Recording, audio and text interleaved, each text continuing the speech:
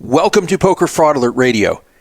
I am your host, Todd Dan Druff would tell us. This is being brought to you live and recorded live in the final few minutes of Eclipse Day, April 8th, 2024, 11:57 p.m.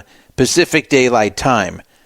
I considered going to one of the places with the totality of this eclipse, but I chose not to because of the uncertainty with the weather. And it turned out a lot better for people than it appeared, because it looked like almost all of the country was going to be under cloud cover that was in the totality path of the eclipse. That is, where the sun is completely blocked and not just partially blocked like it is in LA. So if you were on the totality path like in Dallas or Cleveland or Little Rock or one of those places, or even Rochester where Calwatt lives, then you could see the complete blockage of the sun, which will be the last time you can see that in the U.S. for about 20 years. Anyway, it looked like most of the country in totality was going to be under heavy cloud cover, just by bad luck. But it actually cleared up in a lot of places. But Calwatt was not so lucky. It did not clear up where he lives in Rochester, so he didn't get to see it, unfortunately. But most others did, including my parents happened to get to see it, so that was good for them. I just ended up staying back in LA, saw it in LA, it got 47% covered, and it was interesting. I saw the previous totality from the air 7 years ago. I went with my dad. I should have brought Benjamin, I just didn't. He wasn't that old then, this was 7 years ago, so I just didn't know if he'd appreciate it enough. Probably should have anyway. But anyway, I saw it from the air. We took us a flight that my dad actually figured out would be in the path, and it worked out. So we saw it. It was very interesting, and that I didn't have to worry about the cloud cover because I was above it. So that was the perfect thing about the airplane. The downside to the airplane was that you didn't get the same effect of being on the ground and seeing it get dark, because I'm above all that. So it was interesting to see the darkness following the plane, but I didn't get to see it actually get dark where I was. And in LA, that didn't happen at all because it was only 47% covered. So anyway, for those of you that went out to see the totality today, I hope you got to see it, especially if you traveled for it. I was just worried I'd traveled somewhere like Dallas or Cleveland and put all the money and time into it and have my son miss school, only to just see it under clouds. I even considered going at the last minute and paying even more money to do it, but just the weather didn't look good. Funny thing is, I almost went to Cleveland, almost bought a ticket to Cleveland, and a weather report, a TV weather report in Cleveland ended up dissuading me. And I didn't go, and Cleveland ended up being one of the best places to view it because it was clear today. So enough eclipse talk. We haven't been on in a while. We had 3 different episodes on, 2 regular ones and a special about Tom Dwan, all within the span of about a week. And that was in early to mid-March. And then after March 14th, I had not done a show, and people were asking, what's going on here? You had so many shows in a row, and now we haven't heard from you. So no reason, I just didn't do it. I did go to Vegas, and I will tell you a bit about that trip. It wasn't a very long trip, but I did get to go to the Tropicana on its final night, and I'll tell you about that little trip. I even have a video that I haven't yet posted, but I will on the Poker Fraud Alert YouTube channel. So let me give you the intro here. There is no free roll tonight, so nothing to say about that. If we do a part 2 of this show, which we may end up doing, this may end up being a 2-part episode, then there will be a free roll in the second part. If you want to call the show, the phone number is 775-FRAUD-55, 775-372-8355 is the number. You can also call the Mount Charleston line, which is an old 70s rotary phone sitting on top of Mount Charleston where there is still snow. It's in a cabin there. It forwards to me wherever I go. The phone number is 702-430-1808. 702-430-1808. It's a separate line into the show, but just be aware that you cannot text that number. You can only call it. If you text it, I will not receive the text, so don't. We, of course, have the call to listen line. It's very simple. You call up and you listen. You can't talk. I guess you can talk, but nobody will hear you. It's a way to listen to the show. That phone number is 518-931-1189, 518-931-1189. Call from any phone in the world that can dial the U.S. Does not require a smartphone, does not require an app, does not require a computer or the internet. No. All you need is any phone that can dial the United States. And if you can call the U.S. for free, then it's free. Unless you have T-Mobile, it'll cost you 1 cent a minute. because it's considered a high volume number. We've had several million minutes listened to on the Call to Listen line in its lifetime. Use it to your heart's content. Stay on there as long as you like. And keep in mind that when we're not on live, you can hear our streaming reruns, which is just the system selecting random shows that we've done over the past 12 years and rerunning them on the Call to Listen line and also on the radio tab of PokerFraudAlert.com and also on the TuneIn app. So you can listen to those reruns if you like. That's always on the Call to Listen line as well if we're not live. Speaking of the apps to listen, we are on iTunes, Google Podcasts, which is going to be going away soon, but you can find it on YouTube Music after that. The TuneIn app, where we have the live show streaming or the streaming reruns. You can find that on one entry, and then there's a second entry with the archives where you select which previous show to listen to. We're on iHeartMedia, Spotify, and Bullhorn, 2 different apps, but I recommend them both because you can click on the timestamps and jump to the part of the show that you want to listen to, because it's a very long show. Maybe you don't have all the hours to listen. Spotify and Bullhorn are good for that. Bullhorn even has its own Call to Listen line for the archives. You may want to check that out. We're also on CastBox, Amazon Alexa, and Audible. For Alexa, just say, Alexa, play Poker Fraud Alert Radio podcast, and it'll play the last episode. And if you say next, it'll play the previous episode. Most importantly, we are on YouTube. We are monetized on YouTube now. So when you watch, or I guess listen to, because there's really no visual content, it's just a Poker Fraud Alert logo. When you watch/listen on YouTube, now I get a little bit of money. Not very much. So if you really don't want to use YouTube to listen to the show, that's fine. I will not be offended. If I was offended, I'd take it off all the other platforms. But I provide it on the other platforms because if you want to use the other platforms, go ahead. But if you'd like to make the show a little bit of money from your listenership, then every listen counts. So you go to YouTube, and I actually control where the commercials will be. There will be commercials, not my commercials, but YouTube's commercials. But I am controlling where the commercials are going. I tried to let YouTube do it, and it was a disaster. It was dropping them like every 8 minutes. It was terrible. So I wouldn't do that to you guys. It was funny because I had a nice listener say, oh, no, it's not that bad. I'm happy to support the show. That's okay. I'll listen to commercials every 8 minutes. I'm like, no way. Absolutely no way. So I figured out, it wasn't easy. YouTube does not give you instructions on how to do this, but I figured out how to manually place where the commercials go. So what I've decided to do with YouTube is put a commercial at the very beginning of the show and put a commercial at the end of every topic. So this way, no topics are ever interrupted by commercials.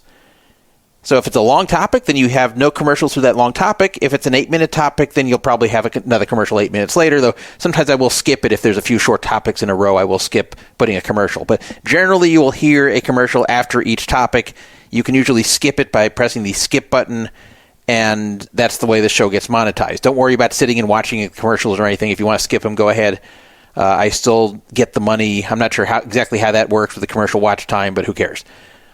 So there are commercials, and there will be after each topic. But you know how these topics go. Some of them are very long, and they won't be interrupted. So it's very important to me that you guys have a good listening experience, and that I do not have any kind of greed to make money and ruin that experience by plopping commercials in bad spots. So I put them where they naturally should be. It is some extra work for me each time. I actually went back to all the shows we posted on YouTube and manually placed the commercials where they should be. Took some time, but now going forward, every show I post, including this one, will have the commercials placed at the end of each topic.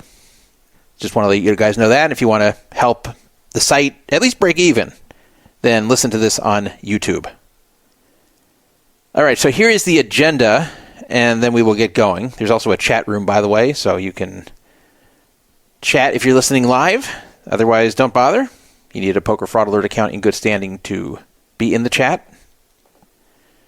Here's the agenda. Dodgers slugger Shohei Ohtani is in a massive controversy, and I'm sure you've heard about it by now. Of course, that has to be a topic of this show, because why wouldn't it be? I mean, it involves the Dodgers, which I'm a big fan of. It involves sports betting. It involves illegal sports betting with bookies. Like, it's a gambling story. It's a sports story. It's a Dodgers story. So, of course, we're going to cover this. I knew as soon as that story dropped that would be a big topic on this show. So that'll be our lead topic. And there's even a new update on this. Even if you followed this when it first broke, there's something new I have to tell you about it that you may not have heard.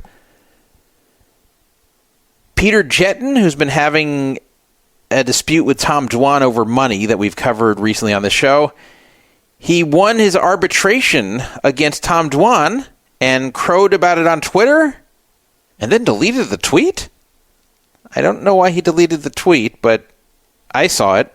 I should have saved it, but I didn't save it, but I'll tell you what I remember of it, and I'll tell you about what this means with him winning the arbitration. Tropicana Las Vegas has closed. It closed on April 2nd. I was there on the night of April 1st, just hours before they shut the doors. So I will let you know what I saw there, and I did gamble there. I'll let you know how I did, and I'll give some comments about the Tropicana in general. Ryan DePaulo has been fired as an ACR-sponsored pro. He expressed irritation about this firing publicly and then later softened somewhat and said he understood. So he knew the exact reason, and I will tell you that reason when we do that segment. You may have heard about a WPT Cruise because a lot of different poker influencers were on it and tweeting about it, and even Poker Fraud Alert listener Matt Savage was one of the organizers of it. So obviously he was there too. The cruise was seen as a success, and it might even be something that happens each year, and it might be a revival, in a way, of the series of cruises that occurred in the 2000s, the iconic 2000s party poker cruises. It could be that all over again, even though it's not associated with party poker. So I will describe the one I was on in 2006. So some of you may have heard those stories before, but I'll tell them again. It was a very interesting cruise, and I'll compare it to what I've heard about the WPT Cruise, and I'll tell you about some differences that I think the modern cruises would have from the party poker era in the 2000s. The Oakland A's, I told you were going to be the Las Vegas A's. Well, not so fast. They're going to be the Sacramento A's for the next 3 years starting next season, and perhaps even longer. In fact, they may never make it to Vegas. So I'll tell you the story at the moment with the Oakland/Sacramento/Vegas A's. I have an update on a pretty big story from last year, the MGM hack. Remember that crippled MGM properties in Vegas for quite some time? There's some new updates regarding the perpetrators and what they did, and I will give you that when we get to that segment. Shaun Deeb's Twitter was hammered by thousands of bots, and these bots were malicious. They were posting his social security number, his wife's social security number, and it appears this was retaliation for something that he had tweeted. Now, Shaun Deeb tweets a lot of things that are critical and offend people, including bashing me sometimes, but I'll give you my best guess and his best guess as to who did it. I think he might be right, but there's no way to know because nobody's taking credit for it, but there is one person he's been coming at pretty hard lately who would have the contacts to get this done. So I'll tell you about that when we get to that segment. I was going to do a Druffy Time Theater tonight that had some similarities to the one I did last time, but I decided, you know what? I'm not going to talk about me. I'm going to talk about someone else. So I have replaced it with a different segment, and this is one about a UC Berkeley professor that's under fire for posting, quote, this is on Reddit, "If you want a girlfriend, get out of the Bay Area." So this caused a lot of controversy because this is a professor at Berkeley, and he's telling people to get out of the Bay Area if they want a girlfriend, and that the girls in the Bay Area are not good. So that's not good when you're teaching people, some of whom are girls, in the Bay Area. So obviously he should not have made that remark. But aside from the optics and aside from how a professor shouldn't be posting that, was he correct?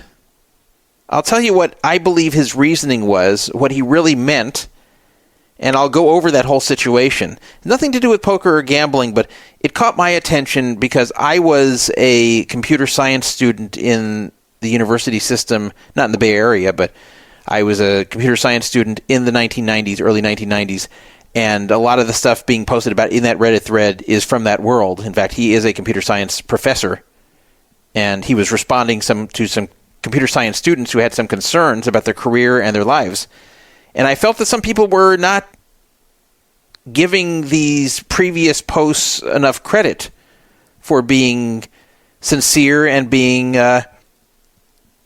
real expressions of angst and real expressions of concern. So I'll tell you my feelings on the whole situation. I think it's a pretty interesting story. Poker.org has stepped in it for the second time this year. The first time was when they posted the Maurice Hawkins interview, and a lot of people gave them a hard time because they felt you shouldn't platform Maurice Hawkins and all his baggage and all his excuses about why he wasn't paying Randy Garcia. People felt that he shouldn't have a 29-minute place to rant about this, but I was okay with that. I'm okay platforming anybody, but I just didn't like how they were helping him push a narrative that this was all about racism. It's one thing to just let him say it, but they were actually sort of agreeing, this interviewer, and I thought that was pretty bad. So that didn't go over well, and now they've done something else which has some controversy. They posted a picture of a cover of Rounder Life magazine, and that's the magazine that has relentlessly defended Mike Postle for the past 4+ years. And a lot of people thought this was pretty bad for Poker.org to promote Rounder Life, which has basically been a pro-Postle propaganda piece ever since the Mike Postle controversy started. So I will give you my feelings on that, and I'll even tell you who was responsible for posting this Rounder Life cover, because this person took credit, and it's actually someone that I've known for quite some time. A Las Vegas lawyer and his wife were shot dead by his wife's former father-in-law, who was another attorney. So it's a breaking story out of the Summerlin area of Las Vegas that rarely has any violence. So I'll tell you about that. It's actually made national news. Here's something that was given to me by a listener, so I'm going to let you guys know that I have not verified any of this, but I'm being told that there is a poker connection to a Philadelphia highway shooting which just occurred. Very weird shooting, too, where the shooter first shot into the car window on foot. You know, the person who was fleeing him stopped on the side of the highway, and the shooter got out there and shot into the car, and then the shooter ran away, and then the shooter got hit by a car and almost died. So apparently this was about a poker debt, according to a listener. So I will tell you what the listener told me. I make no guarantees about the story, but there is no one else posting about this having a poker connection anywhere on the web I can find. So this is a Poker Fraud Alert exclusive, which I'm guessing is probably correct, but just going to put an asterisk on that because it came from a listener. The Founders card. Remember I told you they have dropped Caesar's Diamond status, if you remember? Well, guess what? Apparently that's been resolved. Apparently they are giving Diamond status again, so I'll tell you about that. I went to Fontainebleu Las Vegas. I noticed some recent changes to their video poker offerings, which I will tell you about. And I got an email that you may have received too, if you're a member of their club, about how the point accumulation method, that is like the points that are equivalent to Caesar's RCs, are now accumulating different than before. So I'll tell you what's going on with Fontainebleu and what I discovered by playing there. Wynn Las Vegas is doing a status match, just like Fontainebleu is. Wynn is doing this through late May, so I'll tell you about that. Commerce Casino announced that they are the location of the 2024 WSOP Tournament of Champions. This is causing controversy because it was supposed to be in Las Vegas, and the WSOP abruptly switched it and moved it to Commerce. People are not happy about this, and I will tell you my opinion of that weird move. GGPoker and their Russian skin PokerOK have caused some controversy after going to war against what they call stables. Now, we've talked about stables before. Stables are groups of poker players who all play under the same bankroll by the stable owner. And being in a stable is not unethical or cheating in any way, but sometimes stables do unethical things and do cheat and do collude. So GG Poker and PokerOK especially do not like these stables, and they have caused some controversy by attempting to stop them. And they've kind of come to a compromise. So I'll tell you that whole thing. Finally, content theft has occurred. Someone has stolen content. Not me. In fact, the content was stolen from me. But was it stolen from Poker Fraud Alert? No. Was it stolen from my Twitter? No. Where was it stolen from? It was stolen from the sister site of Poker Fraud Alert, which is called Vegas Casino Talk, vegascasinotalk.com, which I also own. And Vegas Starfish, who is a Twitter influencer, a Vegas Twitter influencer, she stole content from there and gave no credit. So I'm going to tell you what she stole and why this has pissed me off. So that is our agenda. Very long, if you didn't notice. And I don't know if I'll have the energy to do the whole damn thing. So just like last time, if I can't, rather than struggle through it, I will stop when I feel it's time to stop. And then I'll give it a few days for my voice to recover. And then I'll continue. And if we do a continuation show, if we don't do this all in one shot, then I will have the free roll scheduled for the second part. And I will give you guys notice and all that. And online veteran who has been listening to the show for a long time, nice guy. I've met him a number of times. Last saw him at the World Series of Poker in 2023. He actually played with me as far back as 2001 on True Poker. He's going to be buying a segment, which maybe we'll do on the next part if there's a part 2, and I have time. Otherwise, it'll be on the next show. He wants to hear about what it was like growing up in LA in the 80s and 90s. I just don't have time for that, obviously, with this huge agenda. But he's sending some money for that for the free roll, and we have other money we haven't used yet, so we'll have a free roll either if we do a part 2 of this show that's broadcasted as a part 2, or if we don't, then we will just do all that on the next time. It's an interesting topic, though. For those of you that don't know, I wasn't born in California, but I came to California at a very, very young age. That was the age of 1. So that's all I remember about growing up was California. And it was in the LA area. It wasn't in the city of Los Angeles, but it was in the greater LA area. And the 80s and 90s, mainly the 80s, actually. I grew up in the 70s and 80s. He said 80s and 90s. By the time I was getting into the 90s, I was 18, so I wasn't really growing up anymore. But I'll talk about the early 90s, too, from my young adult years. And so I guess I'll talk about the 70s, 80s, and 90s when we do that segment. But different time than now, obviously. A lot of things have changed. And when we get to that segment, whether part 2 of this show or next time, we'll do all that. Okay, so let's get going. Shohei Ohtani is a Dodgers designated hitter. He is an unusual player because he's kind of like Babe Ruth. He's someone who can pitch well and who can hit really, really well. If you don't follow baseball, you may not know that pitchers typically can't hit well. In fact, this has become so prominent that now pitchers don't hit at all. Now they have what's known as a designated hitter that used to only be in the American League. Now it's in both leagues, the National and American League. And the designated hitters basically hit for the pitcher every time and don't ever take the field. It used to be the pitcher would come up to hit and was almost like an automatic out. There were a few pitchers who could hit okay, but most of them were really bad at hitting. It was just kind of like two different skill sets. So you did have some pitchers who could sort of hit, but even the good hitting pitchers probably wouldn't have made it as a major league position player, as a major league non-pitcher based upon their hitting. So even the best hitting pitchers are just good hitters for pitchers, but not good hitters overall. Babe Ruth, who of course played in a totally different era, a very, very long time ago, he was good at both. And it was thought that maybe this will never happen again, that we're not going to ever have a Ruthian player who can do both of these things well. But we do. Shohei Ohtani, who is from Japan, and then came over from Japan and signed with the Anaheim Angels. I won't call them the LA Angels because they're not. That's stupid.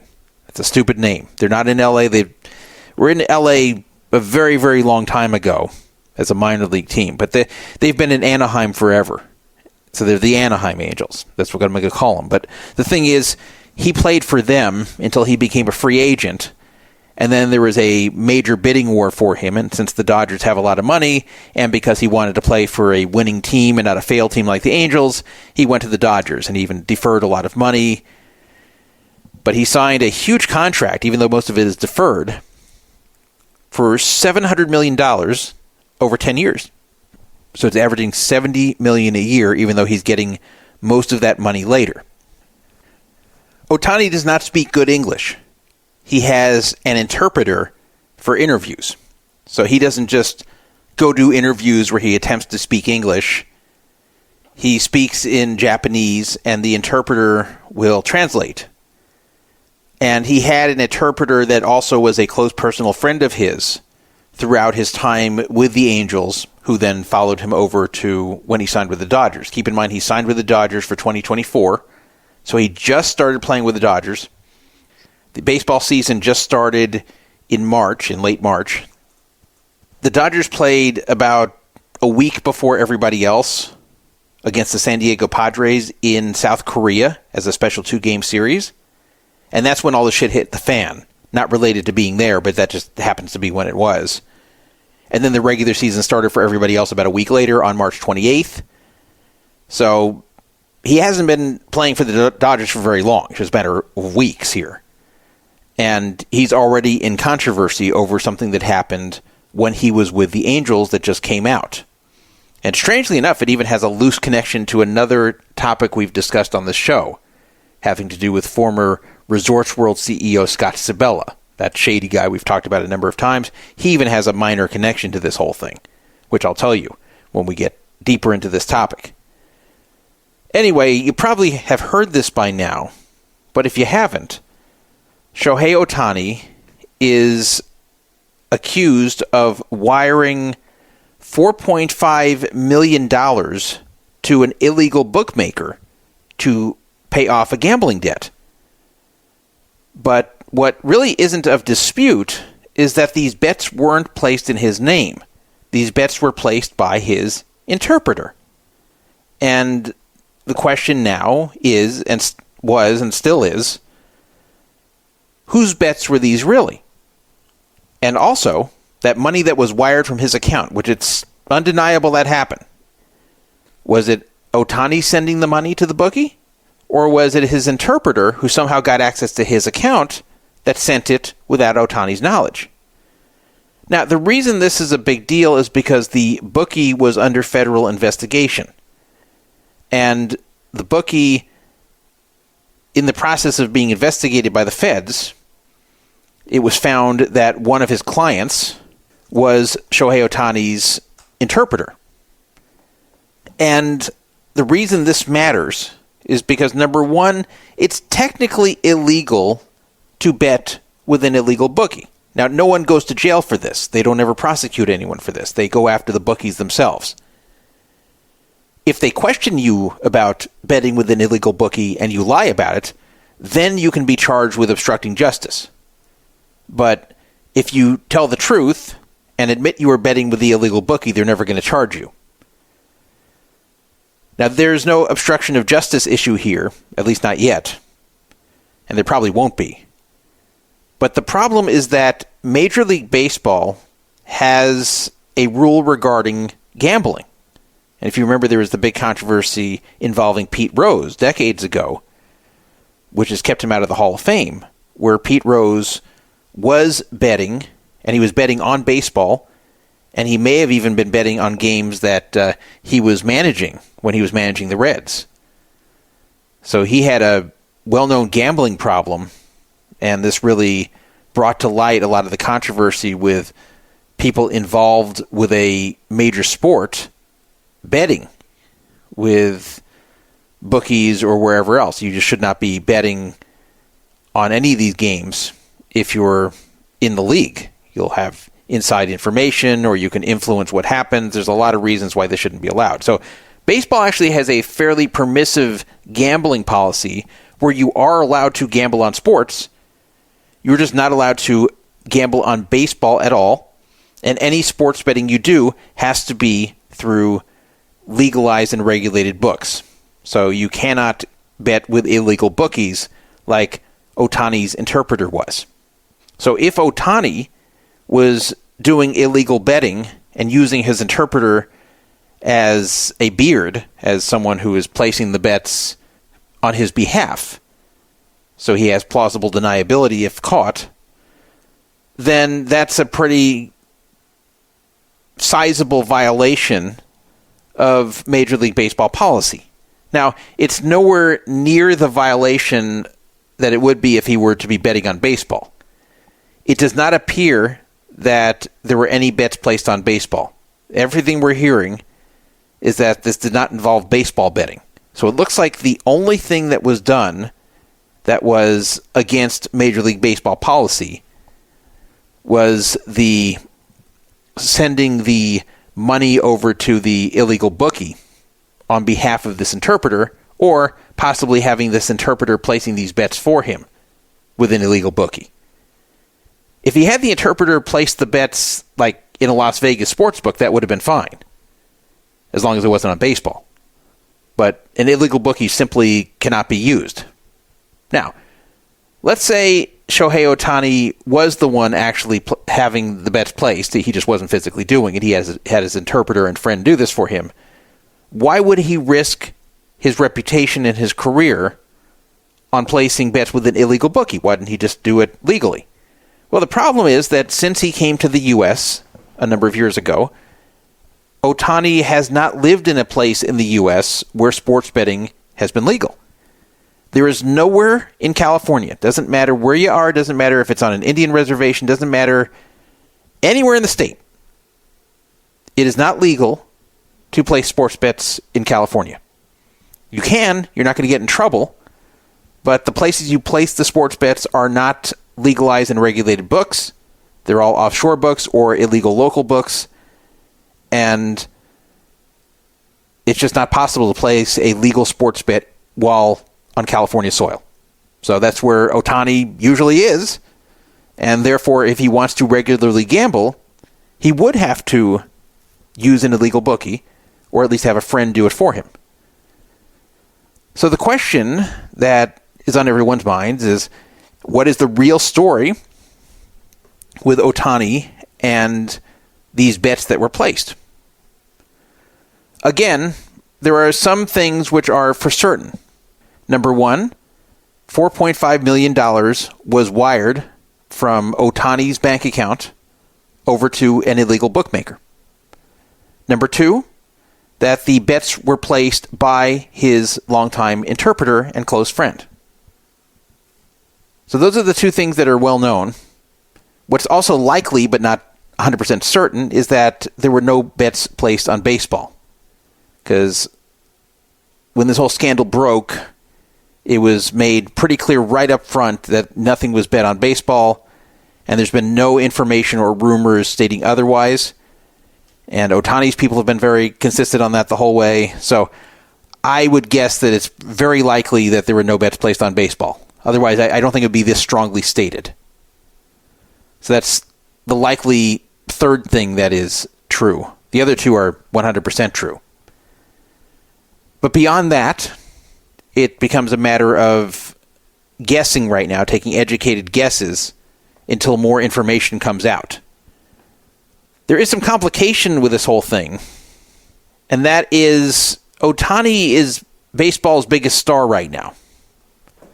So the last thing Major League Baseball wants is to have to suspend him or discipline him or especially expel him from the league. They don't want to ban him like they banned Pete Rose. Now, by the time Pete Rose was banned, he wasn't playing anymore, so it's a lot easier to ban him at that point. Banning Ohtani now would be huge for the sport, and not in a good way. But they don't even want to suspend him or sully his name. So even if they suspended him for 30 games, that would still be bad because you don't want this dragging down the reputation of their biggest star. So Major League Baseball, of course, just like Shohei himself, wished that this whole thing would go away. If they could wave a wand and make everyone forget this happened, they would love that. Now, that can't be the way it occurs, but that's what they would love to see. The press has to be careful as well. And not press like me, because I'm just an independent person who does a poker show. But I'm talking about the big press, like ESPN. They need to maintain a good relationship with Major League Baseball and with the Dodgers and with Shohei Ohtani himself. So if they aggressively investigate this and start pressing in the direction of, was Ohtani really the one placing the bets? Yeah, it makes sense that he's the one doing it. Look at that. Like, if they do that, then this is going to harm their relationship with these entities where they need to keep a good relationship with in order to get the coverage that they want to give. So this is where you start to get a conflict of interest, where there's a big interest on something that they cover and need access to. The ones that they're covering want the story to go away, and while this is a big story for ESPN to cover, it may not be worth it for them to aggressively cover this and then lose the access that they would otherwise have to baseball and Ohtani and the Dodgers. Now, they wouldn't lose it completely. That would be terrible optics for all these organizations, but they can just start getting less preferential treatment, and it could be given to other outlets. And you could say, okay, well, what about other outlets that are not quite as prominent as ESPN but still big? Well, they don't want that either. They all want to maintain a pretty good relationship with baseball, with the Dodgers, with Ohtani.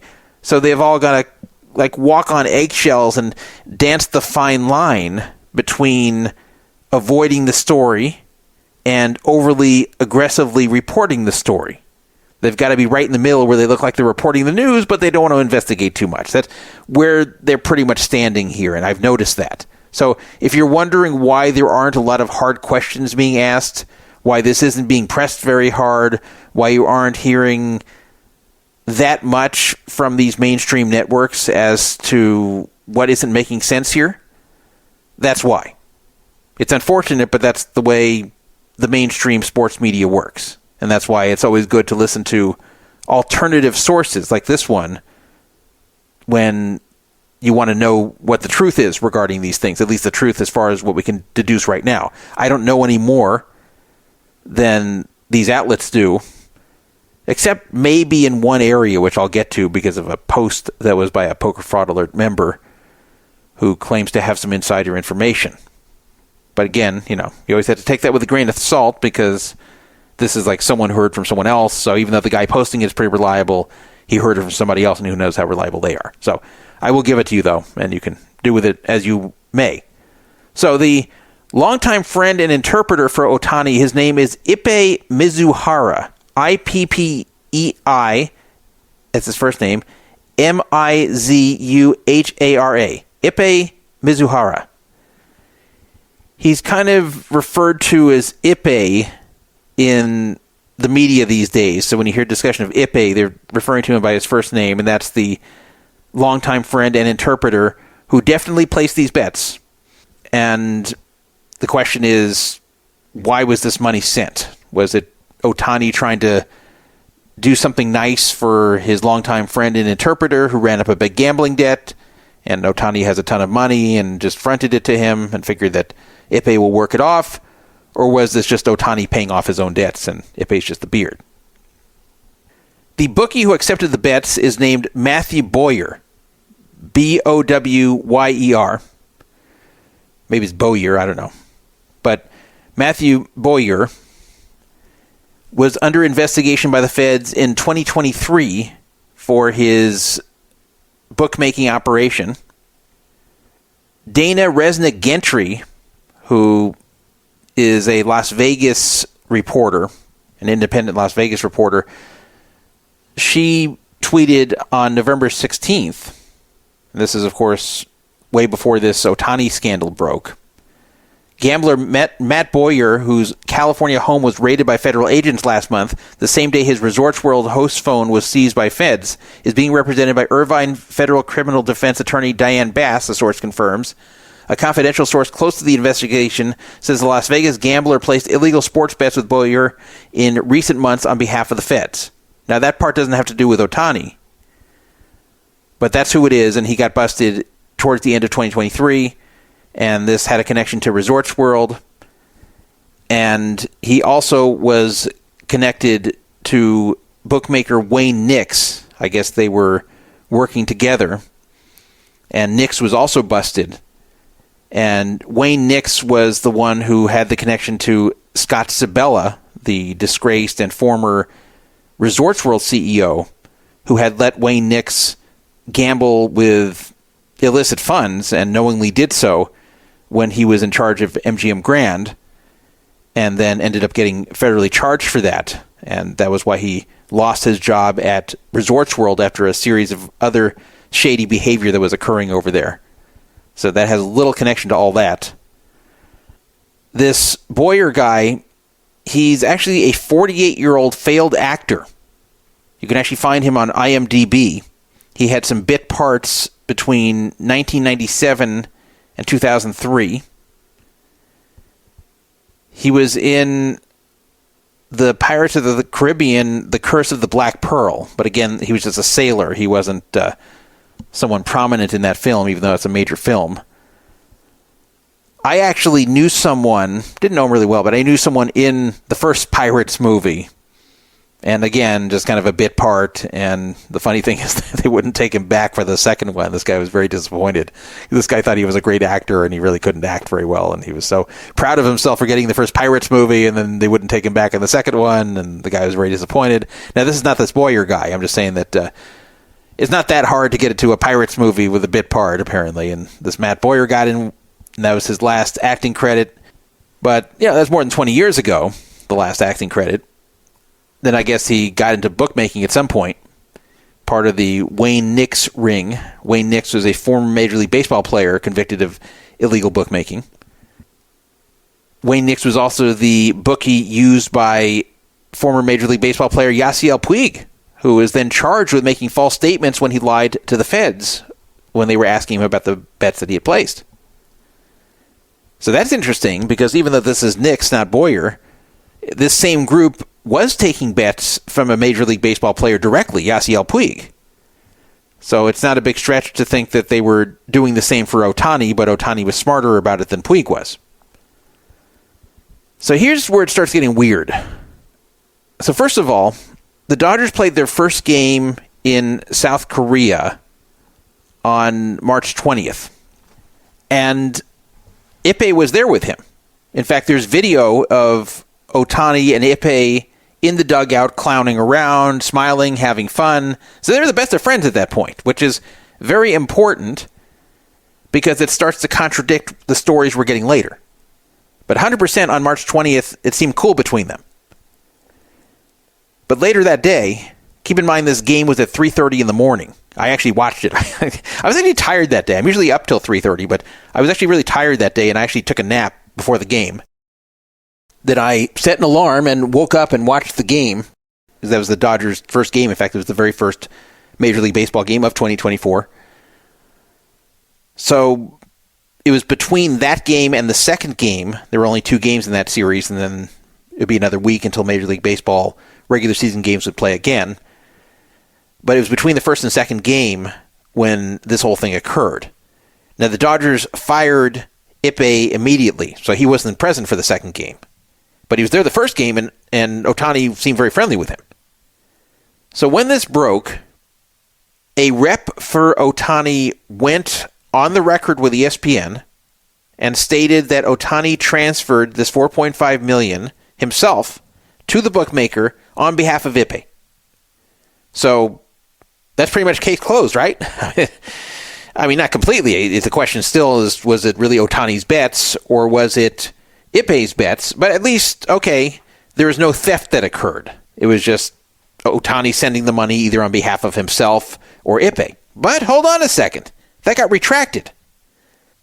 Then that spokesman said that Ohtani never bet, and the reason that he sent the $4.5 million was because he felt bad for Ippei and paid off his debt with the promise that Ippei would quit gambling forever. So that was the initial statement. Then, not too long after that, all of this was retracted. And then it was said that what had actually happened was that Ippei committed a massive theft, that Ohtani never sent the money to the bookmaker, and that this money was sent without Ohtani's knowledge, and that he had just learned about it. Yeah. You believe that? So first a rep for Ohtani gets on there and says, yeah, he sent this on behalf of Ippei, and Ippei had a gambling problem, and he had his friend promise, okay, this is it. I'm going to bail you out of this gambling debt, this $4.5 million. You're going to work it off, but you got to promise no more gambling, Ippei. And Ippei's like, okay. And then Ohtani sends the money. That was the first story. And they're like, nope, actually that didn't happen. No, it wasn't that. It was that actually what really happened was that Ippei stole $4.5 million from Ohtani's account, and Ohtani is just finding out about it right now.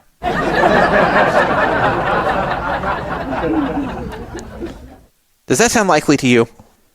That they go from the first statement to the second?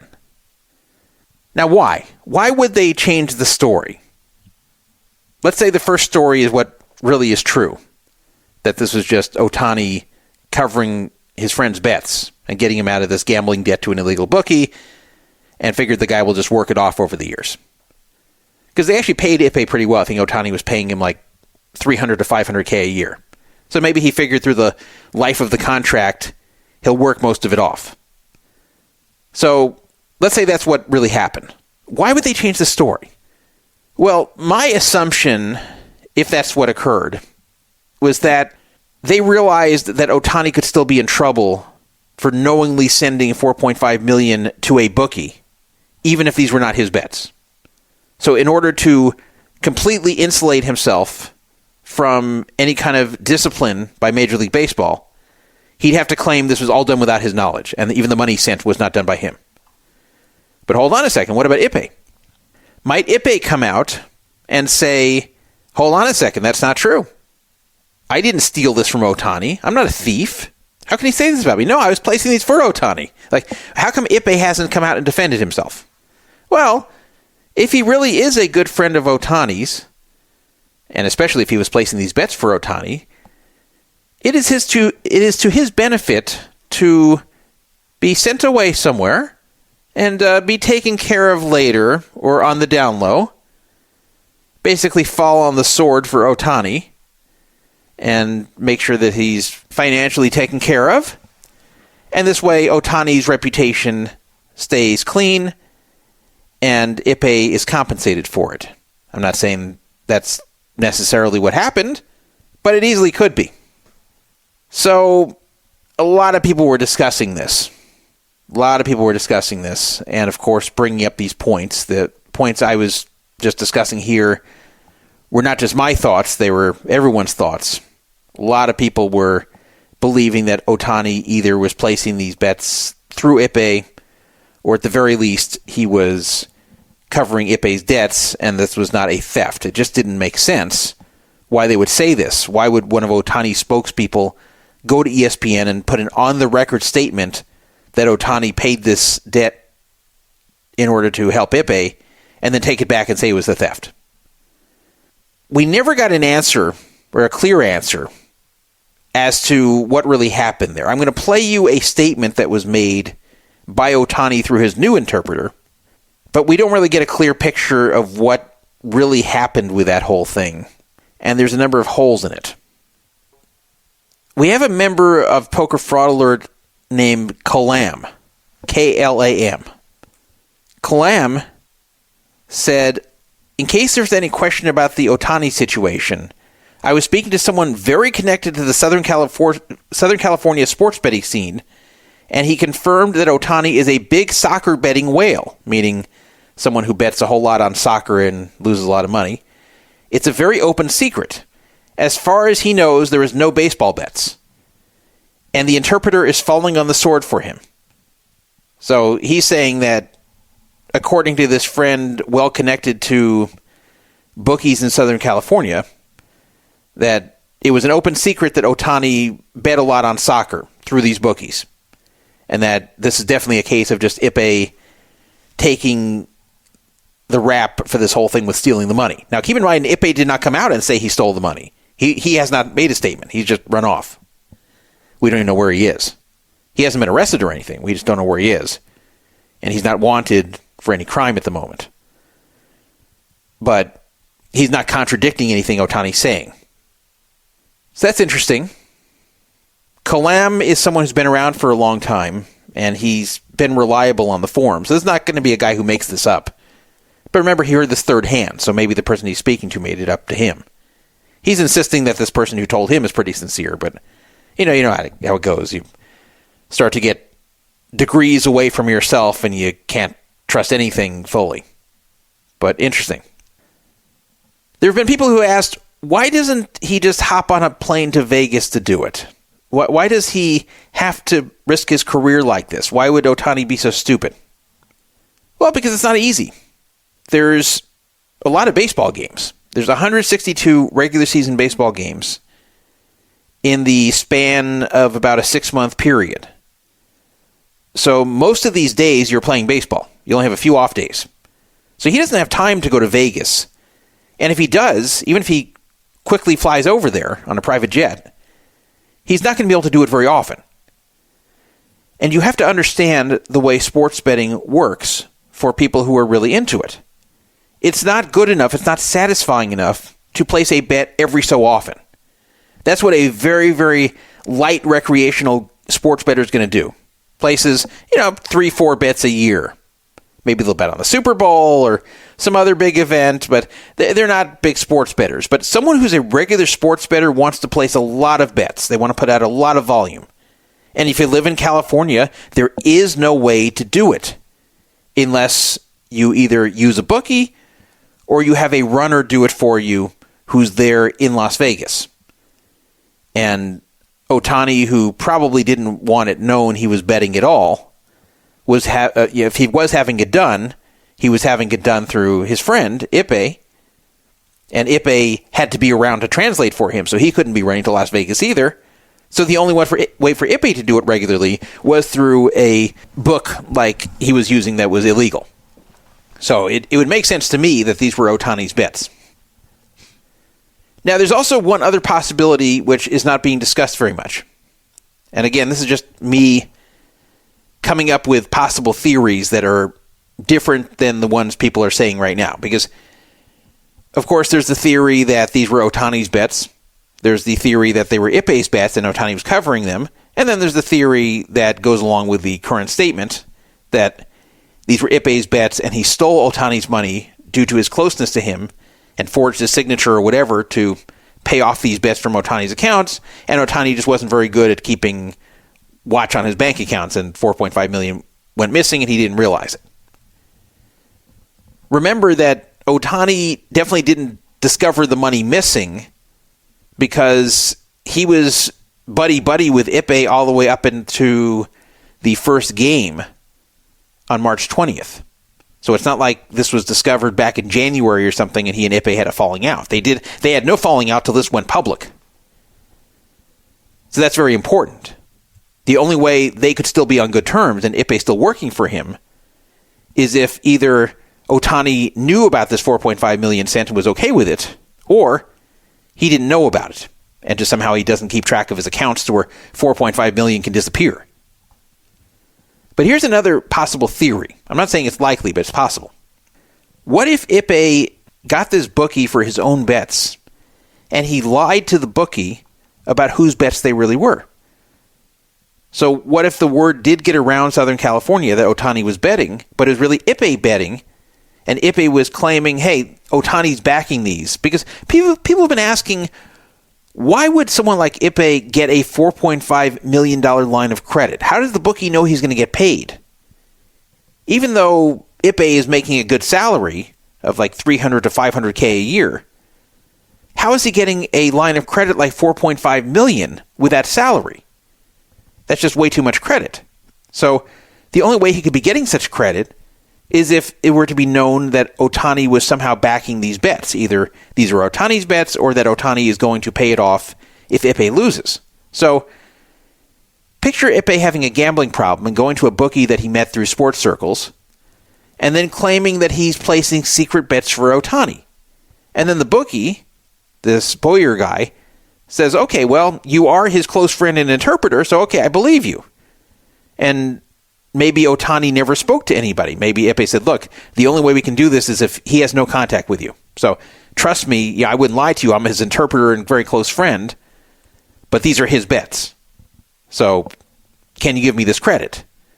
And maybe the bookie said, okay, and figured that if worse came to worse and he got stiff, that he could expose this whole thing and make Ohtani look bad. So he figured that if this is really Ohtani's interpreter placing the bets, claiming it to be doing it on behalf of Ohtani, that he'll just believe it and figures he'll have recourse if this isn't the truth.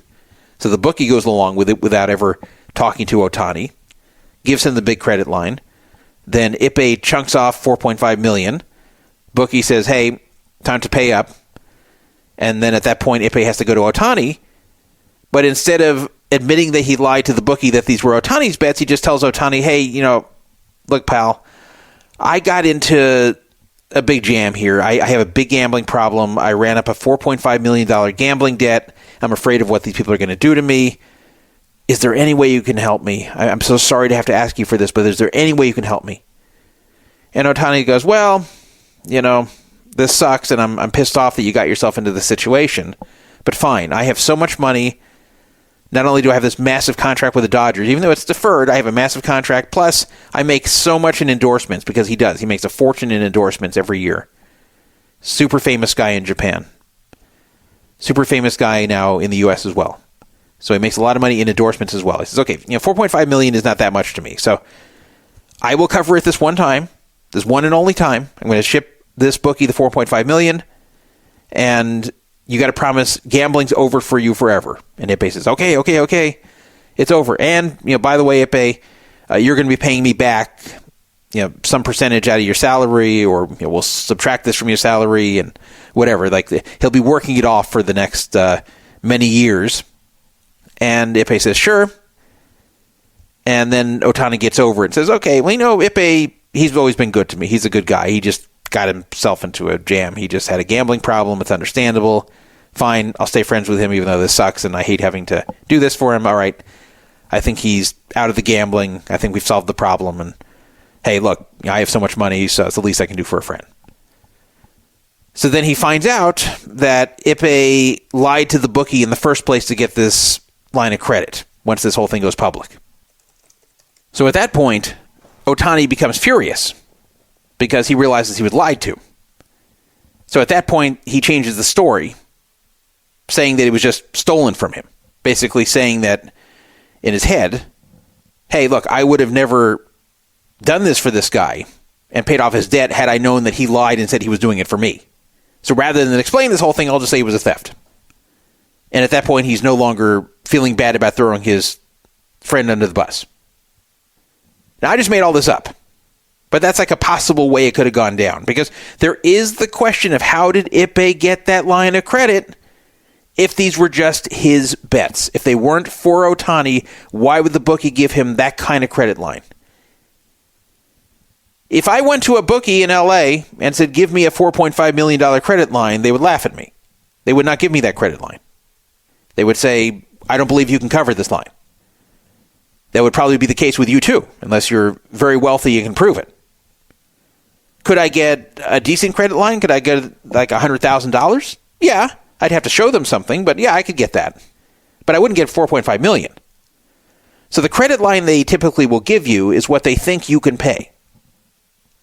They will take a bigger risk with you if they believe that you're a sports betting fish. So that would be the other problem, is that they may look at me and say, you know what? You seem like the type who would be placing either positive expectation sports bets or ones that are barely negative expectation. But at the very least, you're going to be doing sharp betting. And we don't want to give you a huge limit if you're doing stuff like that. Even if you're just placing bets on spreads and straight money lines and things like that that are pretty hard to beat, we don't really want you as a big-time customer. But if you're just some regular ploppy who just fires on the game you feel is going to win, then they're going to give you a bigger line of credit, may even take a chance on you, but never way more than it would be expected you could pay. Because otherwise you could be free-rolling them. You could run hot and win a lot of money off them and bounce. You're not required to keep betting with them until you lose. So bookies have to be careful that when they give you a big credit line, that you're going to be able to pay when you lose. Otherwise, they're taking the risk for no reason. So the question is, why would they give that to Ipe? Not because he had the money. So it was either that he told them he was betting for Ohtani, or he really was betting for Ohtani, or he convinced them that Ohtani would cover it if he couldn't. It had to be one of those things. Some people were saying that they think there's a decent possibility that when this is done being investigated, because it's being investigated by various bodies, it's being investigated by the feds, but keep in mind, the feds are not investigating Ipe. They're not looking to put Ipe or Ohtani in jail. They're not. They're not going to launch a criminal case against either of them. They are investigating Matt Boyer. They already investigated Wayne Nix, and he's been convicted. So Boyer is the next domino to fall in that whole ring. That's what they're investigating. So this is a part of that investigation. And maybe what they're investigating there will unearth additional details which will make this clearer. Major League Baseball is investigating. And how much cooperation they're getting from the feds is not clear. They don't necessarily have to get any cooperation from the feds. The feds may say, no, we're not telling you anything more than we're telling the public. Or they may get some cooperation. Because remember, this is not the focus of the investigation, Ipe or Ohtani. So Major League Baseball is attempting to do its own investigation. They do not have the same powers as the feds. They can try to question people, but these people don't have to answer them. And in addition, if people lie to Major League Baseball, they are not going to get in trouble. They won't get in trouble for any obstruction. So if someone is called by Major League Baseball, and if Major League Baseball says, hey, we'd like to ask you some questions about these bets by Ipe, we think you know something, the person could say, well, F you, I don't want to talk to you, and hang up on them. Or they could lie, and there's really no consequence. So I don't know how much Major League Baseball is going to find out from their investigation. They're not a law enforcement body. And furthermore, I don't know how much they want to find out. Because remember, ignorance is bliss here. If they can't find any concrete evidence of wrongdoing by Ohtani, then they may just walk away from it. They have to put out something. They have to put out some statement when this is over. But that statement may end up being Ohtani was a victim of theft. His interpreter and longtime friend had a big gambling problem, ran up $4.5 million of debt, and then had access to a lot of Ohtani's stuff. So he was able to get into Ohtani's accounts. He was able to see Ohtani's signature and forge it. He was able to send wires and pretend to be Ohtani. He could speak on the phone as Ohtani, and of course speaking the same language. It was believable it was him.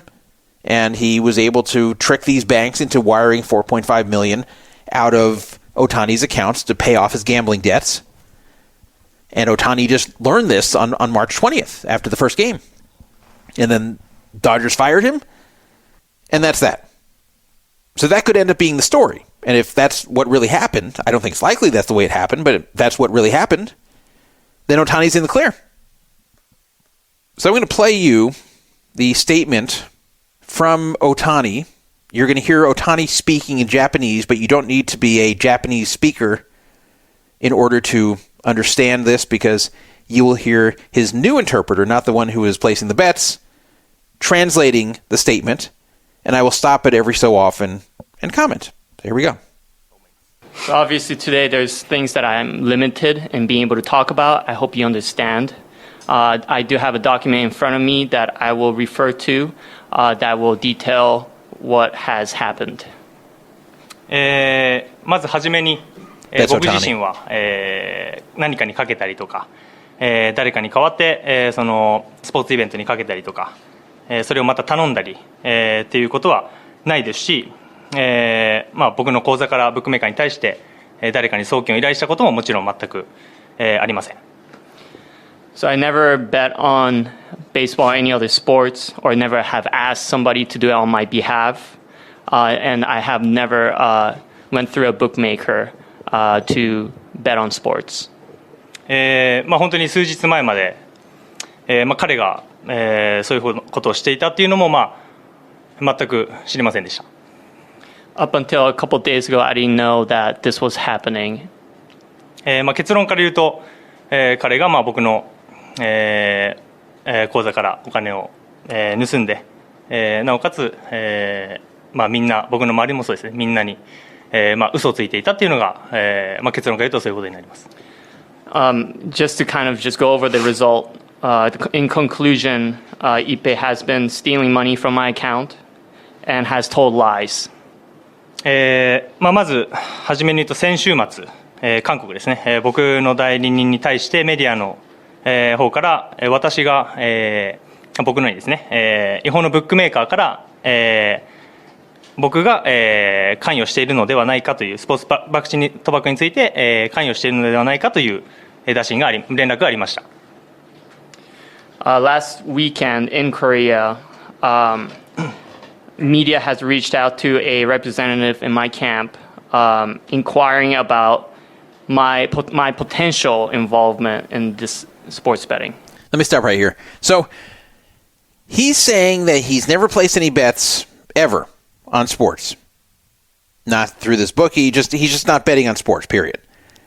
And that he didn't know about this. And that Ippei was stealing from him. So he's just learning about this. Keep in mind that this whole statement may have been reverse engineered from what was already known.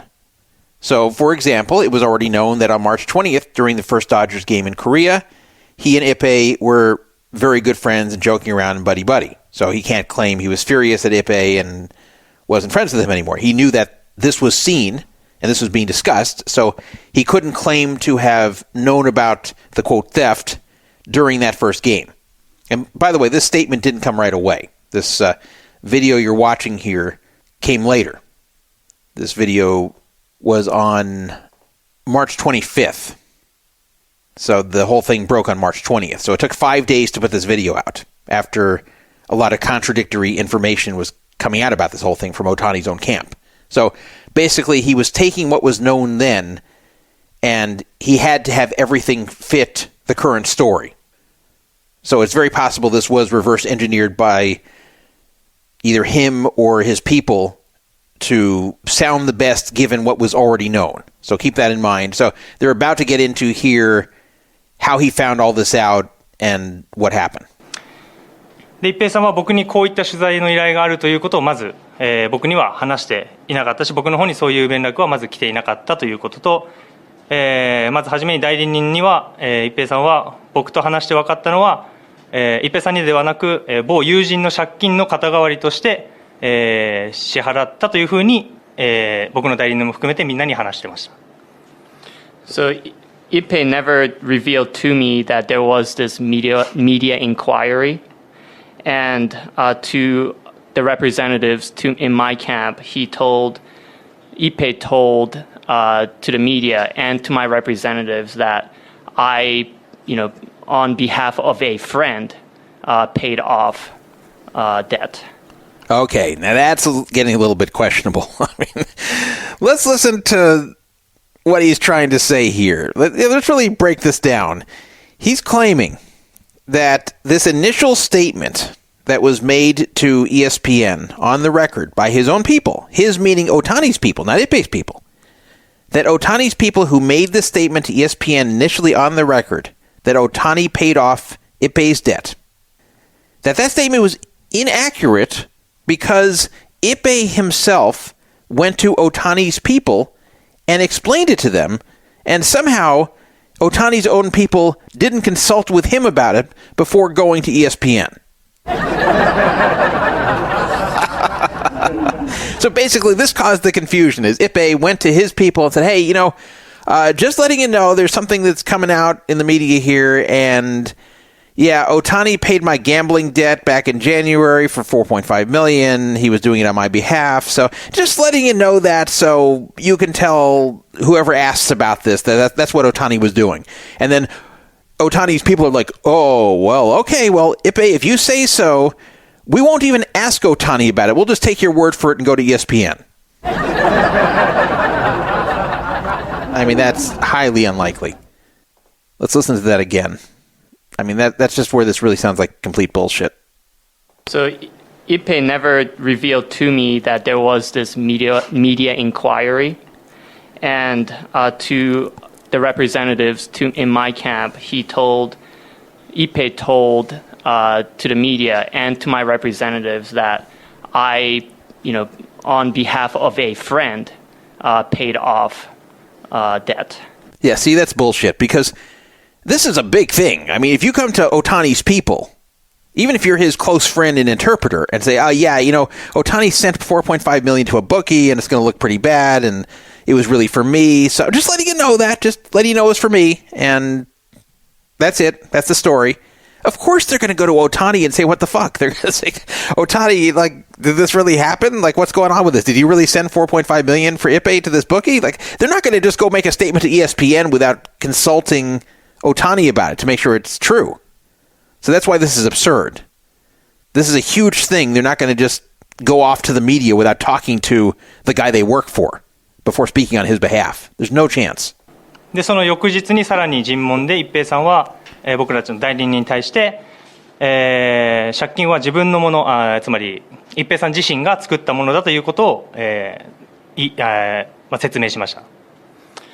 Upon further questioning, it was revealed that it was actually, in fact, Ippei who was in debt. でそれを僕が、肩代わりしたという話を、その時に代理人に話したそうです。And told my representatives that I was paying off those debt. そしてこれらは全く全てが嘘だったということですね。And all of this has been a complete lie. 一平さんは取材依頼のことも僕にはもちろん、その時伝えていなかったですし、代理人の人たちに対しても、僕はすでに彼と話して、コミュニケーションを取っていたということを、嘘をついてました。So Ippei obviously lied about, basically didn't tell me about the media inquiry. And then その代表に対して、僕もそうだし代表、チームもそうですね、チームも、代理の人たちに対しても、つまり僕とコミュニケーションを取っていたっていうふうに嘘をついてました。So Ippei has been telling everybody around that Ippei has been communicating with Shohei on all of this account to my representative, to the team, and that hasn't been true. そして僕がこのギャンブルに関しての問題を初めて知ったのは、韓国での第一戦が終わった後に行われたチームミーティング、の時、試合の後のチームミーティングの時です。The first time I knew about this gambling, Ippei's gambling was during after the first game when we had the team meeting in the clubhouse. そのミーティングで彼は全部英語で話していたので、僕に通訳はもちろんその時ついていなくて、全て英語で話していたので、完全には理解できていなくて、なんとなくこういう内容だろうなっていうのはおそらくは、理解はできていましたけど、なんとなく違和感をその時は感じてました。So during the team meeting, obviously, Ippei was speaking in English, and I didn't have a translator on my side. But even with that, I kind of understood what was going on. And wait. Let's stop here. So wait a minute. Ippei, who is Japanese and obviously speaks very fluent Japanese and English, that's why he's the interpreter. At the team meeting, which is the first time Ohtani found out about this, supposedly, Ippei was speaking English, so Ohtani didn't understand his own interpreter.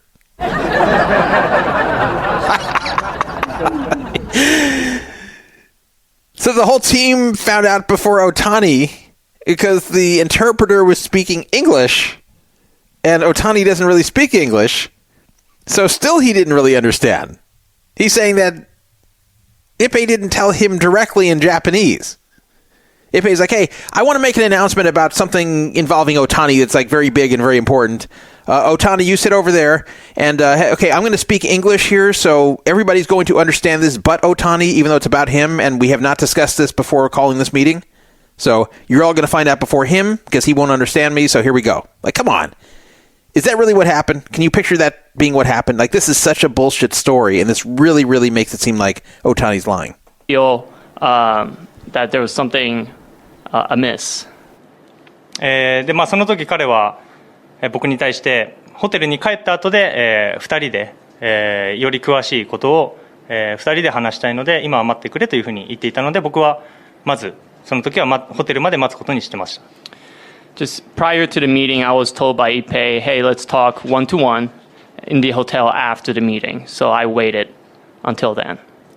で僕は一平さんがその時にギャンブルミーティングの時にギャンブルの依存症だっていうのは僕はもちろん知らなかったですし彼が借金をしていることもそのミーティングの時はもちろん知りませんでした。So up until that team meeting, I didn't know that Ippei had a gambling addiction and was in debt.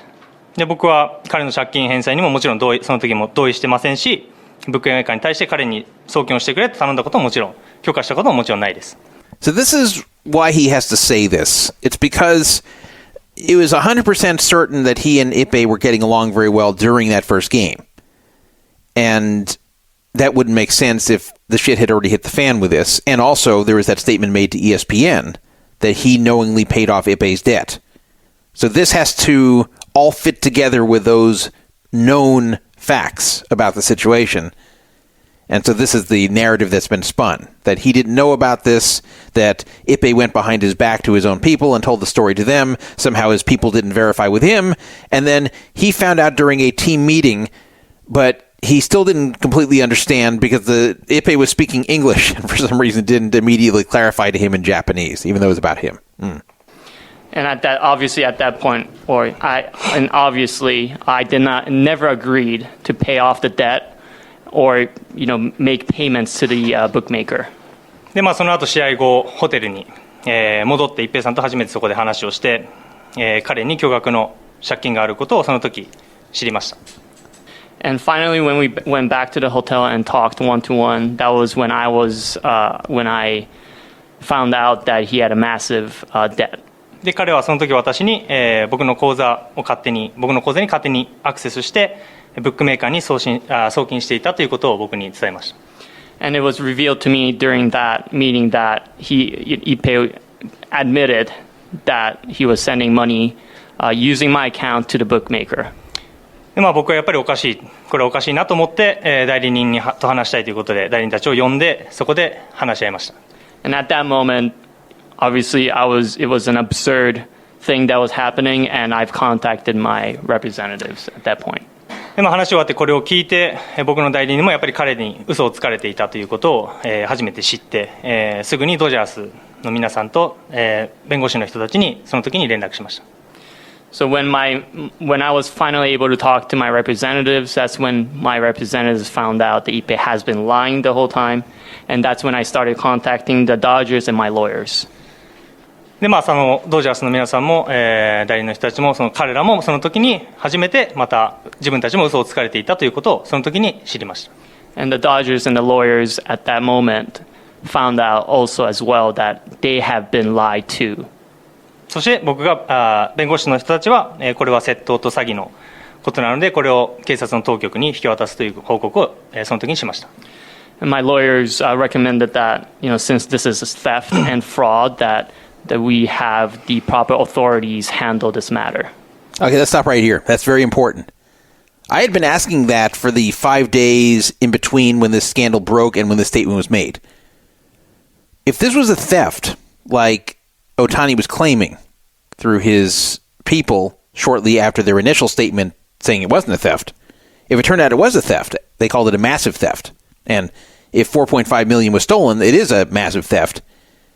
If money was wired out of Ohtani's bank account without his knowledge, with his forged signature, then that's a big deal to steal $4.5 million from someone in that fashion, in any fashion, but especially that fashion. Like, that's a big deal. That's a big crime. So I wanted to know in those 5 days, why is law enforcement not investigating? Why has Ippei not been arrested for this, quote, massive theft? Why has it not been put out by Ohtani or the Dodgers that the Anaheim Police Department, because remember, this happened when he played for the Angels. This didn't happen when he was with the Dodgers. So why was this not reported to local police wherever this occurred, or to the FBI, or to both? Why was that not happening? Why could they not put this out? Who is investigating this? Because they don't have to put out the results of the investigation, which it's obviously new, this part of it. But why are they not making it clear that they made a criminal report? They made a complaint against Ippei for stealing $4.5 million. Because you better believe if someone stole $4.5 million from me, friend or not, that I would be going to law enforcement immediately. And I have to imagine law enforcement would take the investigation pretty seriously if it really did appear that $4.5 million might have been stolen from me. It's one thing to go to the authorities and say, hey, someone stole $400 out of my bank account. They may not take that very seriously. They may not work very hard to investigate. But $4.5 million? Yeah, they'll investigate that for sure, especially for someone like Ohtani, who's famous. It's not even just a regular guy. This is a very famous guy. So how come they were not putting out who this was reported to and who is investigating? But you may say, well, they just did here. Well, no, they didn't. They just said it was referred to the proper authorities. Well, what does that mean? Which authorities? How come they're not saying? Let's listen to this again. 引き渡すという報告をその時にしました。 And my lawyers recommended that, since this is theft and fraud, that we have the proper authorities handle this matter. Recommended. They recommended the proper authorities handle this matter. That doesn't mean it was reported. It was just recommended. So if Ohtani was later asked, wait a minute, who was this reported to? He could say, well, I didn't say it was reported. I just said it was recommended to me, but I decided not to because Ippei had a gambling problem. I understand. He was such a close friend. I don't want anything to do with him anymore, and I'm pissed off this happened, but I don't want to see him go to prison. So I ended up not reporting it. I can take the hit. I'm a very rich guy, and I'm just not going to talk to or deal with Ippei ever again. That could be his excuse. So it was recommended they go to the proper authorities, but they never say that they actually reported it. これがそこまでの流れなので、僕はもちろんスポーツ賭博にはもちろん関与していないですし、ブックメーカーにさっきも言いましたけど送金をしていたという事実は全く、ありません。So, in conclusion, I do want to make it clear that I never betted on sports or have willfully sent money to the bookmaker. 正直ショックという、言葉が正しいとは思わないですし、それ以上のうまく言葉では表せないような、感覚でこの1週間ぐらいはずっと過ごしてきたので、今はそれをうまく言葉にするのは、難しいなと思っています。To summarize how I'm feeling right now, I'm just beyond shocked. It's really hard to verbalize how I am feeling at this point. ただ、もうシーズンも本格的にスタートするので、ここからは弁護士の、方々にもお任せしますし、僕自身も、警察当局の、協力に全面的に協力したいなと思っています。And the season's going to start, so I'm going to obviously let my lawyers handle matters from here on out, and I am completely assisting in all investigations that are taking place right now. Yeah, all investigations. So which ones?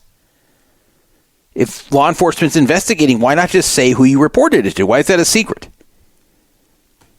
He could just mean the Major League Baseball investigations, which there are investigations by Major League Baseball. We know that for sure. This is very, very shady, this statement.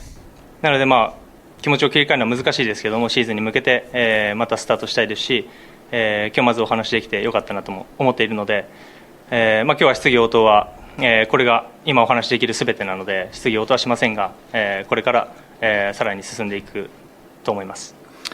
I'm looking forward to focusing on the season. I'm glad that we had this opportunity to talk, and I'm sure there will be continuing investigations moving forward. 以上です。ありがとうございました。Thank you very much. Yes, that's it. Did you learn very much? No. Does this really add up? Not at all. You might wonder why were there no reporters' questions? Why were they just making a statement and then leaving? Well, that was also some controversy. At first, this was supposed to be a press conference, and then it was changed at the last minute to just a statement. So people were not allowed to ask any questions. They just had Ohtani and his interpreter, his new interpreter, in front of two microphones, and the statement was made, and then they got up and left. So it was made very clear that they would not be taking questions, and no questions were allowed to be asked. You might wonder why. It's not like they're compelled to answer every question from the press, so why would they not take questions from the press about this? And that's because they're not telling the truth. This is very unlikely to be the actual situation. The story just doesn't add up. The story just doesn't make sense. So I don't buy it. I still think it's more likely than not that these were Ohtani's bets and that Ippei was the one placing them. Secondarily, if it's not that, then the second most likely would be that these were Ippei's bets, Ohtani covered them, and then decided to change the story because he was afraid he'd get in trouble for sending money to a bookmaker even if these were not his own bets. So that could be the reason behind all of this subterfuge. I sincerely doubt this was a real theft. We have not heard anything about a real police report being filed, because you can lie to the media. You can lie to Major League Baseball. You just can't lie to the cops about this. You can't go to the cops and say, Ippei stole from me, and then the cops investigate and find out that Ippei didn't steal from him. That would be filing a false police report, and then he could get in big trouble there, both criminally and through Major League Baseball. So it's one thing to tell a bullshit story through your interpreter to the press and to make a statement to your fans. You can even lie to your employer. These are not criminal acts. But it becomes a criminal act when you lie to the police, when you lie to the FBI. So that could be why they are not reporting this and are not naming any law enforcement agency they've reported this to. Because if they're going to report that Ippei actually stole, that's a lot stronger, because then Ippei would be investigating for this theft. And if it were to be found that Ohtani really did the wiring and it was not Ippei, then Ohtani could be in really huge trouble there. Not only criminally, but this could really ruin his career. So I couldn't see them being dumb enough to do that, to make a false police report. So had there actually been a police report or an FBI report that started an investigation against Ippei for stealing, that would be pretty strong that Ippei really stole, though not 100%, because you could say that Ippei is still willing to fall on the sword and accept responsibility for it. But I would still say that would be pretty strong. But we're not seeing evidence of this. A report came out today, April 8th, on ESPN, and that's regarding what Ohtani is saying through his new interpreter before the game earlier today in Minnesota, when the Dodgers played over there. And Ohtani's basically saying that he's trying to put this aside and move on. He said, regardless of whatever happens off the field, my ability to continue to play baseball hasn't changed. It's my job to be sure that I play to the best of my abilities. He went on to say, it's only been a couple of weeks since then. It's not like I've been doing much aside from just being at the hotel or home. I'm just really grateful and thankful that the team and the personnel has supported me throughout this process.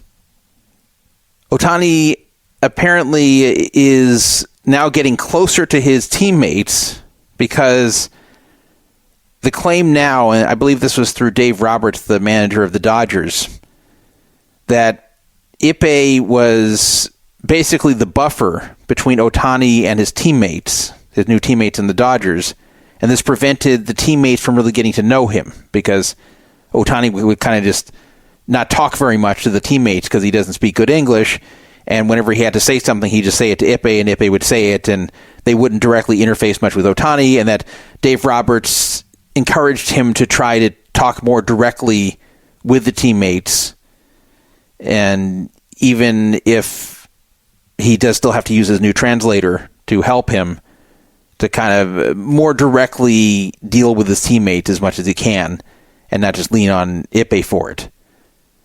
I don't know if that's true, but that's what they're claiming. Robert said, each day we're learning more. Each day he's becoming more and more comfortable. He's laughing a ton. He's asking questions. Now, keep in mind, this doesn't have to do with any of the rest of this, but Ohtani's not pitching this year because he had a pretty major injury last year, and that required surgery, which has healed enough for him to hit all of 2024. But his arm is not ready yet for the stress of pitching, so he's not playing any field position. He's just the designated hitter for 2024, but it's expected in 2025 he will be pitching again. And he said that his rehabilitation program for his arm is going according to plan, and that he's playing catch, and the surgically repaired ulnar collateral ligament, which is known as the UCL, has not cost him any power, that he can still hit the ball as hard as he did before. So that's all the update we're getting here. We're not getting anything about a criminal case against Ippei, that such and such department is investigating him. Nope. We're just hearing it was recommended that he report it to law enforcement. Not that he did. And that Major League Baseball is investigating, and that Ohtani's keeping his head down and trying to get to know his new teammates better and focusing on having a good season with the Dodgers. When will we hear about the results of this investigation? I don't know. Major League Baseball has not said when they are going to come to a conclusion. They have not given any kind of timeline.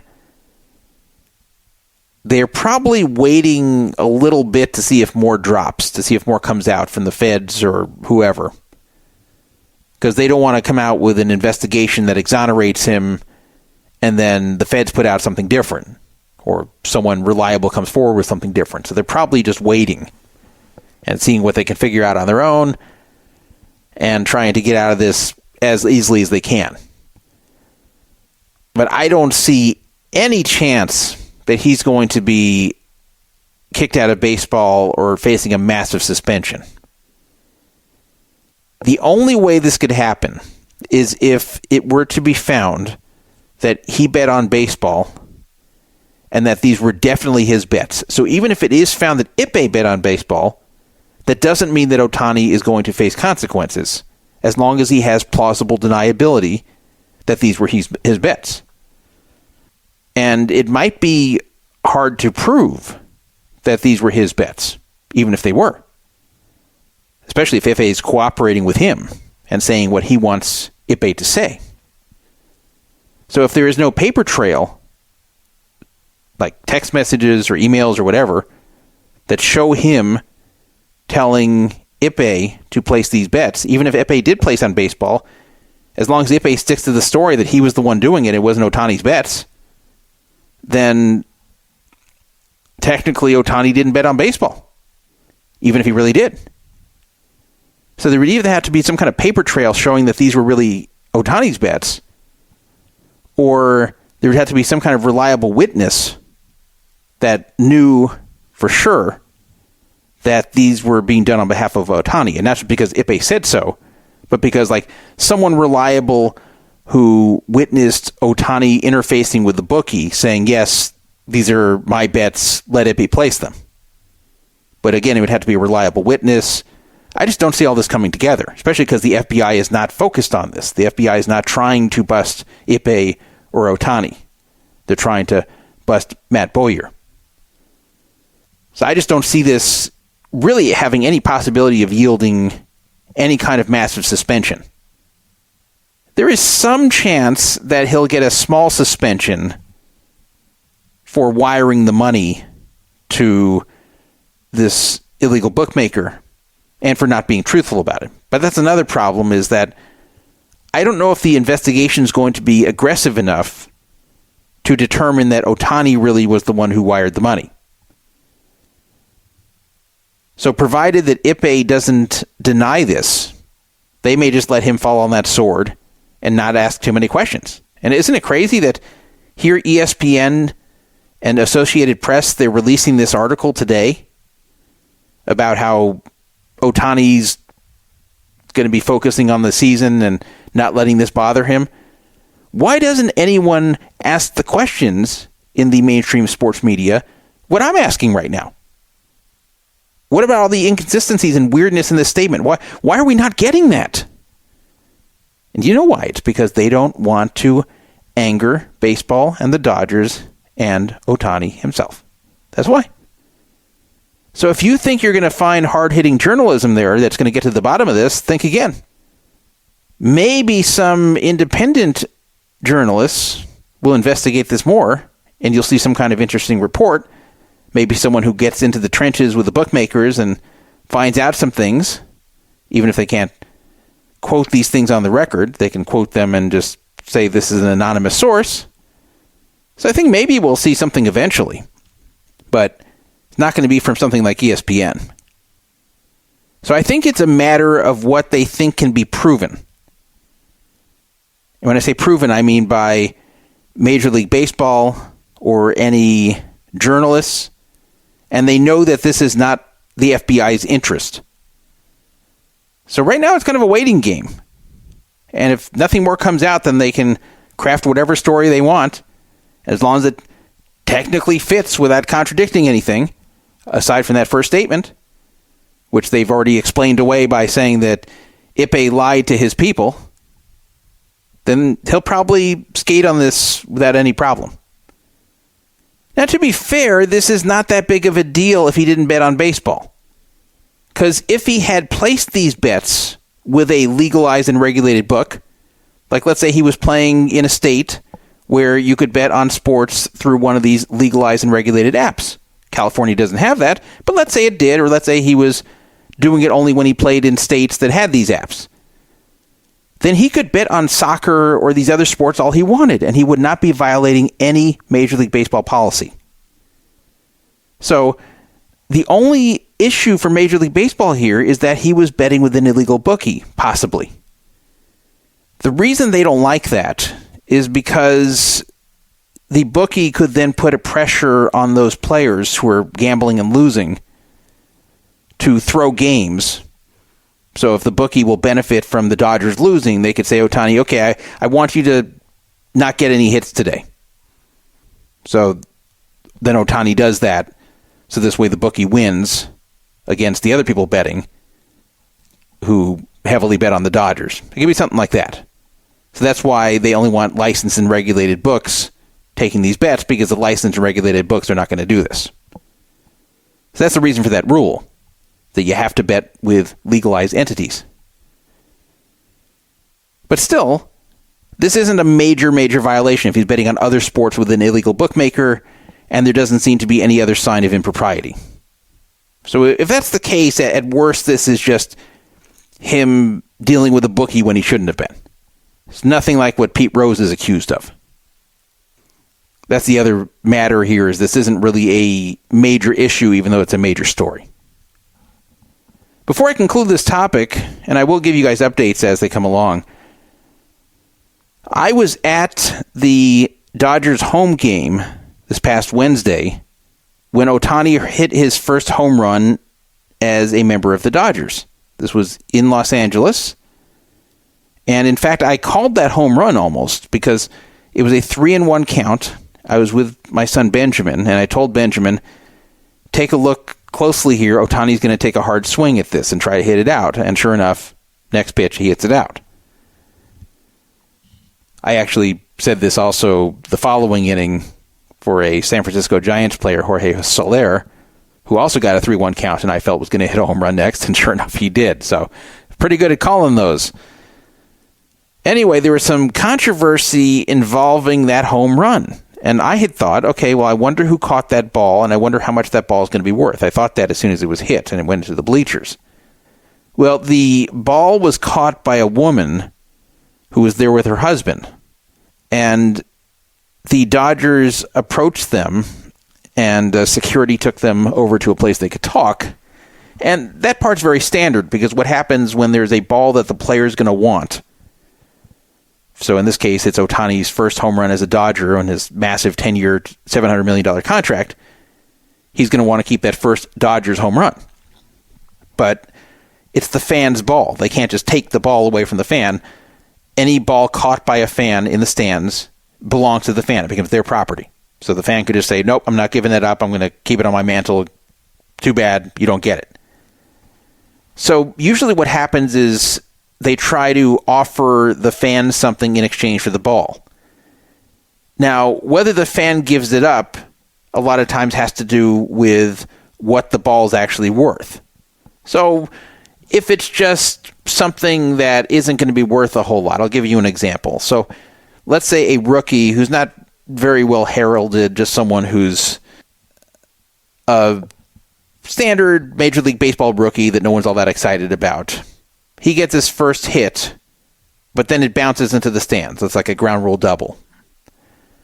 So they still have to get the ball back. Usually a player's first hit, if it's not a home run, then it goes to one of the players who then just gives it back to that player for free.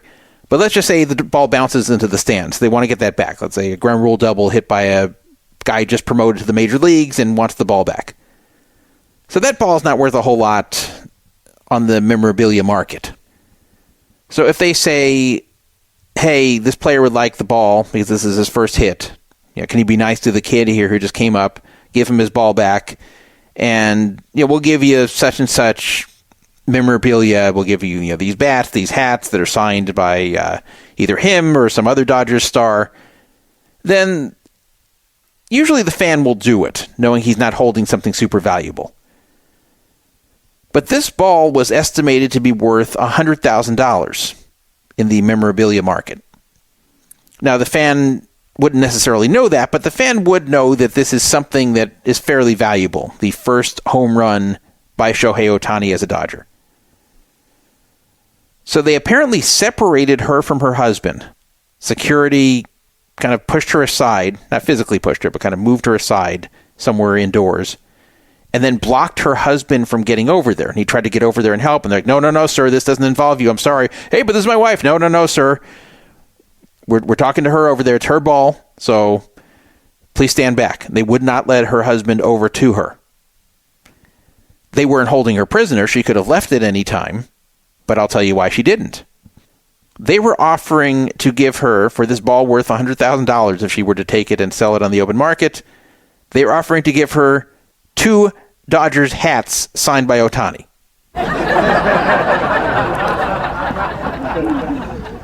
So at first she said, no, that's not nearly enough. And they said, well, guess what we're going to do? We are not going to authenticate the ball if you walk out with it. So you're not going to gain from this. If you want to not give this up to Ohtani, who really wants it, then we are not going to authenticate it, which makes it worthless, and no one's going to buy it. So you might as well take what we're offering here. And in the meantime, the husband still can't get over there. Still blocking him. So finally, she was browbeat into selling the ball to them for like the 2 hats that were first offered, also like a bat and a ball that were also signed. And that was it. Tremendous underpayment. So afterwards, she was very unhappy about it, and she and her husband went to the press and told them what happened. And as you might guess, this looked pretty bad for Ohtani. So that's the last thing he needed. After this whole gambling fiasco, how could they do this? Because it's not like they were shocked by Ohtani hitting a home run. They knew he was going to hit a home run sooner or later. In fact, it took him a while to do it. So they had to have had a protocol in place of what they were going to do about it. So why did they not have something in place to offer the fan that was at least decent compensation, even if not the $100,000 the ball was worth? What if they offered the fan $20,000 plus some memorabilia plus meet Ohtani and he thanks you in person? Then they wouldn't have complained. Even if they got less than the ball was worth, they wouldn't have complained. At least they're being offered some substantial money. But to offer them a few hats and then upgrading it to a ball, the hats, and a bat with no money and not meeting Ohtani, if that's the max they give her and then say, well, if you don't like it, we're not authenticating the ball and it's going to be worthless. So what do you think about that? Ha, ha, ha, ha. Like that's really shitty. And why do it? Ohtani has so much money. The Dodgers have so much money. Why be cheap this way? Why not try to buy good PR here? He needs the good PR right now. Why not overcompensate? Why not give the $100,000? It's not like every ball they're going to have to do this, just the first one. So give the damn $100,000 if it's really worth that, and then it'll make a great story. And keep in mind, Ohtani already gave a gift to someone for doing a favor to him, but it was another player. Joe Kelly, who had number 17, which was Ohtani's number over in the Angels, had the right to keep number 17. And he asked if Kelly would give this up and switch to a different number. So Kelly said, sure, I'll do it for you. You're a huge star. No problem. I'll switch and take number 99. So Kelly became number 99, and Ohtani became number 17. So then Joe Kelly, I think his wife, was given a fairly expensive car as a surprise gift from Ohtani for being nice and switching numbers without giving any static about it. So how come they're giving Joe Kelly, who has plenty of money and is pitching for the Dodgers this year and still making good money, why are they giving him a car and then stiffing the fan like this who caught his ball? Like, it should be the other way around. Give nothing to Joe Kelly and give the fan a car. Like, that would be a cool story, that the fan gives up the ball and then Ohtani gives them a car. That'd be cool, right? But that's not what happened. They gave the fan almost nothing. Now, even worse, Ohtani apparently lied, and this is getting to be a pattern with him. He apparently lied to the media in an interview. He said, I was able to talk to the fan and was able to get it back, referring to the ball. Obviously, it's a very special ball, a lot of feelings towards it. I'm very grateful that it's back. So it's possible that this was just a poor translation. Maybe what he meant was they were able to talk to the fan, referring to security at the Dodgers, and get it back for me. And maybe the new translator didn't do a good job. Maybe he needed Ipe back, and the new translator mistranslated it. Maybe that the translator said I instead of we, or they. But Ohtani's statement, again, listen to it. I was able to talk to the fan and was able to get it back. Obviously, it's a very special ball, a lot of feelings towards it. I'm very grateful that it's back. That makes it sound like that at the very least he talked to the fan on the phone, maybe even met the fan in person, because it was the same night of the game. But apparently there was no communication between Ohtani and the fan directly. So that might have been another lie that he was caught in. Also, the Dodgers promised to escort the couple to their car because the couple said they were a little bit afraid that since there were a lot of attention on them for catching this ball, that if they walked to their car alone, that it might be believed that they're either carrying cash or carrying the ball that people want to steal from them. So can security just bring them to their car? And security said, okay, like, we'll do this for you if you agree to give up the ball. So they say, okay, give up the ball. And then, according to this couple, somehow Dodgers security refused to walk them to their car.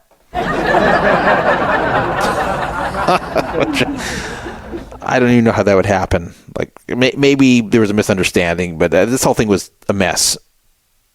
So the Dodgers semi-backed down on this, and they said that they're inviting this couple back to another game, presumably at the Dodgers' expense, and they're going to give them some more memorabilia that they say is going to be valuable. But why not just give them some money? Just break off some money for them. Or give them season tickets for next year. Something that's tangible. Something that's valuable. They said they're going to be revisiting their procedures for retrieving balls from fans. Yeah, you think? How does such a big, rich organization screw something up that's simple like this that every team does all the time? According to someone who did a podcast who once worked for the Seattle Mariners and did basically the same thing, retrieving back important balls from fans, he said he doesn't understand how this could have happened because every time any ball can possibly be one that could be important, they make sure everybody knows, the umpires, the other players, security, etc., and that there's always a plan in advance of how they're going to approach it. So he doesn't understand how there really was no plan here and why this was botched so badly. You just got to wonder, like, how did they not think about how they're going to approach this? Were the Dodgers really that stupid where they just didn't come up with a plan on how to get back his first home run ball? Now, if it happened in a visitor stadium, that's a different story. But this happened in their own stadium. How did they not have a plan in their own stadium how to get this back? Why did they think threatening the woman that we're not going to authenticate the ball if you leave without it and separating you from her husband How did they think that was going to be the proper solution, especially for a guy who's already under fire for this gambling matter? Someone who would definitely benefit from good PR. So weird.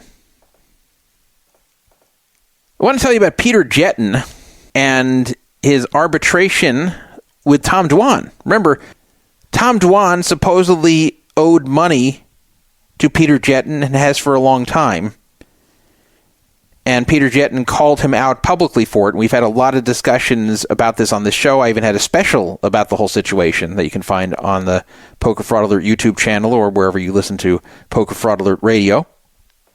Basically, to give you a very quick recap, if you want to hear all the details, go back to the episodes we did in March.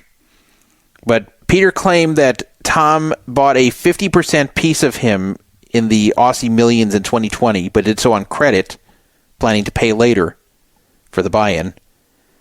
That Peter lost to the Aussie Millions, and Peter played pretty big buy-in events there, so this left Tom on the hook for $246K for the 50% piece that he bought.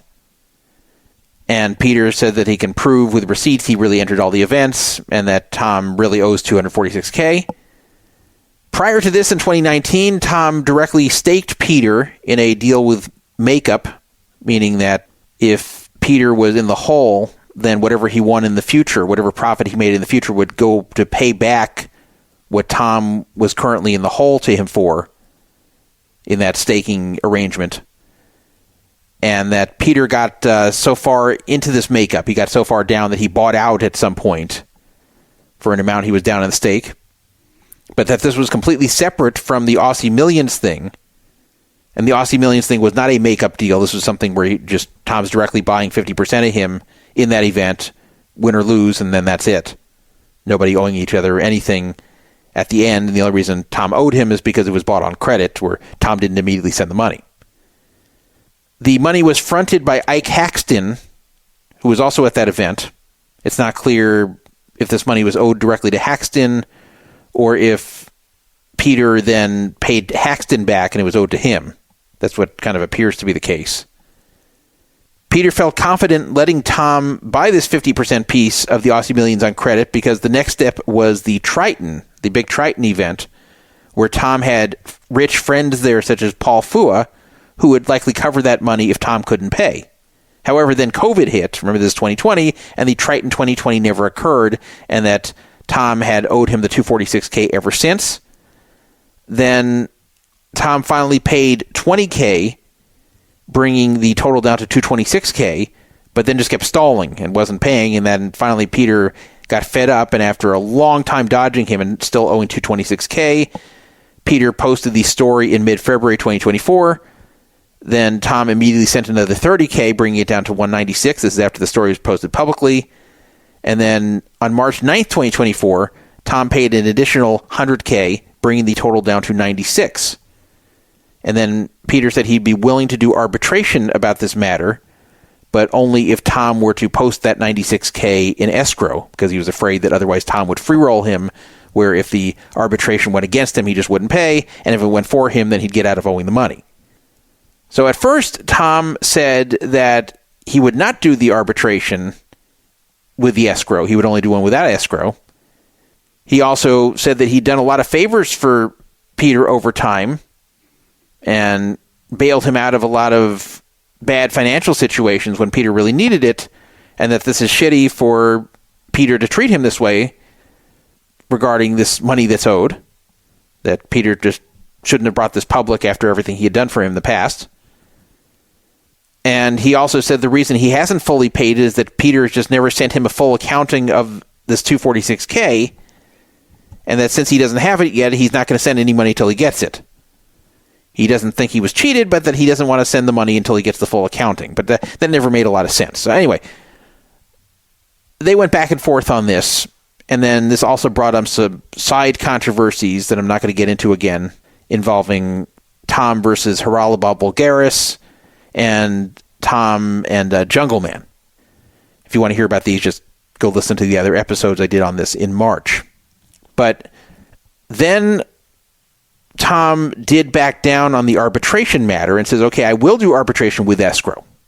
So remember, only $96K was remaining. And basically, it seemed like that Tom's point that he was going to make to the arbitrator was that he lost a lot of money with backing Peter on this other deal, and that he let him out for a very favorable buyout. Because the reason he let the buyout happen for a lot less than the actual makeup is so then Peter could go play on his own dime, and if Peter profited from that point, then Tom wouldn't be entitled to the money. So he said he let him out on a pretty low-value buyout just because he was his friend, just wanted to do something nice for him, and that now he wants to retroactively take that back because Peter's been a jerk to him about this whole matter. So now he is going to retroactively take back the low buyout offer that really screwed him, but he just was nice and let Peter do. So that was his point of why he shouldn't have to owe this entire money, which is a weak point, by the way. I don't agree with him, but that seemed to be what he was going to take to the arbitrator. And I had a feeling he was going to lose this arbitration, and then sure enough, he did. So Peter Jetten posted on April 5th that he's pleased to announce that he won the arbitration. And at that point, he received his money because the money was in escrow. Remember, he said he's only going to do the arbitration if the money's in escrow, so if he wins, the money just goes to him and Tom has no choice. So now Peter has been made whole. Now, there were some people that were kind of chiding Peter about this whole thing because if you think about this story, it's about Peter losing and losing and losing at high stakes. This is not a very flattering story. Aside from the fact that he was cheated by Tom, this is not a very flattering story to him because it just shows he's losing at high stakes over and over. Like, there's no part of this story showing Peter winning. And prior to this, it was assumed that Peter was doing pretty well in poker. He seemed like maybe a high-stakes crusher or semi-crusher. He's in these high-stakes events way higher than I'd ever play. And you kind of picture, okay, he must be doing fine, but then it's just story after story here in this whole thing by his own admission that he keeps losing, and Tom Dwan is involved in some way in putting up some of the money and then owes him some of it. That's basically the whole story. So people have been giving a little bit of a hard time to Peter, not that he's done anything unethical, but just that he's a big poker loser, that maybe he should quit poker, that maybe it's time to give up on high stakes. And the funny thing is he did give up on high stakes. He claimed it's because he wants to spend time with his family or he's doing other things now, but I think we know why he quit high stakes. It's because he couldn't beat it. He was probably losing a lot of money and finally gave up. This is not an insult to Peter. It is very hard to beat those high-stakes tournaments. You're against a lot of really, really, really tough players. You have a few rich fish in the game, but you get towards the end of these tournaments, you've got a bunch of crushers there. So it is hard to win if you don't run well. So that's fine. Peter could be still a good player and just not be able to beat those stakes. No shame in that. Or maybe he just went through a very unlucky streak and just didn't want to keep throwing good money after bad. But he's never acknowledged that. He's never said, hey, I've taken enough of a beating. I'm quitting this. I don't know if it's skill or luck, whatever it is, it's too much money. I'm just quitting. Like, he's never acknowledged that. He's like, oh, no, I was a big winner for a long time. I just decided to do something else. And okay, fine. If he wants to save face, he can say that. But people have been kind of mocking him about this because he's not acknowledging that this is kind of what put an end to him there, and the whole story revolves around him losing. So it is a tough story to tell where you're just losing and losing and losing and not trying to collect money back from someone who was agreeing to back you and never sent their part. So you're in the right there if this story is what happened, which I do believe is what happened. I think he's telling the truth, but it doesn't make you look great as far as being a poker player. Someone named Poker Tony Crypto, who has me blocked for some reason, though I never interacted with this guy to my knowledge. I keep finding this. Like, there's just weird people on Twitter who have me blocked for no reason. I think it's political, but who cares? Anyway, this guy wrote, "Who's going to put you in action now?" asking Peter. "You didn't come out of this looking so hot either. Losing reg," referring to that Peter is a losing regular player. Then Mario Z said back, "If he were up millions, how can he owe you money? It doesn't make sense. You should be the one owing him then, right?" Well, Mario Z wasn't really understanding this, that in this particular stake, he was down a bunch of money. But, the point does remain that this story is about just Peter losing and losing. So Peter responded. I can't even read the tweet to you because it's gone. He's been deleting tweets like a madman. But basically, he was responding, oh, no, I was up millions. It's just, this is one losing streak here. So that is turning some people off to Peter Jetten. And the reason this turns people off is because you have people who are very high-stakes players like Peter Jetten and who play way, way, way higher than just about everyone else does. Even people who play fairly high stakes. Even people who have some money to play poker with. They're not low stakes or recreational players. You have people that still play fairly big, but just never get to those nosebleed stakes. In fact, I'm one of them. I'll never play those stakes like Peter Jetten played. But I'm also not a low stakes player, as you guys know. So you have these rare people that play really, really high. And it's kind of insane to think about some of these buy-ins, $250K or whatever. Like, I can't even imagine putting that into a single tournament buy-in. In fact, even if someone put me in, if some really rich guy came to me and say, hey, I'll put you in this, I'd be nervous playing with somebody else's money for that that amount. Like, if the person put me in was super, super rich, like if Carrie Katz came to me and said, hey, Todd, I don't know Carrie Katz. I know of him, obviously, but I don't know him personally. But if he came to me and said, hey, Todd, I love Poker Fraud Alert Radio. I want to do you a favor here and put you in a $250K.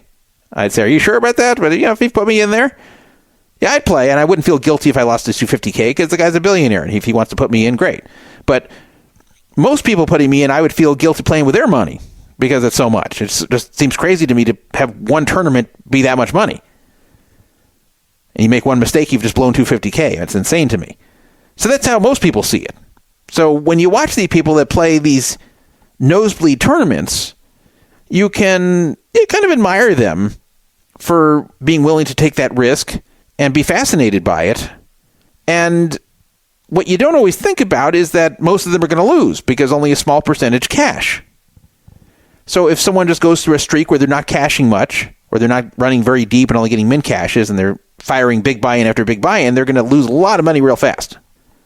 So when one of these people loses that money, and then some story comes out that forces them to acknowledge it, even if they've done nothing wrong to anybody, and then they start getting snappy and arrogant when people on Twitter remark that they were losing, well, that gets people pissed off because it's like when someone comes to Twitter for help in adjudicating a situation as far as the public is concerned, the court of public relations, so to speak, the court of public opinion, then the public does have a right to know the truth, even side details that otherwise wouldn't be their business.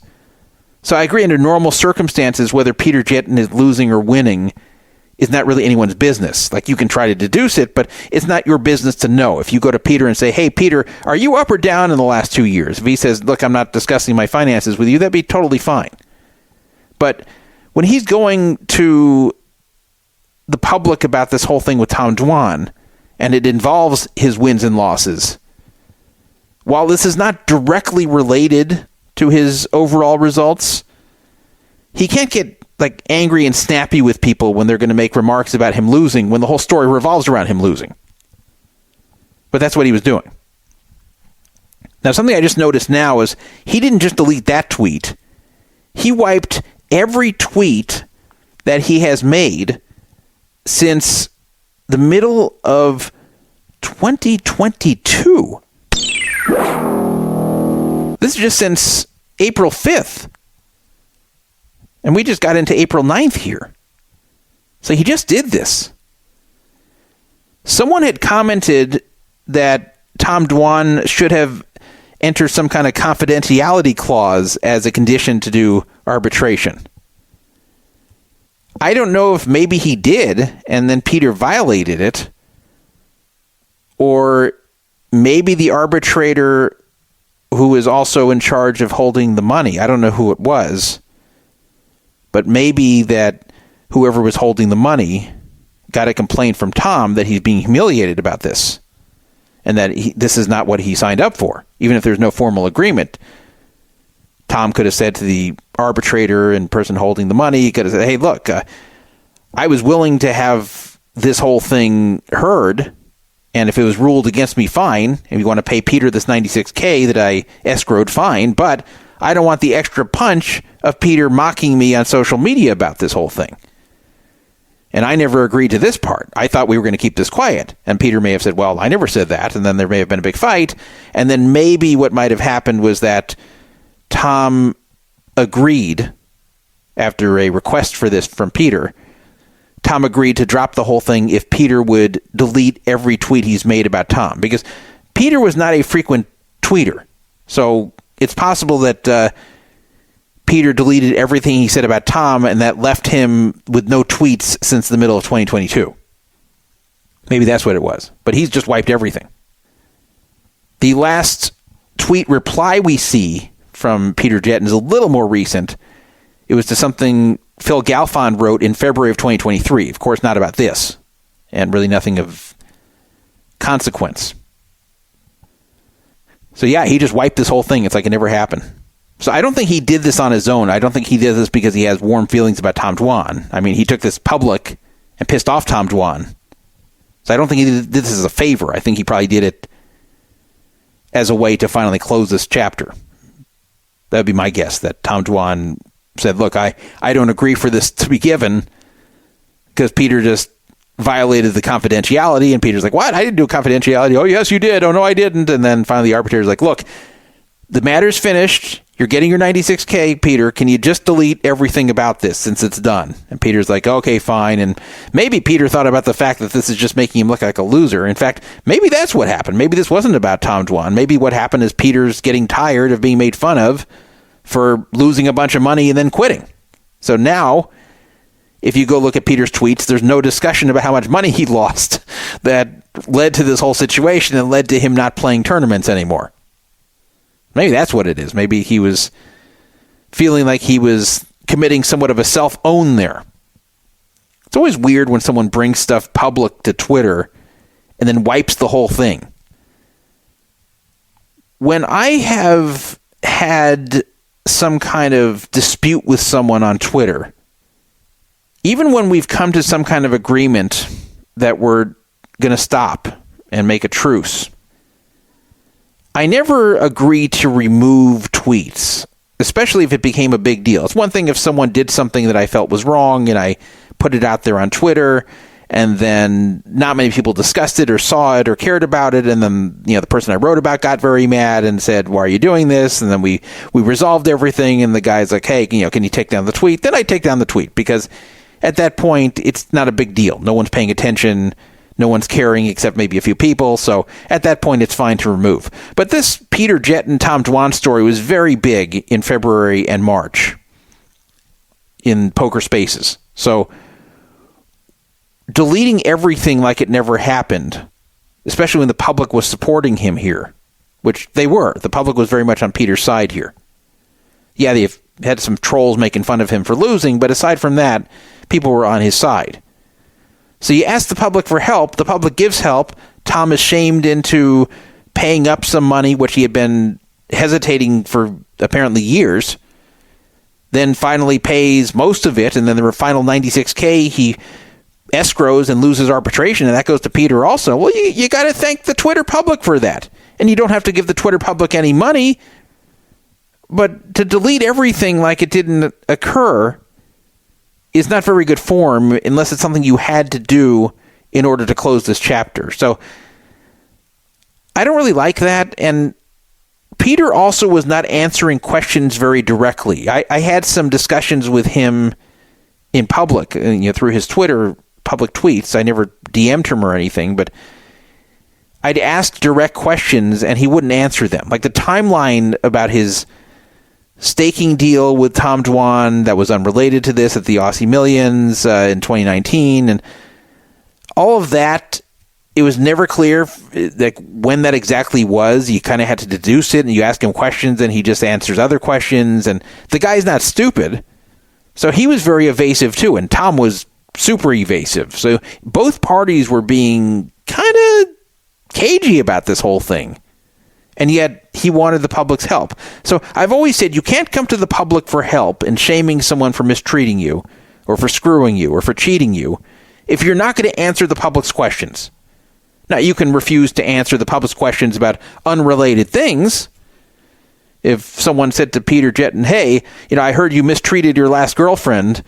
Can you comment on that? And Peter would say, look, my relationship isn't your business. It has nothing to do with this. And by the way, just to be clear here, I know nothing about Peter Jetten's girlfriend or anything. I'm just making this up. But I'm saying, if someone said that to him, even if there was such a rumor, for him to refuse to answer that is fine. But to refuse to answer things about the situation itself, which he did sometimes, and then to just delete everything when he gets his money, it doesn't sit well with me at all. So I still think he was in the right, and it's not like Tom Dwan was forthcoming with info. I mean, he would ramble for hours on these shows, like on the Poker News show and Nick Vertucci's show, but he'd ramble forever and really say nothing. It was very frustrating to watch. That's why I actually did a special here where I was stopping it and breaking it down. So that's our conclusion here is Peter Jetten got his money and then deleted all the tweets about it. Dumb. The Tropicana Las Vegas has closed. It is gone. You cannot visit it anymore. The building still stands. It closed on the early morning of April 2nd. Apparently, if you stayed at the hotel, and the rooms were really expensive that final night for people who just wanted to stay there for the novelty, you did have the right to stay there until checkout time of like 11 a.m. or whatever. But the casino itself was closed at 3 in the morning. So at 3 a.m., they booted everybody out on April 2nd. And I guess the only way you could stay there is if you were a registered guest and the casino was completely closed at that point. They closed a number of the table games, or maybe all the table games, at midnight. I know this because I was at the table games, and I was told these are closing at midnight. I didn't stay till midnight, but I was there till fairly close to that. It was very crowded there on the final night, which is the night of April 1st, bridging over to the 2nd after midnight. So it was very crowded there. I mean, this is probably the most crowded Tropicana has been in a very, very long time. Probably more crowded than New Year's or any other big time for Vegas. Was that happened in place, even though it was mostly shut down. You could not go to any of the restaurants, any of the fast food places, just anything that would normally be open of serving food and drink was not open. Most of these slot machines were turned off. There were a few playable ones, but most of them were turned off. There were some table games running, but they were actually running them at fairly high limits, usually for 25 minimum or 100 minimum. You were not allowed to buy $1 or $5 chips, and that's because everyone was buying them up just to keep them as souvenirs. You might think, well, why don't they want that? Shouldn't they want people to buy these chips and then not cash them in? Now, the problem is it becomes a nuisance because, remember, they're still offering games there for the remainder of the evening, and they didn't want to run out of $5 and $1 chips to pay people. So I'm not sure when they made this decision, but at some point they had up a sign, which I saw, that you cannot buy $5 and $1 chips, which means you can't just sit down at a blackjack table and say, yeah, here's 100, give me 25s, or give me all 5s but 10 ones. You can't do it. They just won't give it to you. I did not investigate what the actual rule was of acquiring $5 and $1 chips. So let's say you sit at a $100 table. Can you say, okay, I want to place a $101 bet to where they have to sell you a $1 chip, obviously? Is it just that you can't buy these themselves, but that if you place a bet that meets the table minimum, that also would require a 1 or a 5 or both to place? Like let's say I said I want to place a $106 bet. Would they give me then some $5 and $1 chips? They probably would have, but I didn't ask that. I regretted it when I left that I didn't, because I actually would have liked to keep a few of the chips. That was my one regret of that whole visit, is that I did not walk out with any chips.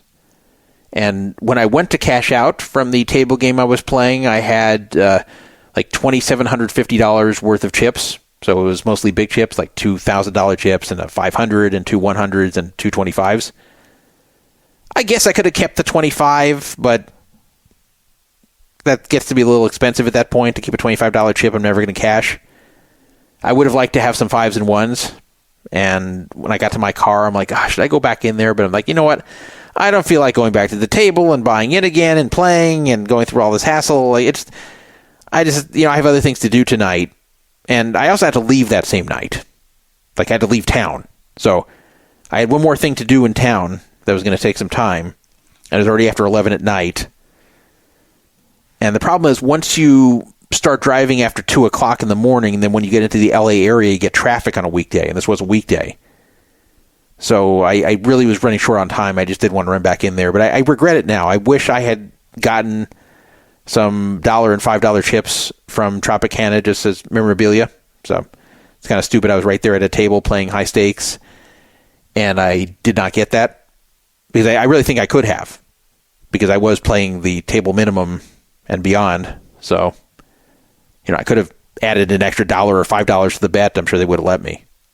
Anyway, I think the reason these tables were running at high stakes was, number one, they could get away with it because there were so many people there. And number two, I think they just did not want people buying in for smaller stakes and then just keeping the chips. Because you can't say you can't buy chips and then run a low stakes game.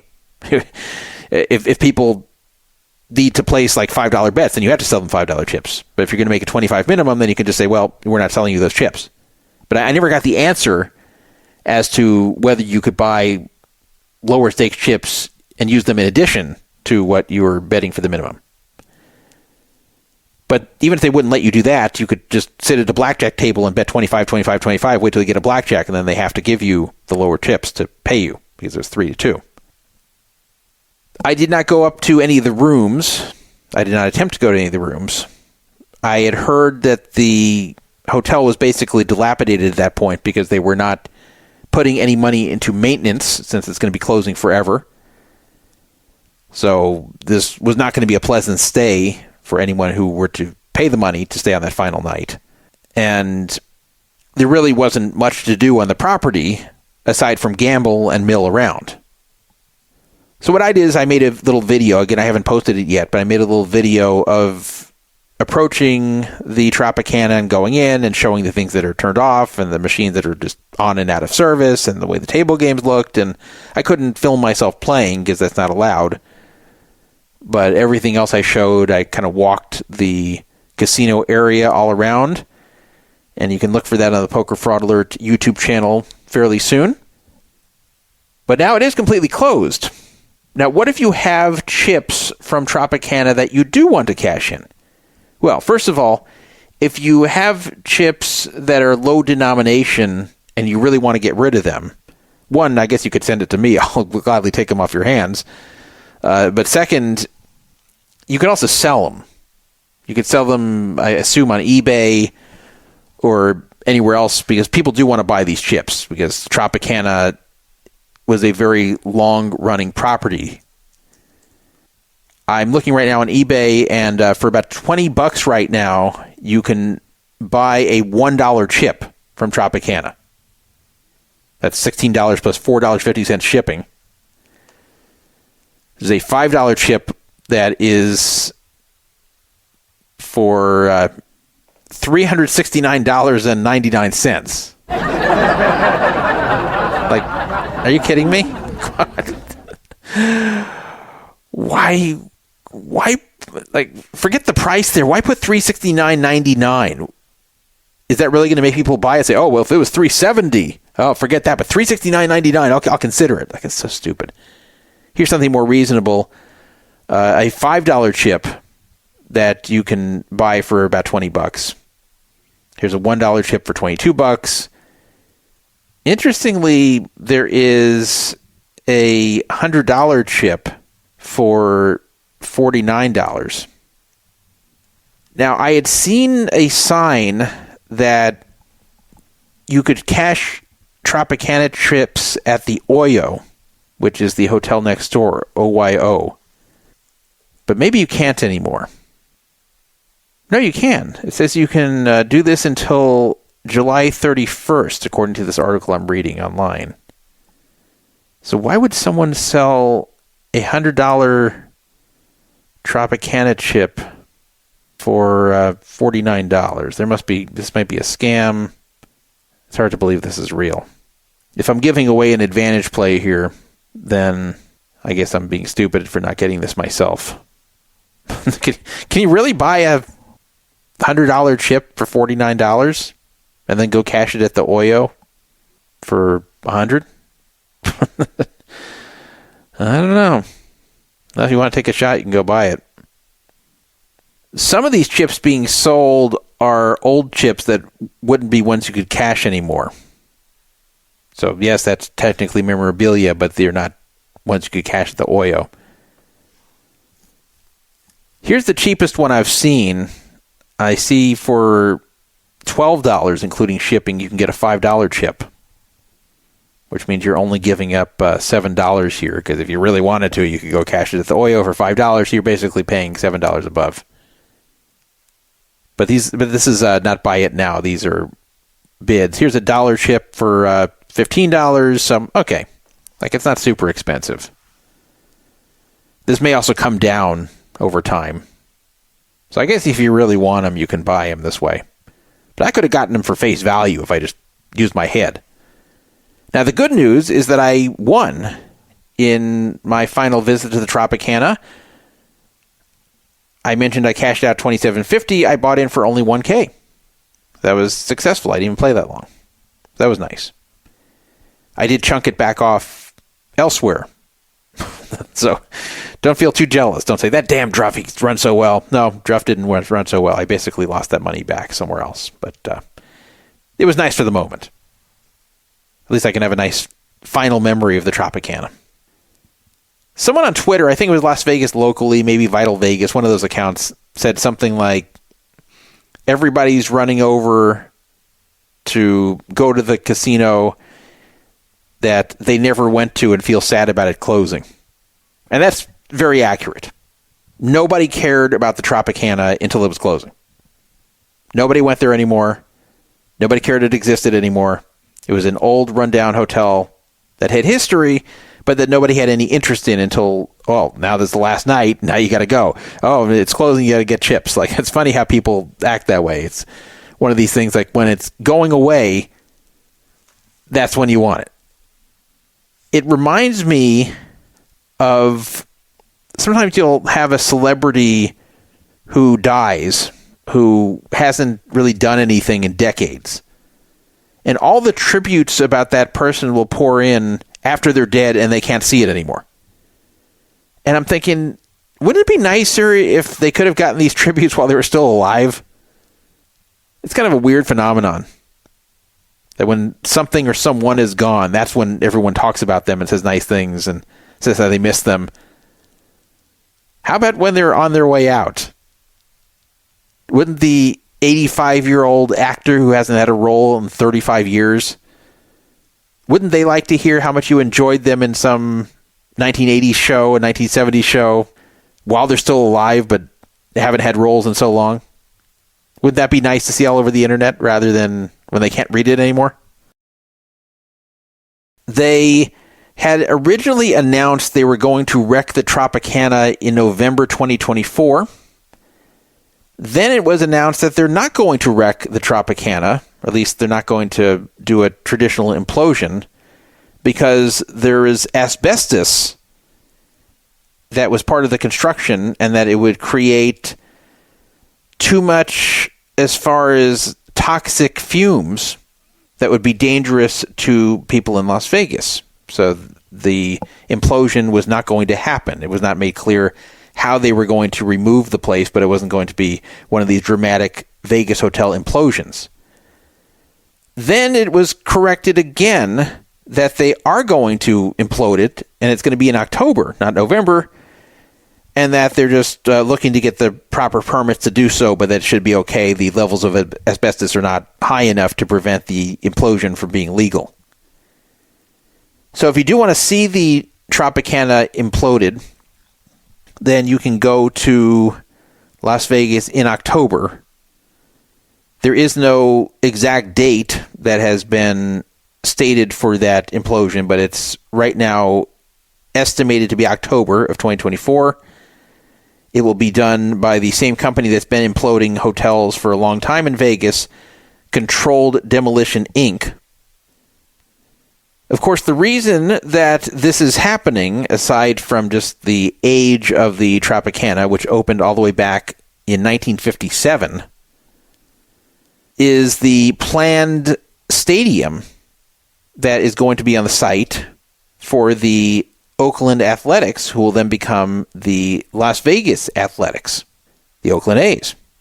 The problem, as I've reported before on this show, there's one of many problems. The stadium is going to be costing $1.5 billion, and there's a lot of objections about this, especially from the teachers union, who feel that the money should be going to them and to the schools rather than public funding for a stadium.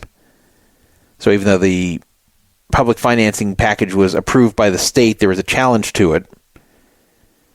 The construction of the stadium is scheduled at the moment to be starting in April of 2025 and complete in January 2028, ahead of the baseball season of 2028, which would begin in the spring.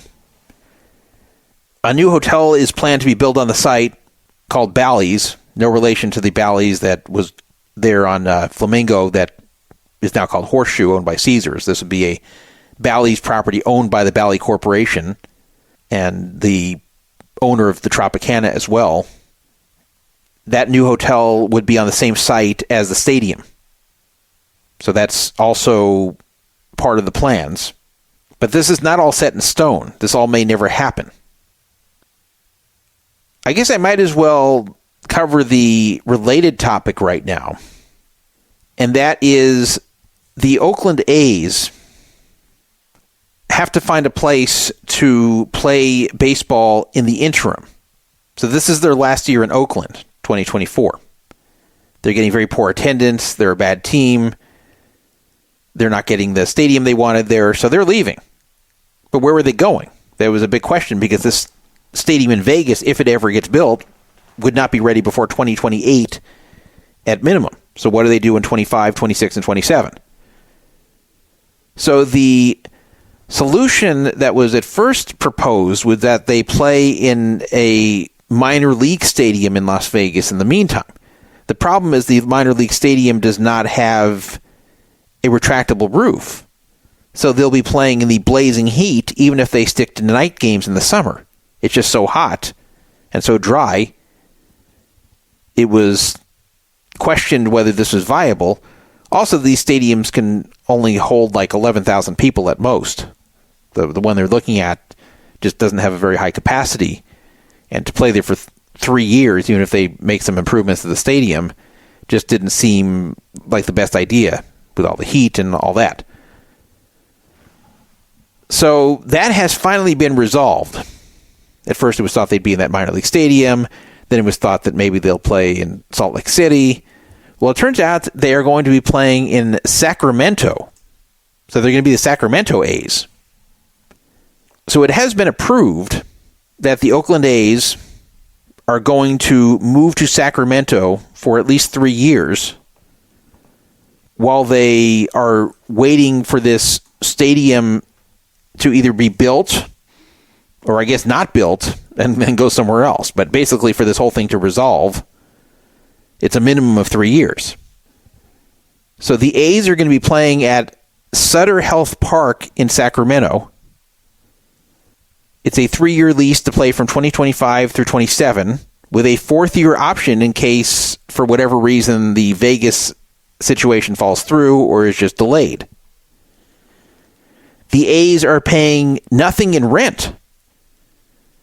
And instead, they're going to be paying to upgrade the stadium, which is kind of strange. That's all that they're going to be paying for the whole thing. The Major League Baseball Players Association is kind of unhappy about this, and they have to sign off on this.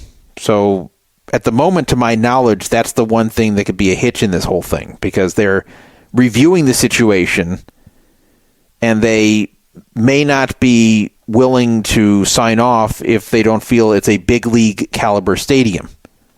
So there might have to be a lot more upgrades done before the 2025 season, which will begin in late March, for the MLBPA to sign off on this. Now, they also are going to have the same attendance issues they'd have in Vegas with their minor league stadiums. Sutter Health Park, which was built in the late 90s, can hold 14,000 people, which, based upon the A's bad attendance, would be fine, but maybe they would get a better attendance once moving to Sacramento. I don't know. The team will be called the A's, but will not actually be called any kind of city. It'll just say Athletics on the jersey. It will not say Sacramento Athletics, Oakland A's, nothing like that. It'll just say Athletics. I don't know how they're going to refer to them in the media. I don't know if it's going to be called the Sacramento A's, the Las Vegas A's, the Oakland A's. I don't know. We're just the A's. It's kind of weird. Every other Major League Baseball team has a city in the name. I don't know why it can't be called the Sacramento A's for 3 years. Like, what's that going to harm?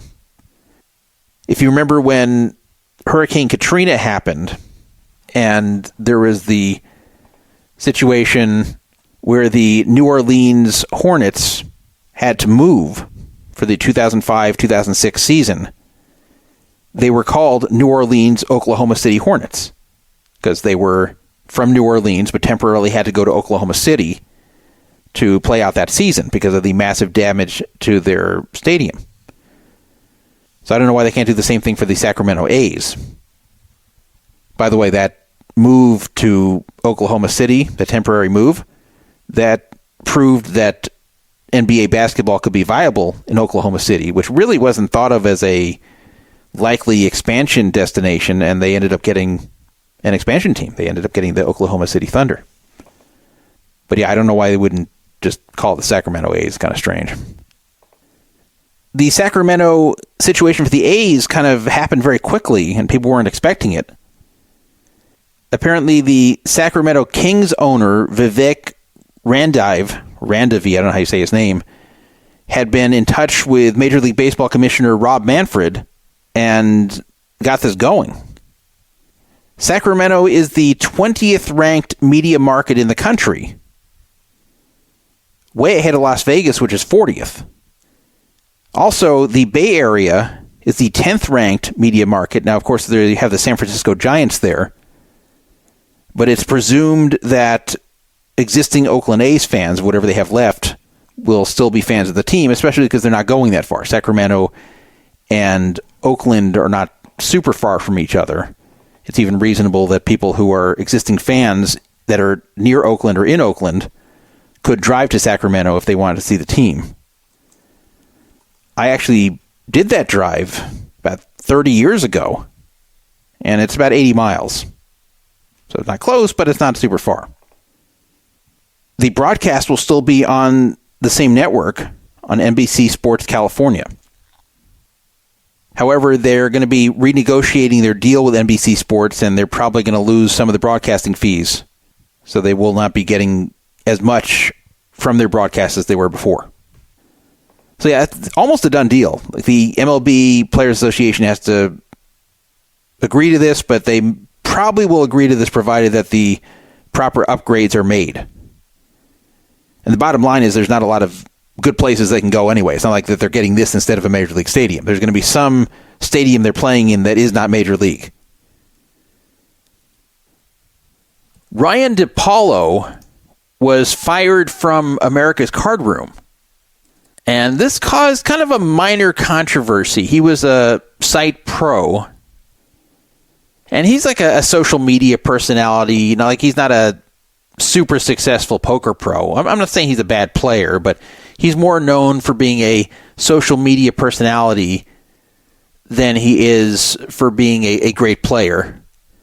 His overall tournament earnings, and I say earnings, not profit. I don't know what his actual profit is, but his overall tournament earnings is even less than half of mine. And you guys know I'm not a prominent tournament player.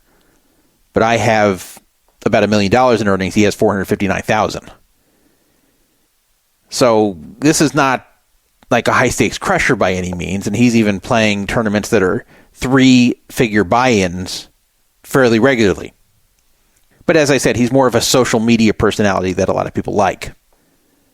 So he was an ACR pro, and now he's not an ACR pro, and he's been very public about that. This is not a secret, and he was public with the reason, and he was also public with his displeasure with the whole thing. If you try to go to his profile that you can still find on Google, you will see that it just takes you to the main page of pros. It mentions that he joined the ACR team in July of 2020. The former page profiling him on ACR's website, which is now down, this particular page, said Ryan DePaulo joined the ACR team in July 2020. The New York native first went pro in early 2019, but he's already making more than his share of waves. The social media sensation is equally known for his poker skills and hilarious video blogs, which are loaded with gambling content and other antics. DePaulo made history on July 12, 2020 by winning his first ever World Series of Poker bracelet. After crushing the WSOP Online event number 12, the Big 500 No Limit event, from the comfort of his car in a New Jersey Whole Foods parking lot, the ACR pro drove home $159K richer. Due to the coronavirus pandemic, participants were required to be physically present in New Jersey or Nevada to take part in the tournament. Yeah, that's the most interesting thing about him. I remember this. Because he lived in New York, in order to play on WSOP.com, he had to be either in New Jersey or in Nevada at the time. So he drove across the border and went to a Whole Foods parking lot and sat in his car and played the tournament and won it. So he won an online bracelet. Technically is a WSOP bracelet winner for that reason. And that was a pretty interesting story, that this guy was the only person ever to be known to win a WSOP bracelet in his car. He really played the whole thing in his car in a parking lot. It says DePaulo has a huge following online. The self-proclaimed Degenerate Gambler's YouTube channel has tens of thousands of subscribers, with videos featuring informative poker tips, hand recaps, interviews, and many zany stories of his gambling misadventures. It's easy to see why his viewership continues to grow exponentially.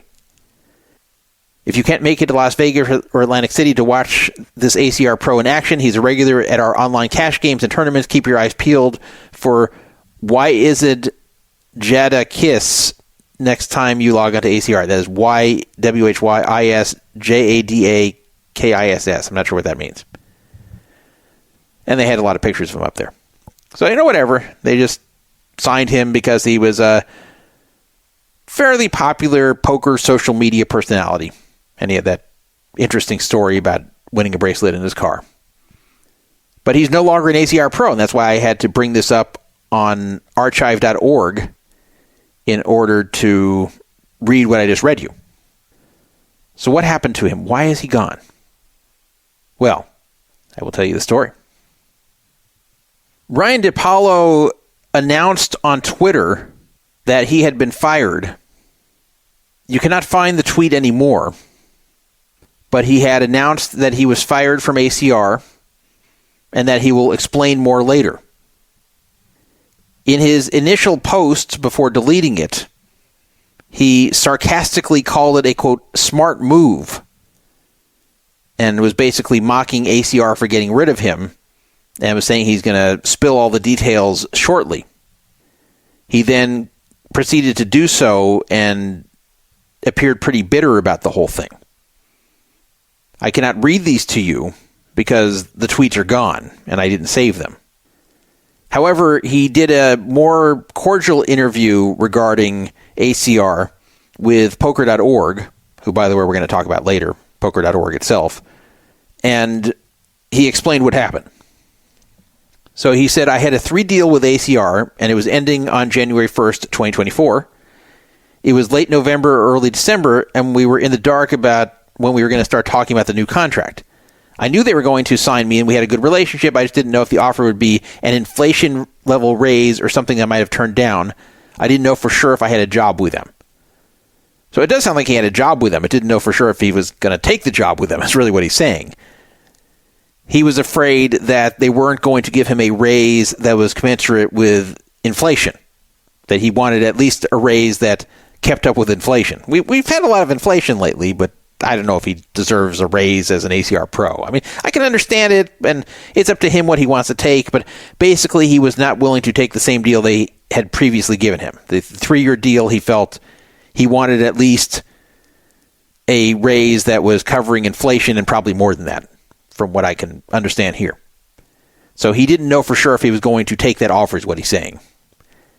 Then in November of 2023, apparently he got an offer to do some YouTube videos for WSOP's Play Money app, and that the ads were going to run in February and March of 2024, but that the WSOP needed a commitment from him in November. So at first, he wasn't sure if he was going to take the job to do these ads, which is a one-time thing for WSOP.com.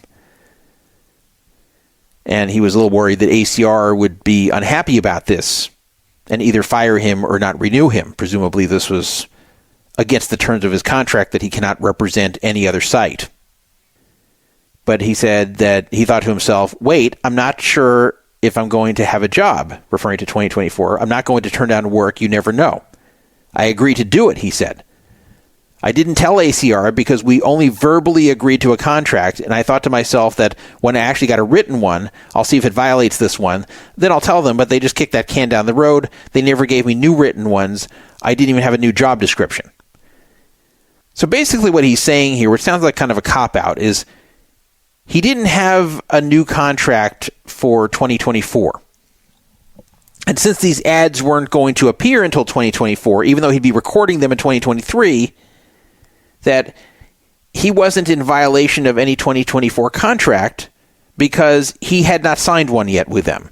And for all he knew, maybe the new contract wouldn't forbid something like this. So since he only had a verbal agreement with them to renew, though this is kind of contradicting what he said about the rate. Like, did he have a new rate he was agreeing to that was okay? Like, I don't quite understand that part. But what he's saying regarding the WSOP ad, that it wasn't violating anything because he didn't have a contract for 2024 yet that was signed. So you can't violate what's not signed. But look, if you've told ACR after they've had you on board for 3 years that you're going to come back and you just haven't signed the contract yet, and you're pretty sure that according to your current contract, which would forbid it, that they're going to forbid again for you to do ads for a different company, that you don't do ads for this other company if you want to stay with ACR. If you don't want to stay with ACR, then I guess do the ads. But if you want to be with ACR in 2024, then you shouldn't do things like this and then just hope they're not going to be mad about it. And say, well, we didn't have a contract yet. Well, yeah, but you're signing a contract based upon things that they're assuming are still going to be true. It's not even like you're new there. You're just renewing. So he did concede, I should have told them, referring to the WSOP ad, because remember, he didn't tell them. The main thing in the contract, the last one, was no doing ads for competitors. It was a hybrid of knowing they may not like it. You think? I mean, if you have an existing contract saying you can't do ads for competitors, you have to think that when you renew, it'll say the same thing, right? He said, but I also partially thought that it's a Play Money app, like the same as me doing an ad for Clash of Clans. It just happens to be WSOP owns it, so it's a little naive of me. And I saw that after the fact once I put the ad out. See, I don't believe this. This is a cop-out. It's not the same as doing an ad for Clash of Clans, which is a game unrelated to poker and gambling. He is doing an ad for a competitor. Even if it's just Play Money, it's a poker app. So it's a competitor to ACR.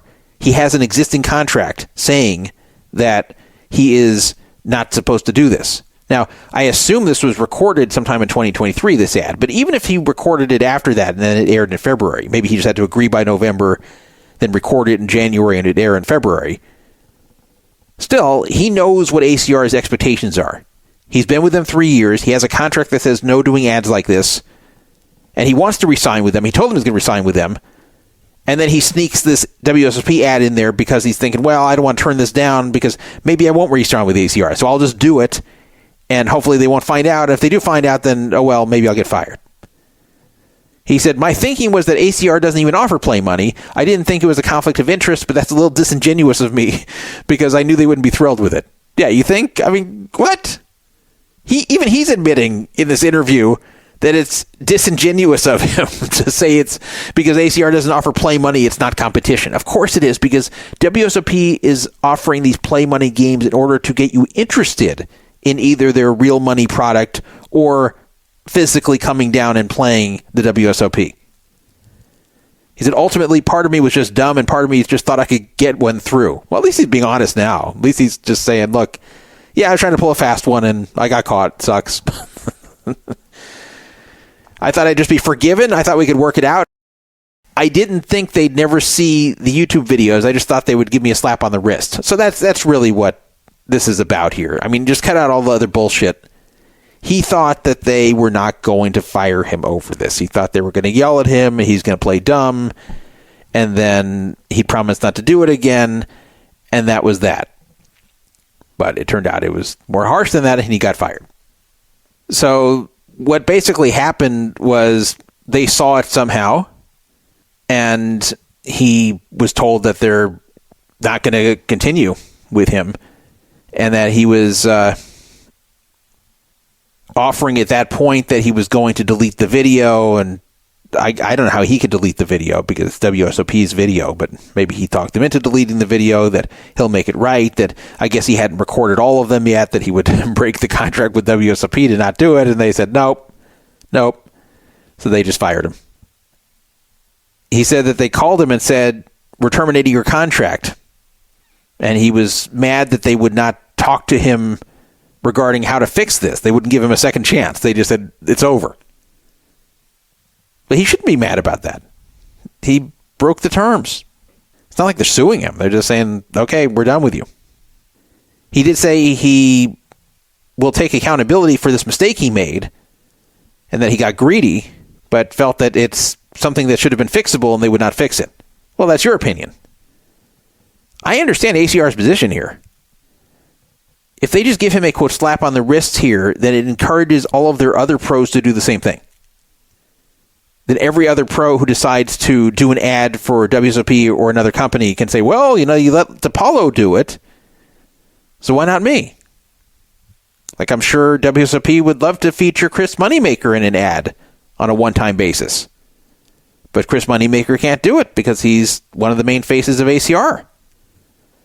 But if they let DePaulo get away with this, then Chris Moneymaker could do it and say, hey, look, I'm more important than DePaulo. You let him do it. So that's why ACR had to just say no.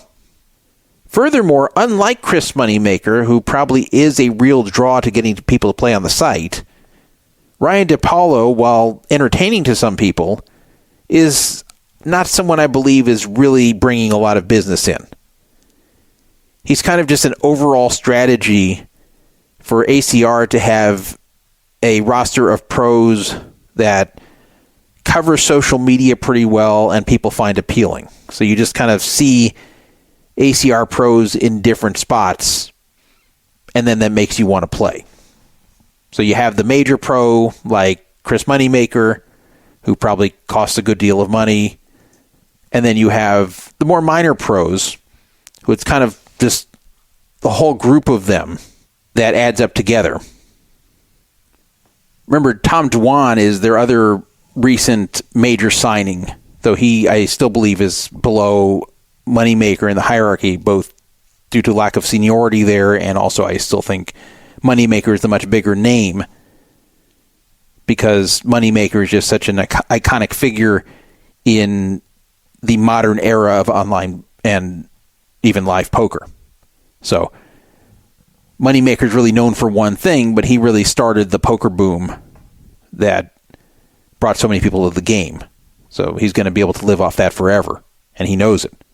Tom Dwan is just someone who's been known as a high-stakes player for years, and yeah, he's someone I understand them signing, but at the same time, as I said before, wasn't the best timing for them because of all the baggage he carried, and it came out right then, which wasn't really their fault, but then they did that ridiculous intro video of him, but we won't get into all that again. In addition to Moneymaker and Dwan, they have Ebony Kenny, Nacho Barbero, Chris Moorman's wife, Katie Lindsay, Anna Marquez, Drew Gonzalez, Monica Zukowitz, John Party, Robert Kuhn, Jeff Boski, and Michael Lonkar. So as you can tell from this roster, it's not exactly huge names. After Moneymaker and Dwan, the notability of the other pros goes down pretty fast from there. I'm not saying these are bad players or nobodies. Chris Moorman has been around for a long time and done very well. And Nacho Barbero is someone who's been around a long time and is still doing quite well in the tournament scene. So those are players who have accomplishments, but they're not really ones who are going to bring people in.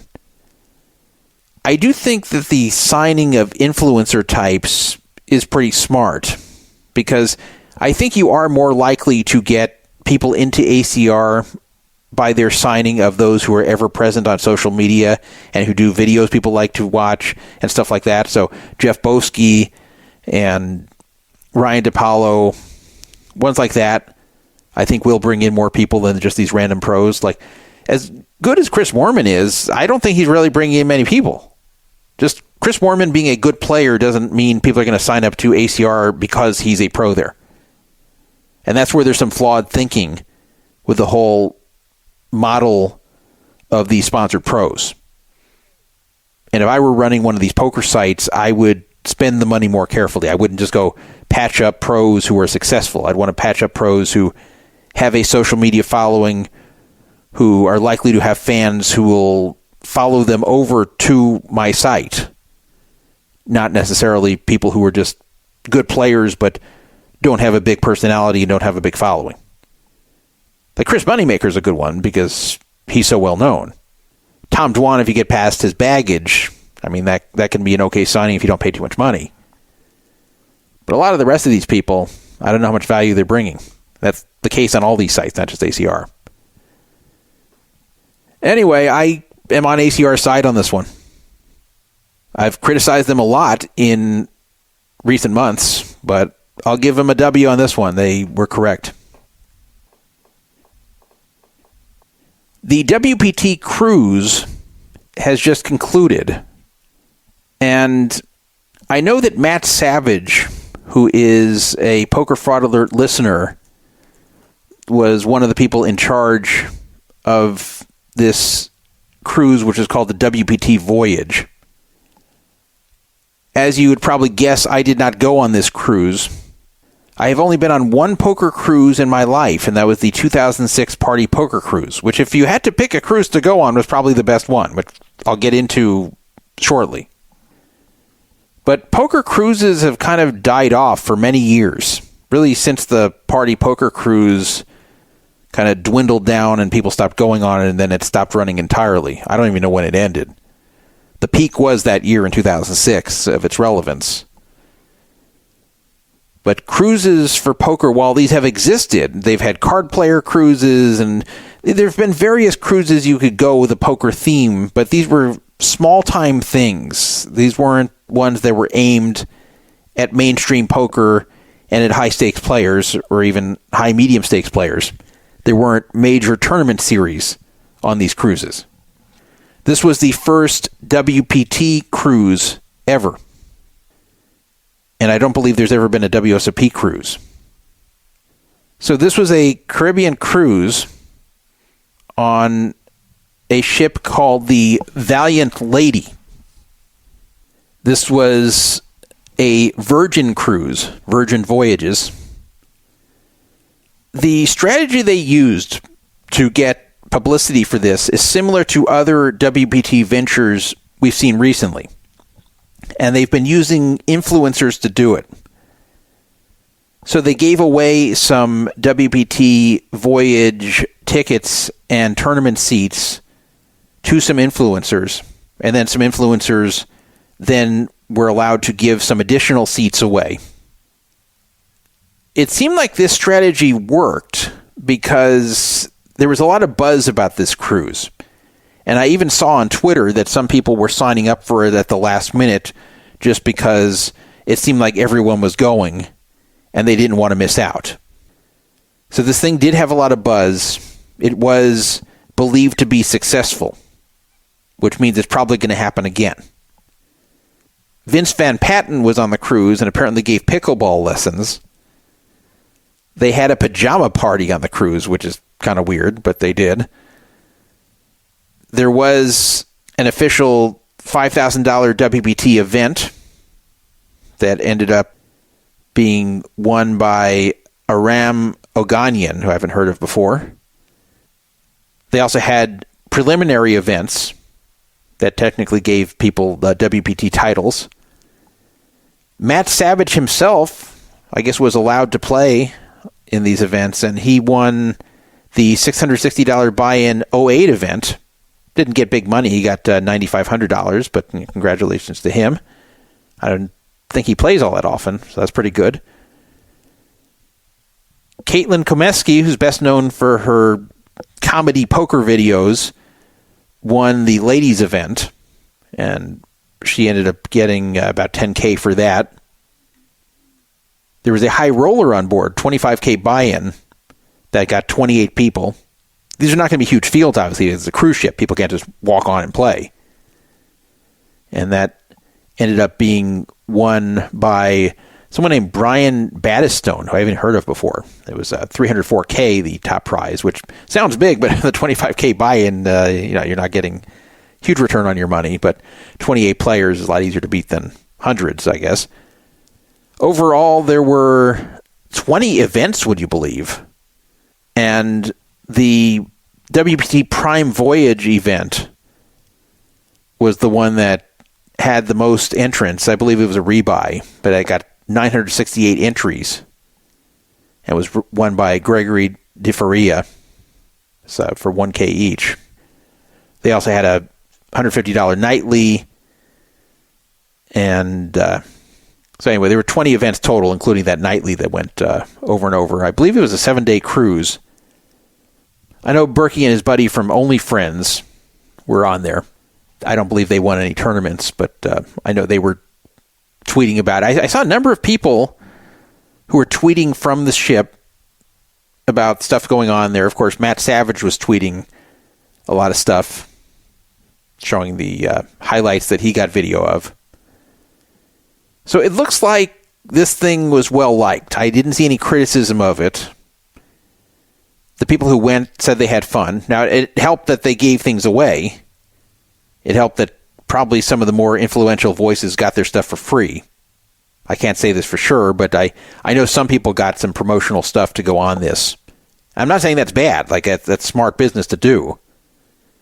Because if you're going to have something like this, it's kind of out of nowhere, then you want the people who are seen a lot on social media to talk about it and look like they're having fun. That's what you want. That's more important than just having randoms go on there, because randoms are not going to be heard from very much. You want the people who are getting a lot of eyeballs to talk about how much they enjoyed this. Like, it's great for them that Caitlin Komeski won the ladies event. Much better if she wins than someone who isn't known. Because if someone who isn't known wins the ladies event, then nobody pays attention. If Caitlin wins, even though she's not someone with major poker accomplishments, she's well liked on Twitter. People enjoy her videos. People think she's funny, whatever. So that's a good person to win. Because then there's a lot of tweeting about it. And then people say, oh, I wish I was on that cruise. So that's what they're going for. So to me, this looks like it went off well. People seem to be having fun. Something I noticed about this cruise that was different than the party poker cruise I went on in 2006 is that it was not as much of a sausage fest. There seemed to be a lot more women, whereas in 2006, just about all the women that were on the cruise were with boyfriends or husbands who were the actual ones who either won or bought the seat. So they were just the plus one. So some of these women played poker as well, but you just didn't have very many female poker players on their own going on that cruise. It was almost all dudes. And that didn't seem to be the case here. I have to imagine it was more guys, but from seeing the pictures and videos that were displayed on social media, it did look like there were a lot more women than on the cruise I went on in 2006, which it wasn't that hard to do because there were hardly any women there. I will say that while I don't have knowledge of everything that went on there, I have to think that the crazy and degenerate things that were happening on the 2006 Party Poker Cruise, probably we weren't seeing things of the same extent on this cruise. And some of it, I think, would just be different times. Unfortunately, or maybe fortunately, depending upon your view of it, we're living in a day and age where people are a lot less free to just do crazy things. And people just kind of overlook it and be okay with it. So that's these are just kind of different times. So a lot of the weird stuff that you'd see happening on these cruises and that people would laugh at the time, nowadays would get a different reaction, some of these things. Just the whole culture is a little bit different. Actually, a lot different. Both in poker and of society in general. So, while in the 2000s those cruises produced a lot of degenerate and raucous times, I can't see how we would see the equivalent now on these cruises. I also think it's kind of a different type of crowd now, who's probably less likely to really act up. And that's not an insult because, I wasn't one of the people who was really causing a stir in the 2006 Party Poker Cruise. I was witness to a lot of it and thought it was entertaining, but I wasn't really a central character in anything that was happening there. I just think that the type of people you see now is a little bit different, a little less degenerate, a little more stable, the people you see nowadays. So without continuing to bore you about the 2024 WPT voyage, I will tell you some stories from the 2006 Party Poker Cruise. You may have heard them before if you're a long-time listener to the show, so if you have, I apologize. You can fast forward this if you want, if you're listening in the archives. If you're listening live, you're stuck. Or if you haven't heard it before, you may want to listen. So, Jean-Robert Belland, who now is a high-stakes player, has a lot of money, it's kind of hard to even picture that back in 2006, even though he was not a young man, he was like 36 years old, I believe, in 2006, he was broke. In fact, his Twitter name, I don't know if he was on Twitter in 06, but his Twitter name was Broke Living JRB. And that used to be his gimmick, that he was broke but always living like a millionaire. And he wasn't kidding. This was true. He was always going broke, and he was always managing to live a fairly lavish and high-stakes lifestyle by basically getting other people to spend money on him. He's very good at schmoozing. He's very good at convincing people to do things. So my introduction to Jean-Robert, I'd never met him before. He had been on TV and stuff, so he wasn't an unknown, but I had never met him before. My introduction to him was at the airport in Fort Lauderdale. And a lot of people were taking the same flight from LA to Fort Lauderdale. And it was a red-eye flight that was landing at about 7:30 in the morning. So everyone had time to kill because you couldn't board the ship for the Party Poker Cruise until 11:30. So we had 4 hours to sit around the airport. Not quite enough time to go out and do things. I mean, I guess you can do things and come on board a little bit later, but a number of people, myself included, chose to just stay by the airport and hang around. Jean-Robert did not have a ticket to get on that cruise. He didn't have any money. He spent his bottom dollar on the flight. So he flew to Fort Lauderdale with nothing. No money and no ticket to get on that cruise. But he knew that he would get on the cruise. He knew that he would play poker. He knew he would have fun. He even thought maybe he'll have sex.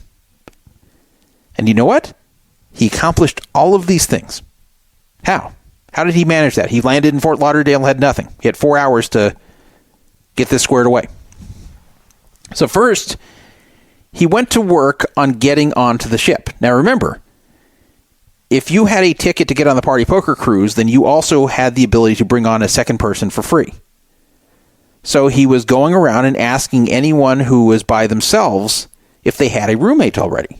He didn't ask me because I was with my then girlfriend And clearly she was the one coming in with me, but he was asking any dude by himself if they had someone, and if they said no, then he asked if he could be their roommate. So he was getting rejected by some, as you'd expect, who said, I don't have someone, but no, I don't want you. He would try to convince them that he'll go stay somewhere else and he won't get in the room, but people felt uncomfortable with it, with him having access to it. So he just wasn't succeeding at first, but this didn't deter him. So before he could get someone to make him their official roommate, at least to get him on board, because that's the most important thing to get on board, he was able to find two people who are willing to actually let him physically stay in their room. So Dustin Wolf, also known as Neverwin, and Devin Miller, who was friends with Dustin, a young guy, 21 years old at the time, they had gotten a suite together on that cruise. So there was extra room in the suite, like on the couch, for Jean-Robert to sleep. So he actually talked them into letting him be their couch surfer. But the problem is he couldn't officially be in the room because it's a two-person room. So they cannot say, well, he's our second roommate. He just could not officially be in that room. He could stay there all he wanted, but he couldn't get on board saying he was their roommate. So he still had to find someone to allow him to be their paper roommate. So he kept trying, asking, and asking. Finally, he found French player Fabrice Solier, and I watched him talk him into it. And Solier said, nope, absolutely not. I'm not doing it. And he broke him down. And finally, after about 10 minutes of begging, Solier said, fine. This was after Jean-Robert promised he would never set foot in the room, that he's going to be staying with Neverwin and Devin Miller, and that all he needs is a way to get on board. And finally, he didn't feel like arguing anymore. Solier's like, okay, fine. I'll let you be my roommate in name only. So Jean-Robert had a way to get on board, and he had a place to actually rest his head on the couch with Neverwin and Devin. Then once he was on the ship, he was approaching every player he knew and asked for a stake to the tournament. The tournament was a $10,000 limit hold'em tournament, which, is weird. In 2006, you would think it'd be no limit, but because it started out as a limit tournament like the year 2000, I think Kathy Liebert won it that year, they hadn't changed it yet. The following year they would change it, but it was still a limit hold'em tournament. He looked and finally found someone, I'm not sure who, but someone staked him $10,000 to enter that tournament, and he did not cash. He also got staked a lot of money to play in the cash games that were running on board. But wait, there's more. He also convinced Devin to play him in high-stakes Pac-Man. Now, is this some sort of weird variant of poker? No, he actually played Pac-Man. They actually played the game Pac-Man for a lot of money. Devin was a much better Pac-Man player than Jean-Robert, probably surprisingly to Jean-Robert, since Devin was not even born when Pac-Man came out in the early 80s. But Devin destroyed him and won $80,000 off of Jean-Robert. How did he collect? I don't know if he ever did, because Jean-Robert was broke. He definitely did not pay Devin on board. I don't know if he ever paid Devin at all. But they did play Pac-Man for a lot of money, and Devin won $80,000 off of him. Devin used to listen to one of my older radio shows in the 2000s. I assume he doesn't listen anymore. I haven't even seen him in poker in a long time. But if you're listening, Devin, you should go to Jean-Robert now and collect that $80K plus interest, because he's a rich guy now. Now, I mentioned that Jean-Robert wanted to have sex. But how do you do that? I told you guys this was a sausage party, and that basically no females went there on their own. The females on this cruise were already with dudes. So how could he find someone to have sex with? Well, he scanned the entire cruise ship. He walked around himself looking for any single girl. He finally found one. He found an 18-year-old girl, obviously too young for him, but legal. He was 36, and she was with her dad, which is perfect. I mean, not totally perfect, but she wasn't there with a boyfriend or anything. And she had kind of a depressing story. She was an up-and-coming female bodybuilder and was pretty well regarded in the bodybuilding community and was thought to have a future in the female bodybuilding world. However, she was in some kind of car accident, and this made it to where, she was able to function normally and walk around normally, but it ruined the bodybuilding career. Whatever the car accident did to her, she could no longer bodybuild, and she had to quit. So she was very depressed over this. And her father took her on this cruise to kind of help get her mind off of it, just something to go and do something else and be somewhere else. So that's why she was on this cruise, because she was depressed about her bodybuilding career being over by the time she was 18 thanks to that auto accident. And I saw her, and she didn't look muscular anymore. She just looked like a regular 18-year-old girl. She was attractive, but she didn't look like a bodybuilder. Anyway, I remember walking by, and I see Jean Robert with this girl in the hot tub. And I said hi to him, and he kind of, implied to me that I should go away, and I did. Like, not in a rude way, but it seemed like he was busy with her, and I got the picture. So I left, and I was thinking, wow, who is this girl? She's not someone in poker that I know of. And he definitely didn't come on with a girl. So he really picked up a girl here and picked up like the only girl on the whole ship that was single? The answer, yes, he did. So he somehow met her, and basically she became his cruise girlfriend. And as far as I know, he didn't call her after the cruise was over. I don't know why, but they spent a lot of time together on the cruise. Presumably he had sex with her in Neverwin's cabin, on the couch, maybe in Neverwin's bed. I don't know. Don't even want to think about that. But yeah, I don't believe he called her when it was over. He did tell me that he was kind of depressed by her, all this bodybuilding ruined career story. I know this. He told me about it. He told me about this later in 2006 when I saw him in St. Kitts. That's how I know all this stuff.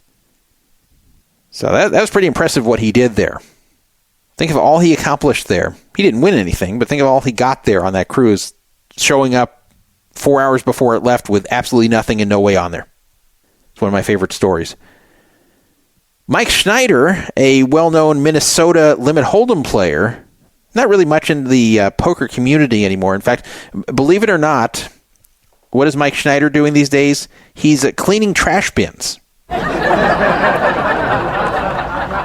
Now, it's not as bad as it sounds. He started a company that cleans trash bins, and he did this fairly recently. It's just kind of a new thing to do with himself. Guess he's kind of sick of poker, just plays recreationally now. So now he and some friends started a trash bin cleaning company, and I know some of those do pretty well, so he's not going to be cleaning the bins himself. Just sounds kind of funny to say. Anyway, he was young at the time. He was in his early 20s. He had built a decent bankroll online, beating the pretty soft limit hold'em games of the day in the mid-2000s, and he was a good player. He was one of the better players at the Canterbury there in Minnesota. He probably had about $400K to his name, just my rough estimation at that point. So he didn't have to sell anything of himself to play a 10K event, but he was a pretty conservative guy when it came to bankroll management. So he sold 2/3 of himself. And I'm sure he was happy with that decision when he barely made it past day one. I mean, he had like the shortest or second shortest stack at the end of day one. Day two came, and he had a massive comeback and ended up winning the event. So he went from the shortest or second shortest stack on day one to winning this limit hold'em event. How much did he win for being first place in that event? $1 million. Yeah. $1 million. Unfortunately, he had sold 2/3 of himself, so he had to give away $667K to his onboard backers who could not believe their good fortune. None of these people cashed themselves either, but they collectively got $667K. Not that many people either. I wonder how much he regretted that he didn't just put the $10K up himself that he could have afforded. Here's a pretty interesting one. Remember Neverwin? Dustin Wolf? One of the founders of Neverwin Poker, which is kind of a predecessor to Poker Fraud Alert. He was engaged at the time. He was engaged to a girl named Marie. I had met Marie. She seemed nice. She was a Hispanic girl, pretty. Claimed she was a Pilates instructor. And yeah, seemed like a pretty good catch. Everyone seemed happy with her. He did not take Marie on this cruise. He went with Devin, remember. Now, you might think where this story is going that Neverwin and Devin had like a gay relationship. Nope, they did not. They were both straight. No gay relationship here. They just went as buddies here on this cruise, and I don't know why Marie was left home. However, there was a girl on the cruise, not a single girl, but a young, attractive girl on the cruise, besides the former bodybuilder, and this was someone who was unknown at the time named Chantel McNulty. Now, if you were around in mid-2000s poker, you're probably familiar with who Chantel was. A very pretty girl from the Houston area who was in the poker scene for a few years. Well, she went with her then fiancé, a poker pro named Dustin Sitar. So Chantel and Dustin Sitar had rushed into an engagement really barely knowing each other. So when I say a fiancé, it's not like they had been together years. They got to an engagement point very fast. However, while Sitar was very into her, Chantel was kind of already feeling done with the whole situation, but she just didn't want to tell him that, especially with the cruise coming up. She wanted to go on the cruise, so she went on the cruise with him, but wasn't really into him anymore, and he didn't realize that.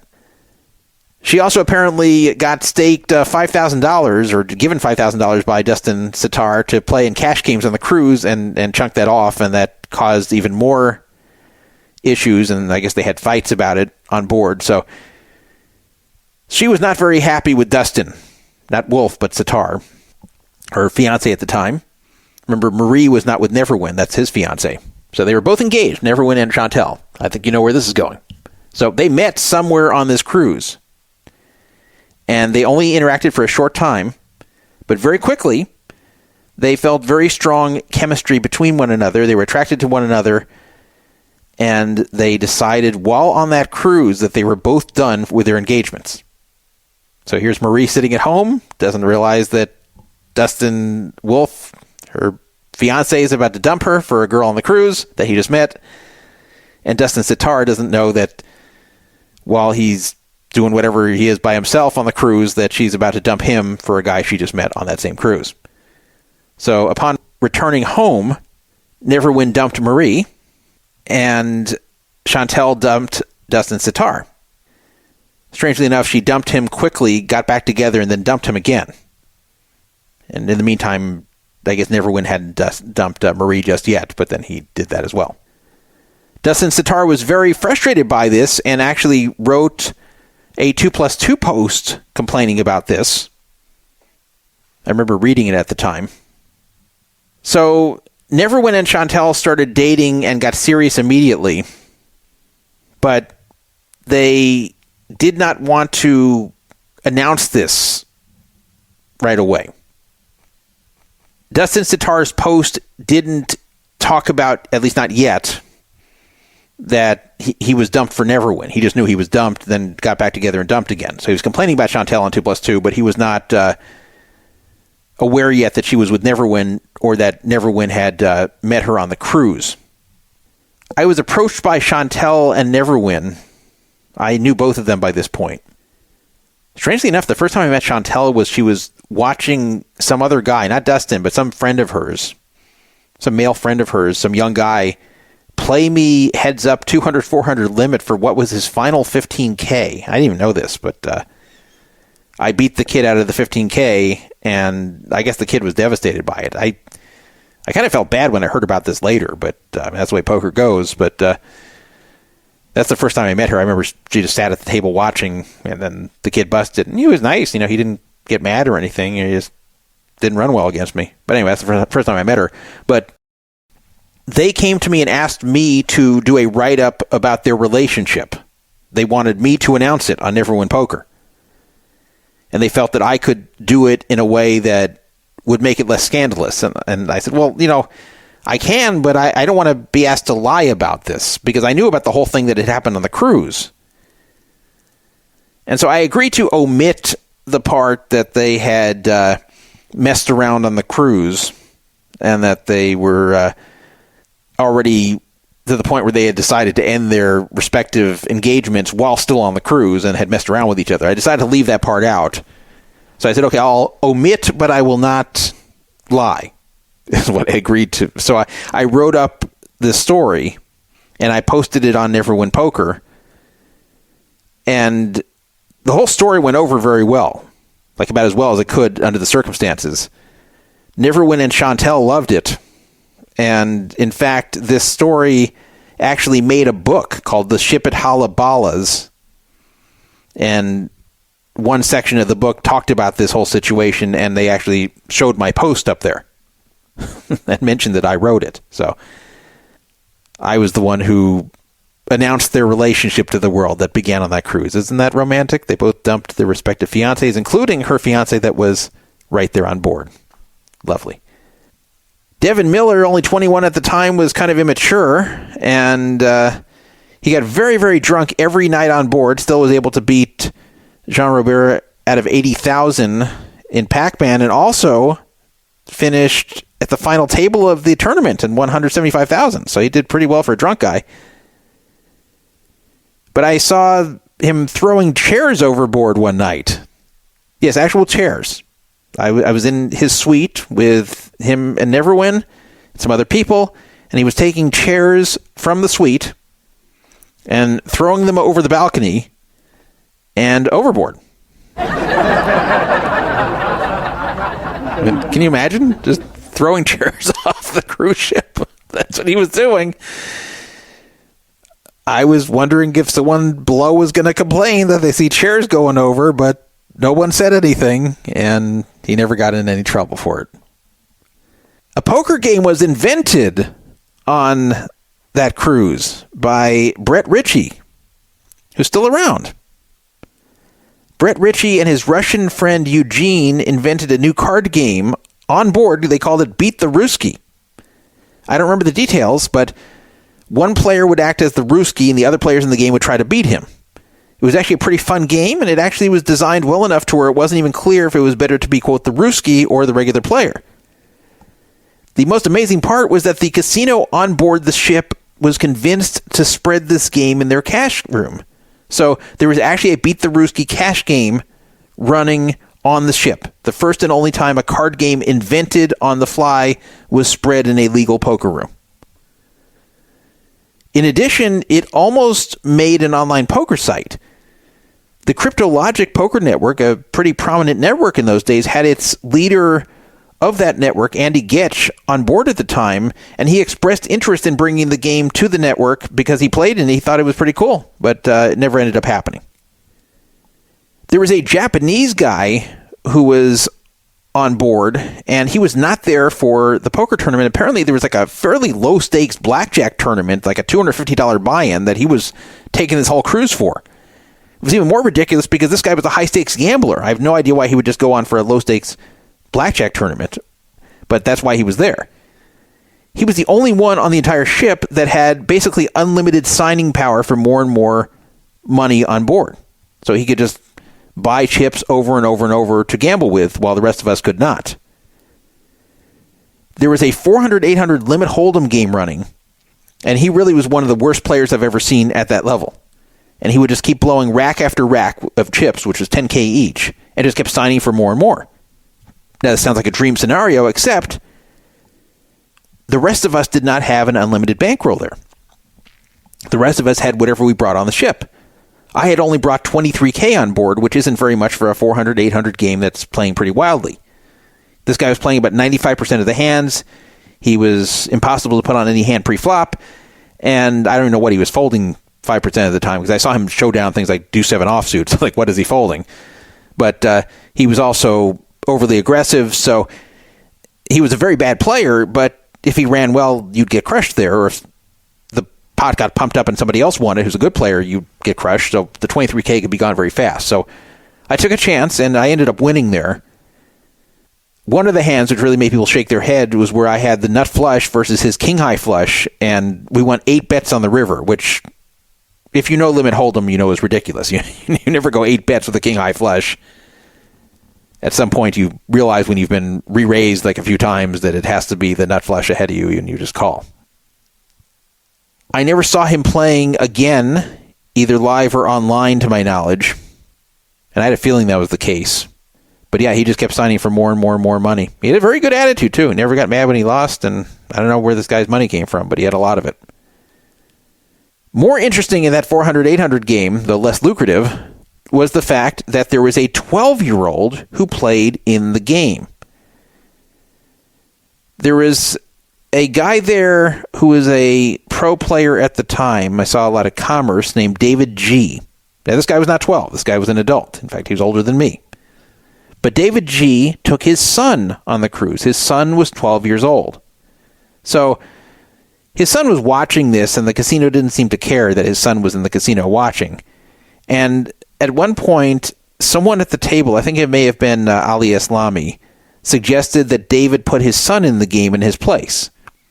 And David surprisingly said yes. And David was a pretty conservative guy. He wasn't just a degenerate or anything. This guy wasn't who I would picture would say yes to putting his 12-year-old son in the game. But he did. So his son started with $4,000 total in this 400-800 game.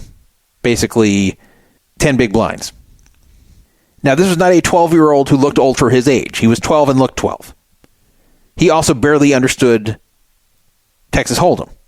He understood enough to play, but really didn't understand much beyond that. Didn't understand the strategy. Didn't understand what's a hand you show down with, what you fold. But yes, he was playing against everybody else. And at 400-800, with half David's money and half staked by someone else at the table, maybe Ali. Amazingly, he had ace-king in one of the hands and hit an ace on the turn and folded. So his opponent bet the flop. He called with nothing, hits the ace, so he improves his hand to top pair best kicker, and it wasn't a scary board. It wasn't like a four-flush board or anything. And he folded. So he folded and showed the ace-king face up, and people oh man, they felt bad for him that he just laid down what's very likely the winning hand. I mean, limit hold'em, you never fold in that spot. You'd raise in that spot usually. So he folded it. And people are trying to explain to him this is a mistake. Well, his opponent looked like he just saw a ghost. And people are wait a minute, could you beat that? The opponent just sat there quietly, and they asked again, no, seriously, could you beat that? And the opponent very reluctantly turned over two pair. So he actually made the right fold with the ace-king when the ace hit the turn. So he called the flop with nothing and folded when the ace hit the turn and was right. Amazing. The first dealer was kind of shaken up by this whole thing, but reluctantly went along with it. But then the next dealer got pushed to the table, and she was having none of it. It was a sassy, middle-aged black woman, and she said, oh, no, I ain't doing this. And she refused to deal to the kid. She said that unless the kid sits out, she's not going to deal the game. And then everyone's trying to beg her to just do it, and then she called the floor over, and it seemed like the jig was up. She tattled on everybody, and that was going to be that. So then the floor came over and said, what's going on? And she explained it. She said, I ain't dealing to this kid here. He's, look how young he is. I ain't dealing to him. So she was really insistent that she's not going to deal to this 12-year-old. Well, everyone at the table insisted that he wasn't really playing, that she was confused. And she was getting so mad because she knew he was going to play. She knew we were just arguing that he should be able to play.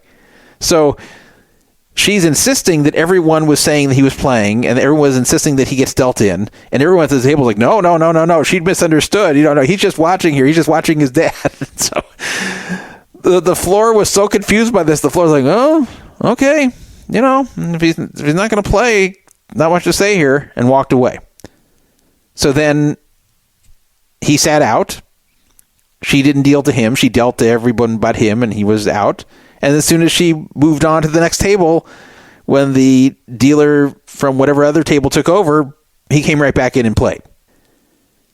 He only lost about $700 after about an hour of play, which is amazing because he didn't know what he was doing against the whole table full of good players, plus that one Japanese guy who was kind of a maniac. Now, was there any crime committed here? Well, kind of. I don't know why the onboard casino, didn't clamp down on this. At the very least, why didn't they chase him out, even if the players were denying that he had actually played? And why was every dealer okay with this except for that one woman? But that's the way it went. And even in international waters, gamblers are supposed to be at least 18. And on U.S.-based cruise lines, which this was one, they need to be 21. But he did play about an hour, lost about $700, and I'm sure he will forever hold the record as the youngest player to play high-limit poker in a real card room. So yes, a 12-year-old played 400, 800 limit hold'em on that cruise for an hour. Postscript to the story, in, I believe, 2016, a young Asian guy was next to me at a limit hold'em event, I think the 3K limit hold'em event, and I didn't pay that much attention to him. I didn't know who he was, but he was pretty young. Anyway, who approaches this kid but David G., who I recognized.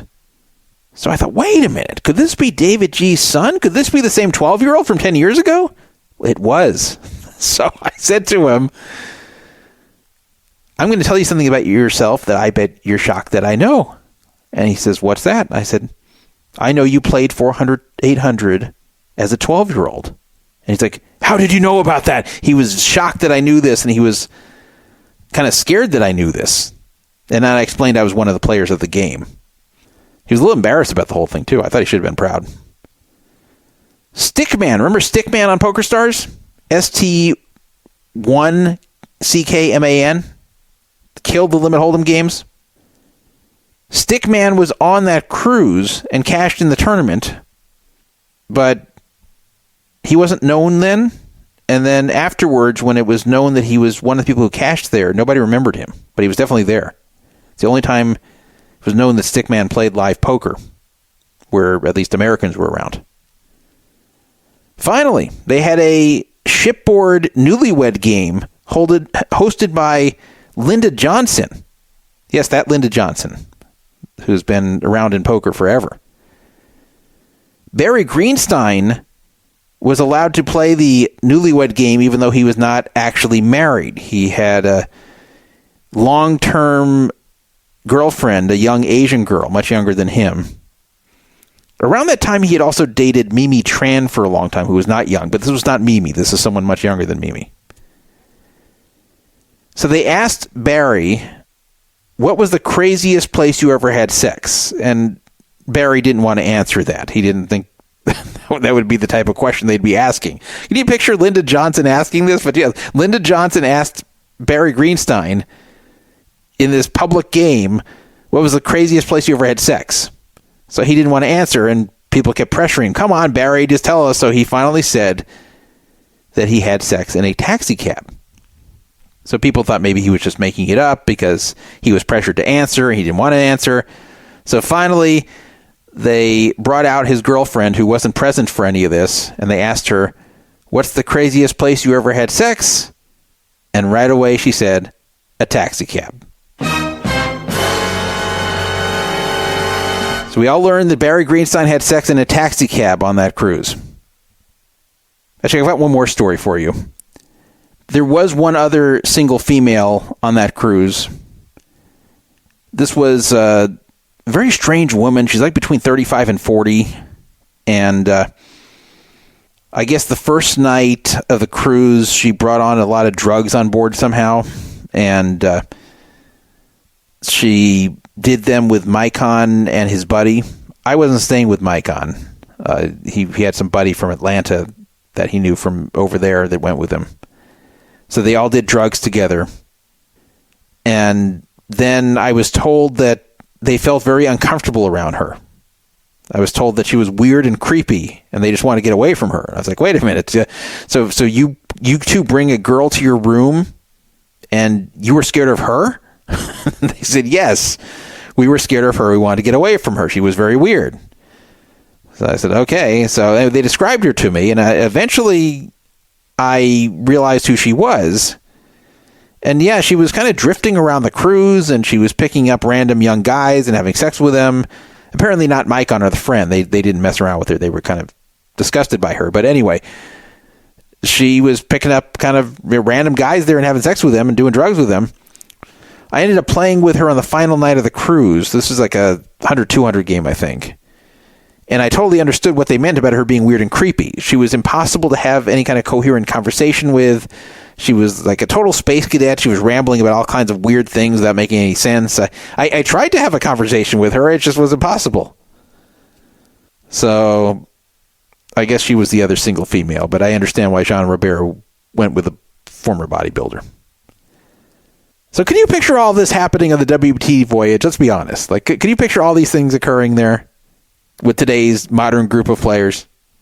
I don't think so. Just was a different vibe. Even without me being there, I know that all this type of stuff did not happen. Very, very interesting cruise, though. Very, very interesting. All right, I hope you enjoyed my story, which was more about something 18 years ago than the one that just went. That's basically PFA radio in a nutshell, that I waste a lot of time talking about things from 2 decades ago and skip by the things that are very recent. Okay, well, let's get to something that is a little more recent than that, actually a lot more recent, but is still not current.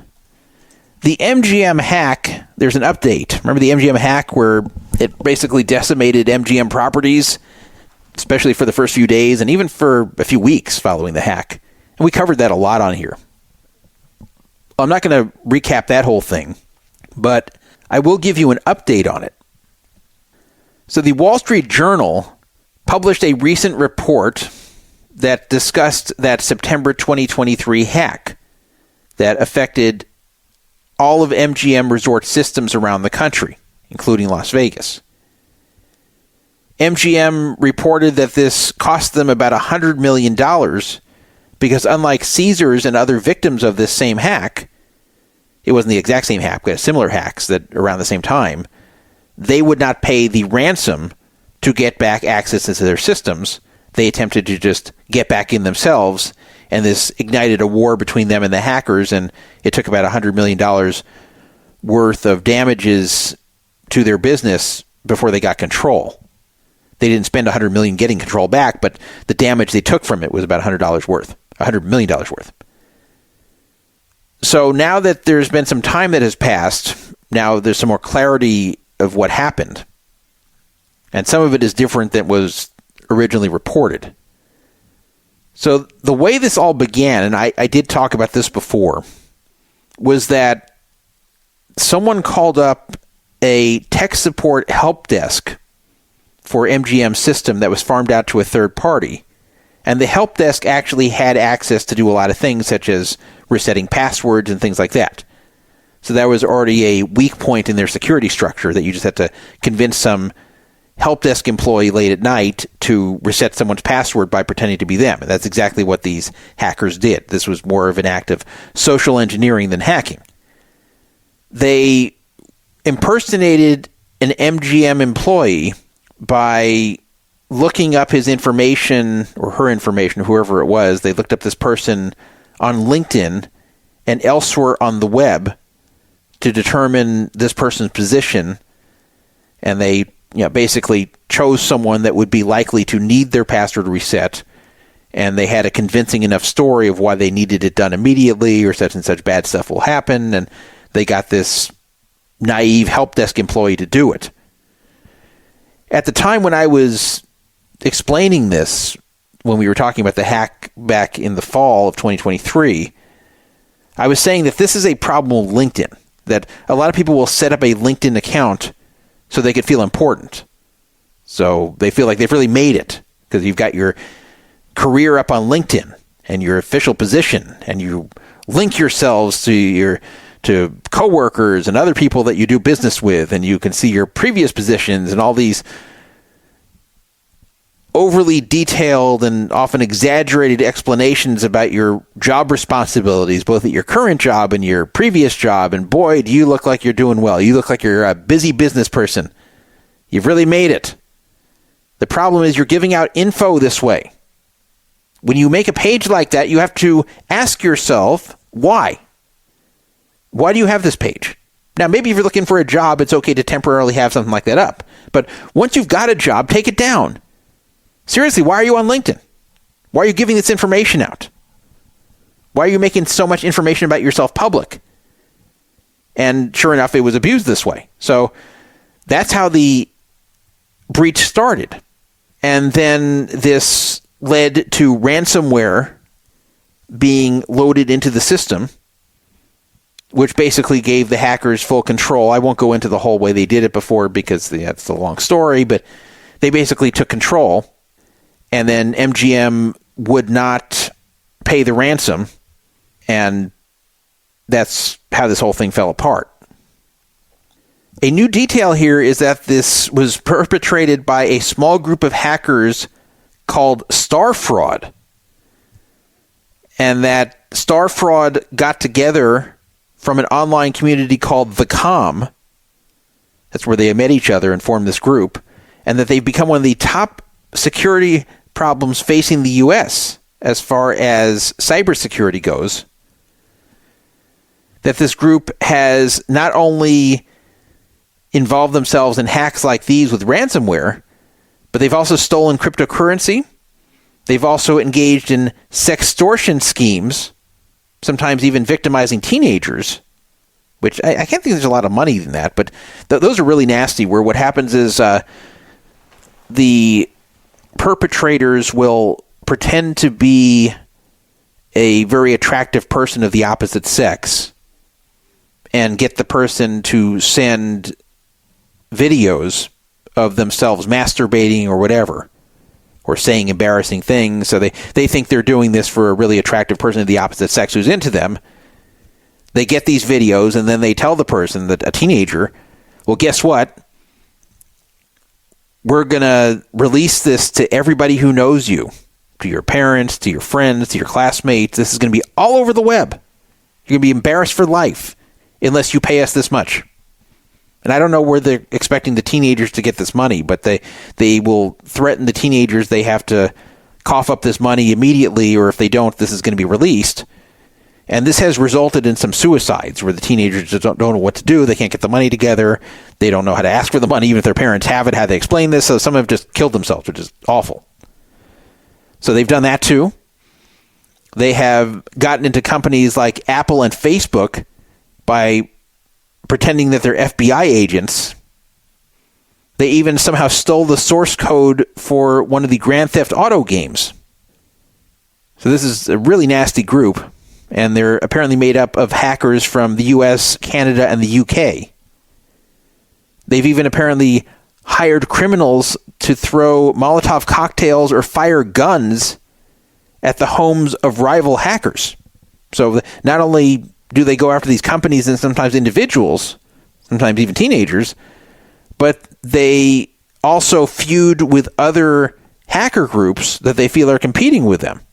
And by the way, it being part of hacker groups that were much less nasty than these back in the 80s when I was a teenager, there was a lot of rivalries going on. A lot of these groups fought one another. In fact, that's what a lot of the time was spent doing, was the groups fighting each other, which is kind of stupid. So it's not even hard to believe that a more hardcore version of this that really is dedicated to crime rather than just screwing around with the phone system and the computer systems, that you could see them escalating this to actually hiring people via cryptocurrency payments to go do things like throw Molotov cocktails or fire guns at the homes of these rival groups and scare them into backing away. So apparently Star Fraud hit Caesars as well, and they paid $25 million to get access back immediately, and so no one knew until after the MGM thing happened. In another case that didn't involve the MGM, Star Fraud threatened an employee that they were going to kill his wife unless he immediately gave out his passwords. They texted this person, if we don't get your login within the next 20 minutes, we're sending a shooter to your house. Your wife is going to get shot if you don't. I don't know if he was at home as well, or maybe he was on the road somewhere, and they were basically saying they're going to kill his wife within 20 minutes if he doesn't give up his login and password and say nothing about it. I don't know if he gave this up, but I know that this was being threatened to get him to give up this access. So it's not just social engineering, sometimes just outright threats.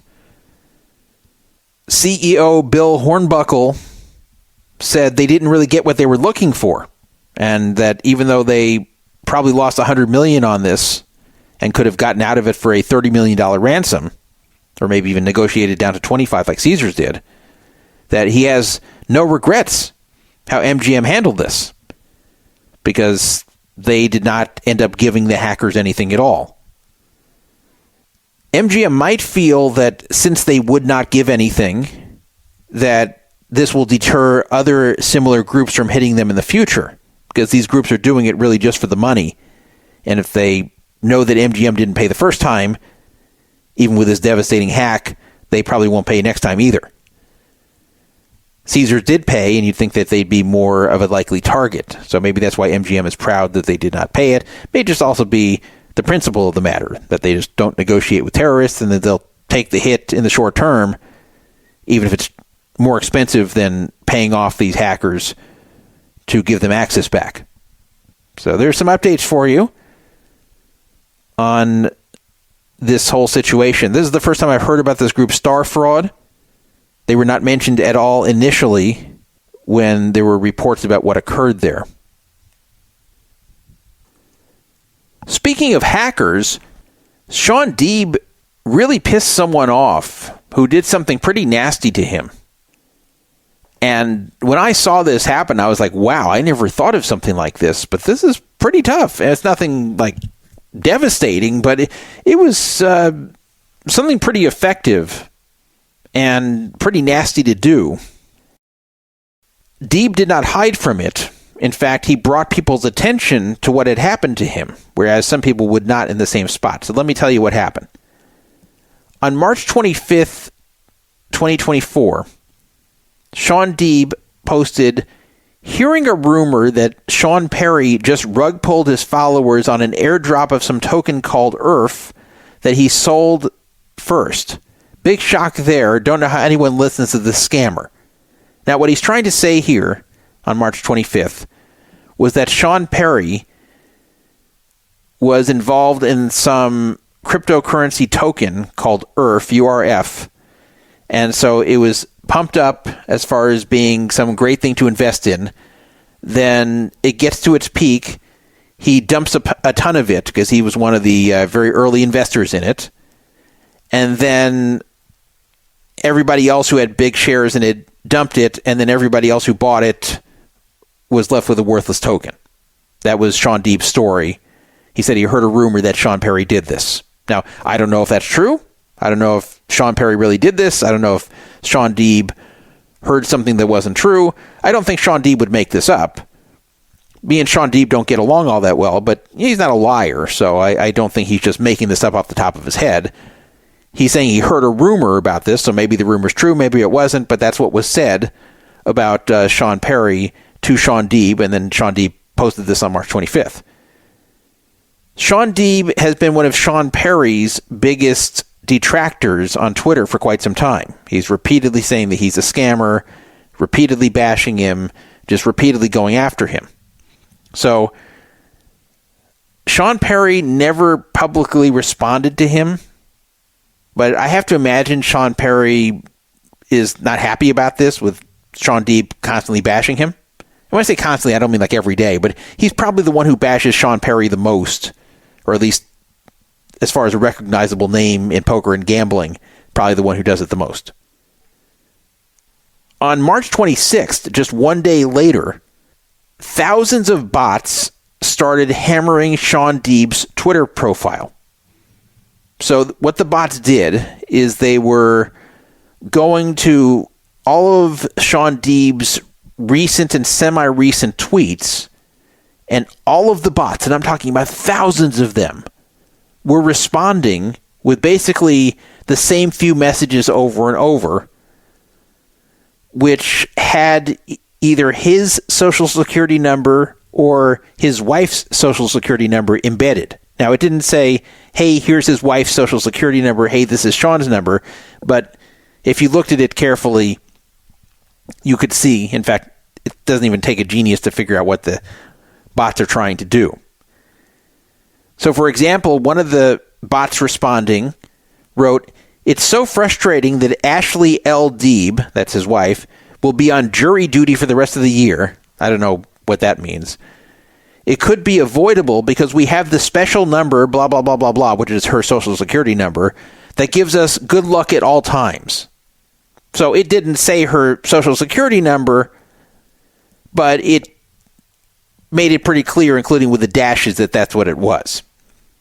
Another one, this is with Shaun's social security number, wrote, everyone needs to make up a number in their head to spread around the internet. For example, blah, blah, blah, blah, blah, which is his social, is the best number we can make viral today. So he had thousands of these in different forms, but there weren't that many varieties of it, in response to his last 8 tweets. The bots were just hammering him. And there's nothing you can do when this happens except for make your account private.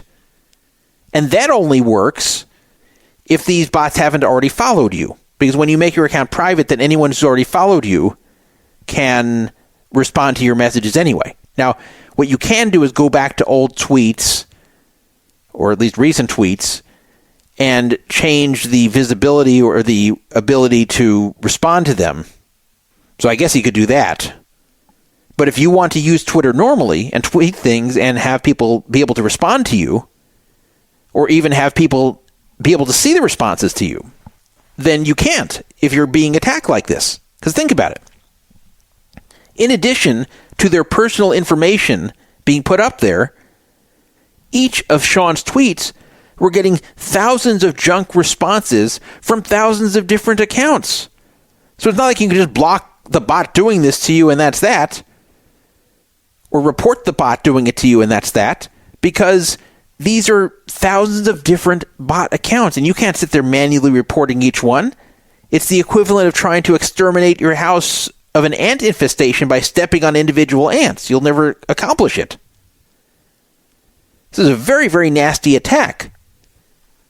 Nobody took credit for this attack, but Shaun Deeb had a theory. He said, so apparently I pissed off some people in the Sean Perry crew who decided to dox my wife and whole family's social security numbers and threatened us. Feel bad it happened to my family, but it doesn't mean I'll stop calling a scammer a scammer. So Shaun Deeb was very defiant to this, basically saying, you're not going to scare me away from saying what I want to say. Is this still going on right now? No. Shaun Deeb made a tweet on April 6th, admittedly about 10 days after that, more than 10 days after that, and did not get bombarded by these bots. He made a second tweet also on April 6th, and again, the only responses were real ones. So at least for Shaun Deeb, this didn't just continue forever, because it could have. But going back to March 26th, including the one where he announced that he was being hit by this, he got 1,200 responses, 1,800 responses, 1,600 responses, and by the way, a ton of retweets too. 1,000 responses, 157 responses, 55 responses, and that was it. So the oldest ones didn't have as many junk responses, but the rest of them all had over 1,000. All from different accounts. Still up there right now. So while Shaun Deeb and I do not get along very well, we're not like bitter enemies or anything. We just don't get along that well. We've had words. Sometimes we'll communicate in a civil fashion. In fact, this year, 2024, we have had a few public conversations where we were getting along and just talking normally. So this isn't someone I hate. I don't think he hates me, but we don't get along that great. Well, I'll say that at minimum. But this, he did not deserve. This was really nasty. I felt bad for him. I felt bad for him seeing this, even with our past issues. But that really exposed a flaw on Twitter that this can even happen. I never thought of this before, but this is pretty bad. Twitter security should have the ability to catch something like this. It could definitely scan profiles and see things like this and auto-ban bots that are doing this. It wouldn't be that hard to detect. I think just this isn't common enough to where Twitter isn't doing this. The problem is you can't contact Twitter support and tell them this. So it's not even like you could get Twitter support to go in and wipe out all these fake responses and wipe out those accounts and fix those previous tweets you made. Now, it's funny that Shaun is so defiant to this, he won't even delete the tweets that have all these responses with his social security number and his wife's number up there. He's just leaving it. So he's basically taking the attitude, I'm not going to change a thing. I'm not going to delete a thing. I'm not going to change a thing. You want to hammer my family's info up there? Do it. I'm not going to delete it. but I'm also not going to stop saying what I'm saying. So he's just not letting this deter him at all. But I don't know, maybe it worked because this stopped. And we'll see if he continues to bash Shaun Perry. It hasn't been that long since this happened. We'll see if the next time he has something to say about Shaun Perry, he will. But he did call out Shaun Perry as the one who he felt did this to him. This got relatively little attention on Twitter. I was pretty surprised that more people weren't talking about it. But you can go look. It's all up there. I want to move on to talk about something that has nothing to do with poker and gambling. And this has to do with a controversy that occurred at a school called UC Berkeley. I'm sure you've heard of it. It's also known as Cal in sports circles. Jonathan Shuchuk is a computer science professor at UC Berkeley. And in March, he caused a big controversy when he posted something on Reddit, and the clip that was being shared all over the internet, and when I say the clip, they took this one little segment out of his post, and it went viral, and it made him look very bad, where he wrote, "If you want a girlfriend, get out of the Bay Area. Almost everyone else on the planet is better for that. I'm not kidding at all. You'll be shocked by the stark differences in the behavior of women in places where women are more plentiful versus their behavior within artillery distance of San Jose and San Francisco."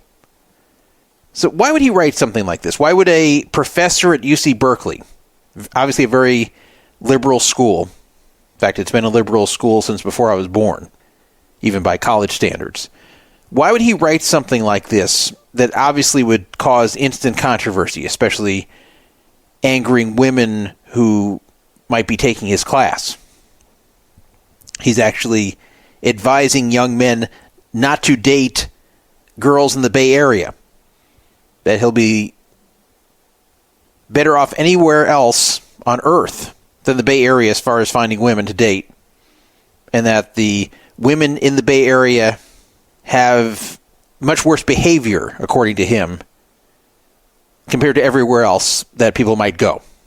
Just get away from San Jose and San Francisco, the women behave much better, according to Jonathan Shuchuk. So why would he write something like that? Is it because he is bitter that he cannot get a woman himself? Well, no. He's actually married. In fact, I found a picture of him and his wife. He is a white guy. Looks like, I don't know, late 30s, early 40s, something like that. And he is married to an attractive-looking Asian woman. Now, that's actually pretty common. White computer guys seem to really like Asian women for some reason.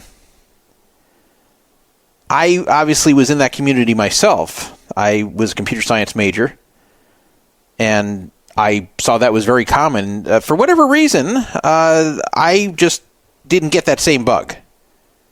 I dated a few Asian women in college. It just wasn't really my thing. You know, nothing against them. I enjoyed the time I had with these women. It's just I found my type was white women, and I'm a white guy myself.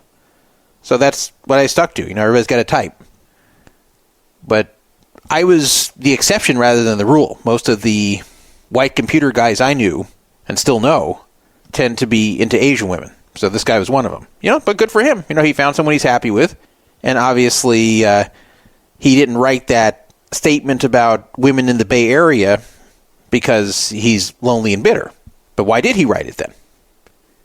Well, I always like to dive into these things. I first saw the article about this guy and what he wrote in the New York Post, which is not a left-wing publication. In fact, it skews more right than left. And the New York Post article did an okay job summarizing the situation, but it didn't provide full context. And I was interested in this, and that's why I'm bringing it to this show. I was interested in this because it had to do with the computer science world. And this is a world I went through myself in the early 90s. So I was a computer science student in college in the early 90s. And obviously I had computer science professors, a lot of them. So I was very interested to see why he would have written this, whether this was taken out of context. I mean, it's definitely not a good statement to make if you're a professor of computer science in any school. You don't write that the women in the area have behavior issues and you're better off dating elsewhere. Just don't write that if you're a professor. But aside from that, like what made him write it and what may have come before that. So I was very interested. So I looked into it and I got the whole story, which made it even more fascinating. So some people erroneously believed that he was just ranting on social media against Bay Area women. So even though he was married and wasn't an incel or anything, he wasn't just ranting for no reason. He was responding to something. Now, again, I'll tell you that he shouldn't have made that post. But let's delve into why he made this post and what he was responding to, and it'll make a bit more sense. It turned out he was trying to give advice to a frustrated and seemingly depressed engineering student at Berkeley. And from reading these posts, I got to really feel for the guys, not this Professor Shuchuk, but the students who were posting in this thread. I kind of got to feel for them. So listen to this first post. It's not by him. This is by a student. The student wrote, "The future is interesting. Hi. I'm very lost on what to do with my life after school." They don't mean like after the school day. They mean like after I graduate here from Berkeley. "So far in my classes, I've been scared off from systems, hardware, and databases," referring to the specialties that they might go into in computer science. "While machine learning and AI are cool, I have not necessarily fallen in love with it. It's a beautiful subject and should be pursued by people who absolutely love it and would do it well. For the rest of my time here, I'm just going to take algorithms and combinatorics courses. That's probably where my passion's at, but I don't know if that'll actually help me after college in industry." So basically this person's saying that the stuff that fascinates him the most in computer science, algorithms and combinatorics, are not very applicable to industry. It's not going to get you hired if you're an expert in those subjects. "I am also kind of scared of academia as it's very tough, and I'm not necessarily the best student at algorithms and data structures either. I just enjoyed the subject and still had a pretty strong performance." So he's saying, well, even if I just get a job as a professor in these subjects, I don't think I'm good enough in these subjects to get that. "I wanted to ask anyone if they have any input on what I could do after college. I wanted to make this post available for everyone in case they're in a similar situation. I know there were just so many amazing and smart people in this class, so I'd really love to hear all your inputs. Thank you."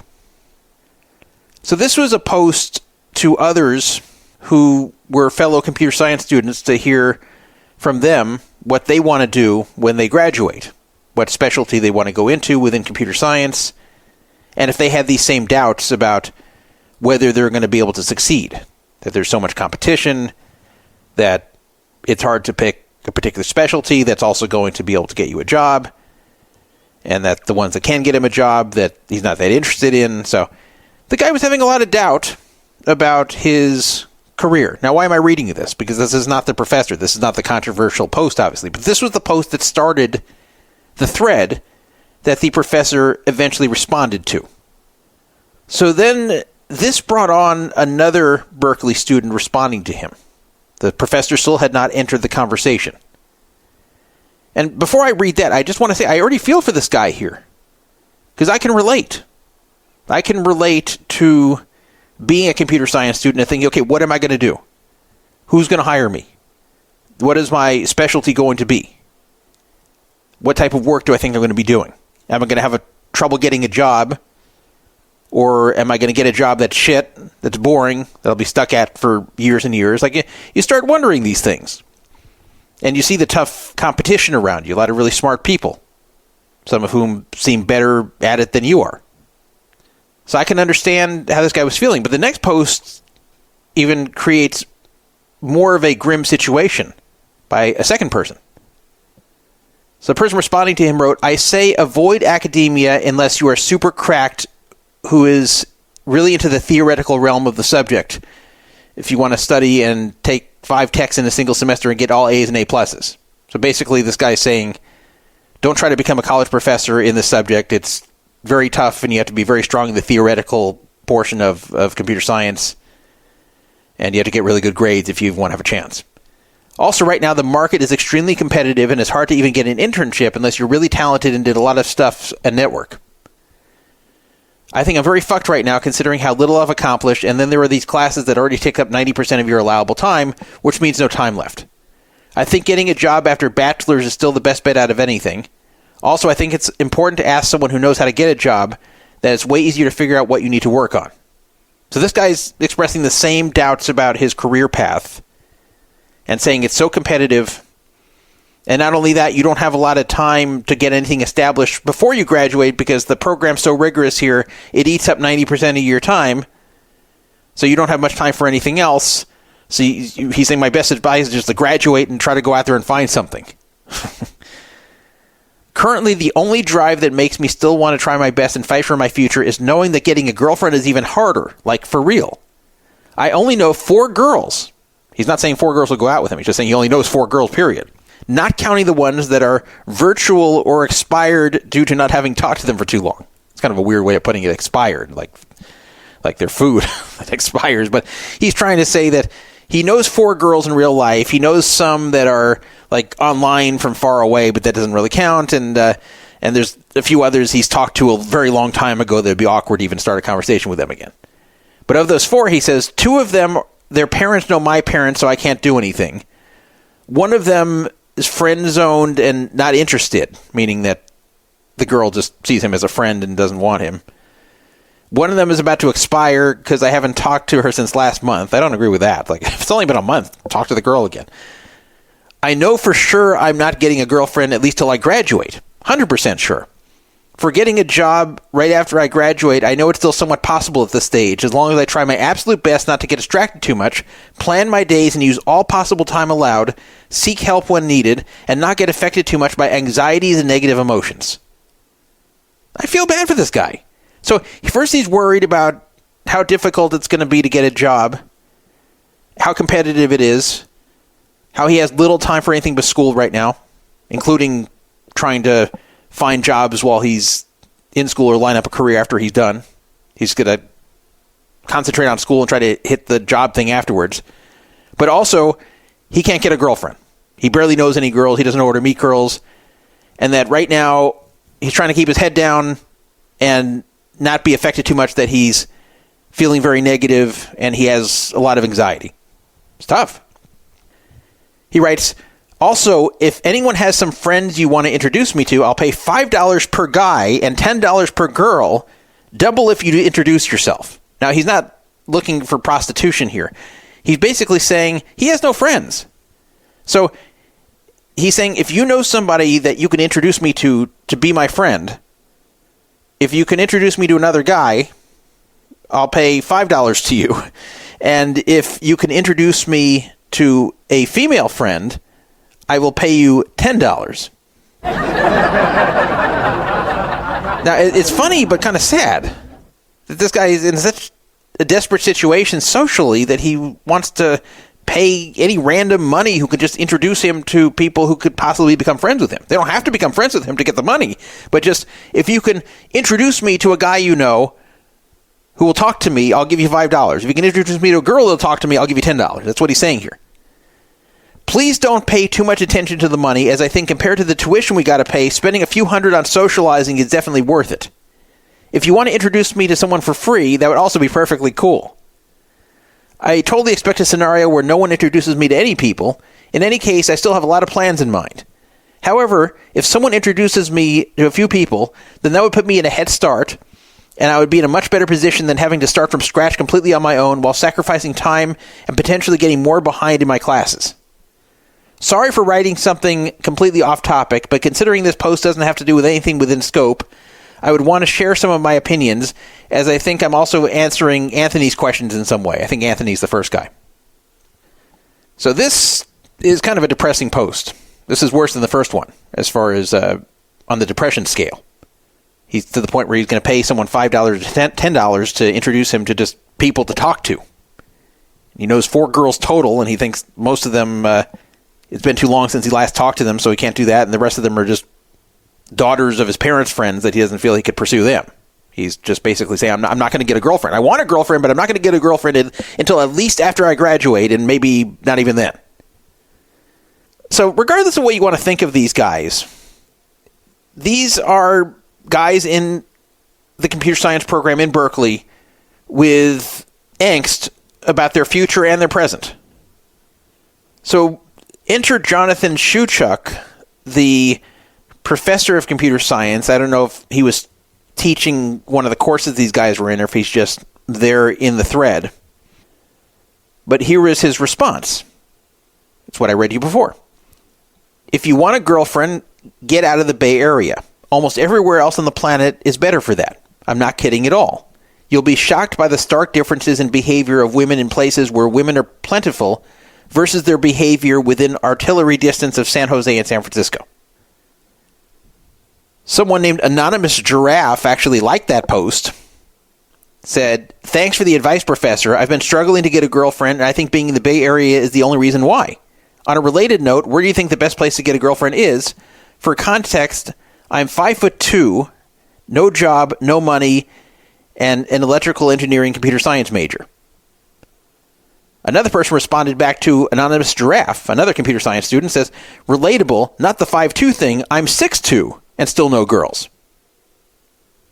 Initially, he got some positive responses there, but then the outrage started, as would be predictable. Someone said, with all due respect, I don't think this is very appropriate for a classroom discussion, let alone at all. Someone responded to that saying, this conversation is entirely inappropriate for a forum intended for learning and has tones of misogyny. As a woman taking this class, I'm shocked by this thread, as well as the professor's engagement. So I'm guessing this was probably a subreddit for this particular class. That's what it looks like to me. Then someone responded back, unfortunately, misogyny in STEM is still well and alive. I think they mean alive and well. Comments like these and the ones made in the Discord are the exact reason many women don't consider STEM as a path. No matter how qualified or smart a woman is, they'll always have to deal with inappropriate sexist remarks like these. And someone else wrote, hard agree. As a TA, if I said this, I'd be rightfully fired. So let's look at the whole body of this entire thread, including the professor's comments, and analyze what's going on here. Because it's not as simple as was being portrayed in the media that this was just a misogynistic professor who hates women and should get in some kind of trouble for this. Now, I will say up front that the comment from the professor was clumsy and wasn't very appropriate, and I understand how it can be taken as misogynistic. I don't know why he didn't realize that's how it would go over, given that he's in one of the most liberal schools in the nation and living in a time like now where people are very sensitive. The statement itself also wasn't all that accurate. The Bay Area does not have a shortage of women, so the advice to go elsewhere where, quote, women are more plentiful doesn't make sense. And his related advice that women in the Bay Area have a bad attitude due to their supposed rarity doesn't make sense as a result. However, I think I understand what he was trying to say. While there's not a major shortage of women in the Bay Area, there is a very big shortage of women in the world of computer science and engineering. There was when I took those courses and was in that major over 30 years ago, and there still is today.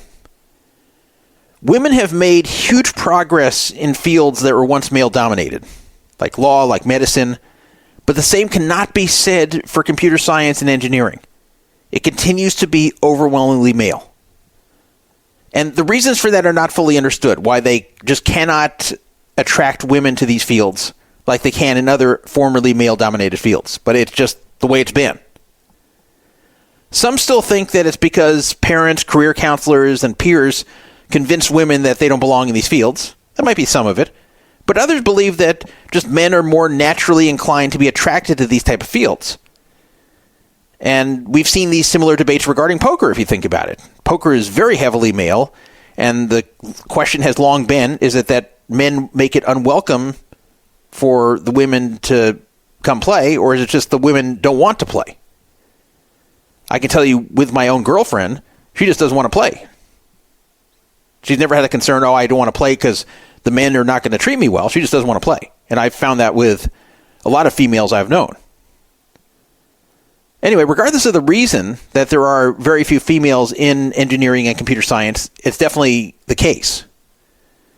So therefore, guys who take these majors will have fewer overall interactions with women compared to other majors. I experienced this myself. Almost all of my classes were very heavily male. Only place I really saw women was in the general education classes and just kind of around campus. But in my classes, it was almost all dudes most of the time.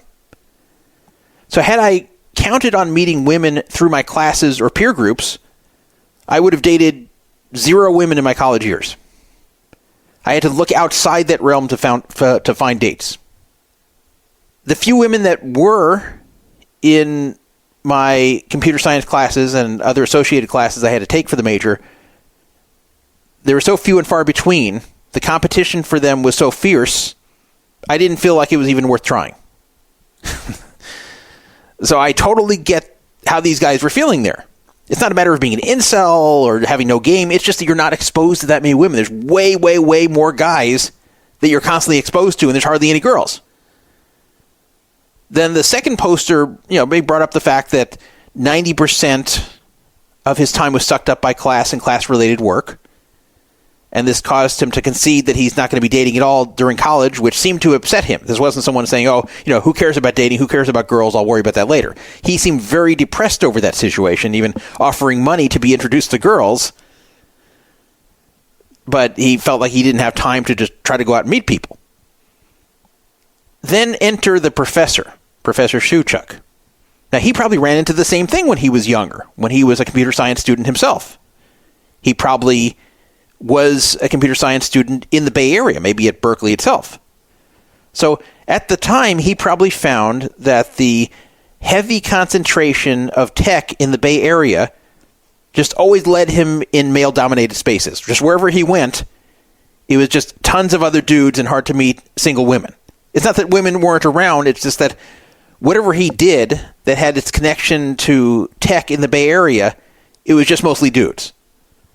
So I think the few women that he would meet, there would be so many guys pursuing them that he perceived this as them having an attitude because these women felt they could be very picky because they had so many guys after them. So then he probably went outside the Bay Area and found he did a lot better. Now, I think some of that is more than just the scarcity of women in the fields.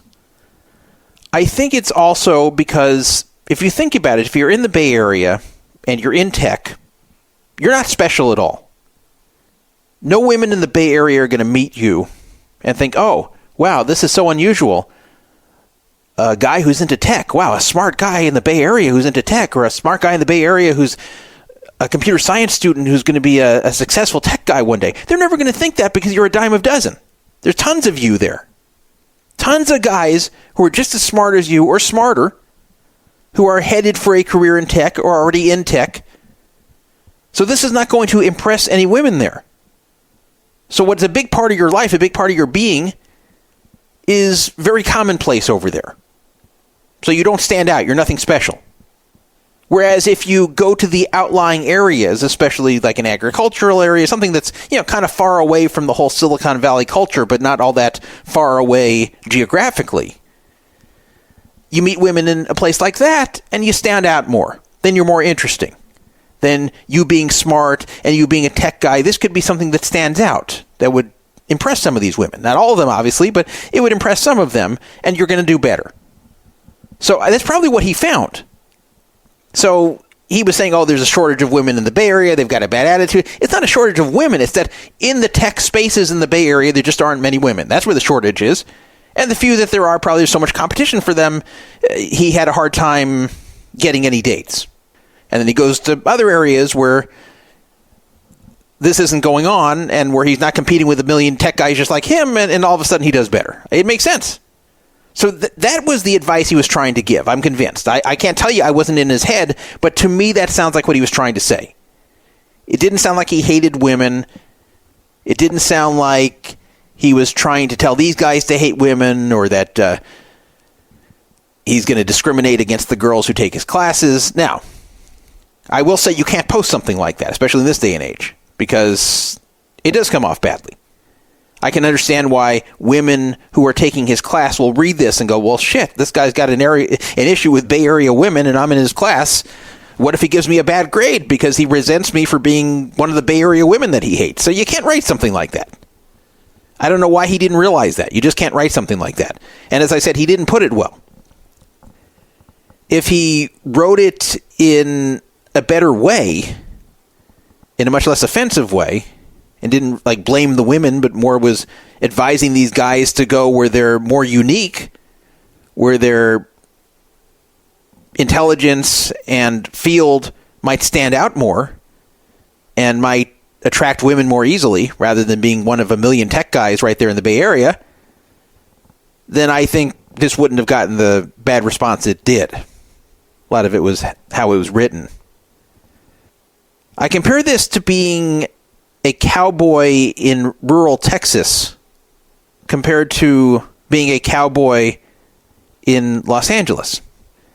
You being a cowboy in Los Angeles might strike some women's interest because they don't meet many cowboys. And yeah, some women may not be into that, but others will find it to be unique and interesting and intriguing, and they'd probably like you better for being a cowboy there in Los Angeles than you would if you weren't. But in rural Texas, full of cowboys, you're not going to stand out. So the girls you meet there in rural Texas, if you're a cowboy, you're not going to go, oh, wow, he's a cowboy, he's what I want. Like, even if you are, you're going to be one of so many of them, it's not going to really help you.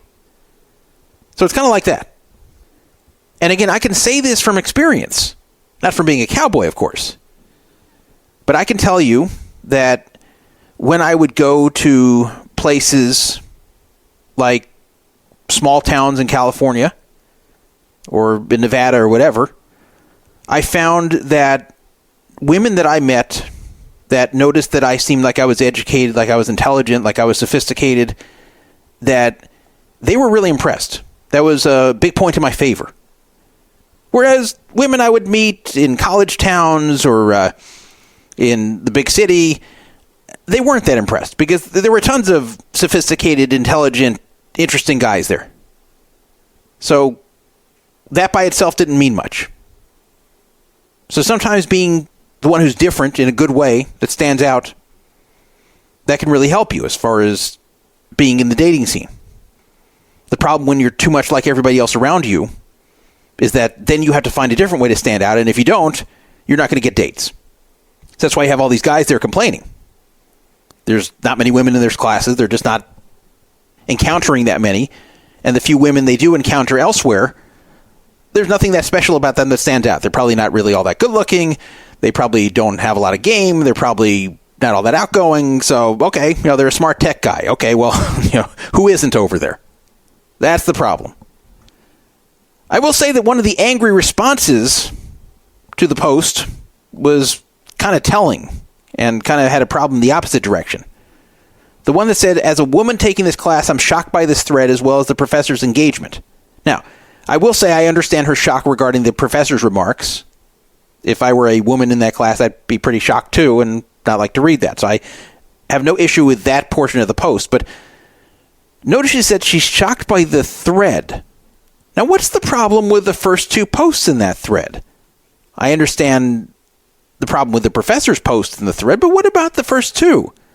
The first one, you can't say there was any problem. The guy's just saying, hey, can someone help me out with getting a job? That was the first post in the whole thread. Hey, can you tell me what field to go into? Is anyone else feeling kind of like they have no direction here? What's wrong with that post? And then the second guy, while a little bit weird with the whole thing with offering $5 or $10 to be introduced to people, obviously this is like a cry for help from this guy. You should read this and feel bad for him. You should read this and wonder how many other guys in the computer science department in UC Berkeley, I'm talking about students, feel like he does. Feel isolated, feel lonely, feel like they want female companionship and absolutely can't get it between lack of time and just lack of exposure to women. It's not like he wrote creepy sexual stuff in there. The guy just seems sad. So why was she so bothered to read this from the standpoint that it's shocking? And not shocking like, oh, I feel bad. Like shocking, how can you write this? Especially the second guy. Well, actually, both of them, they were pouring out their hearts there about how lost they feel.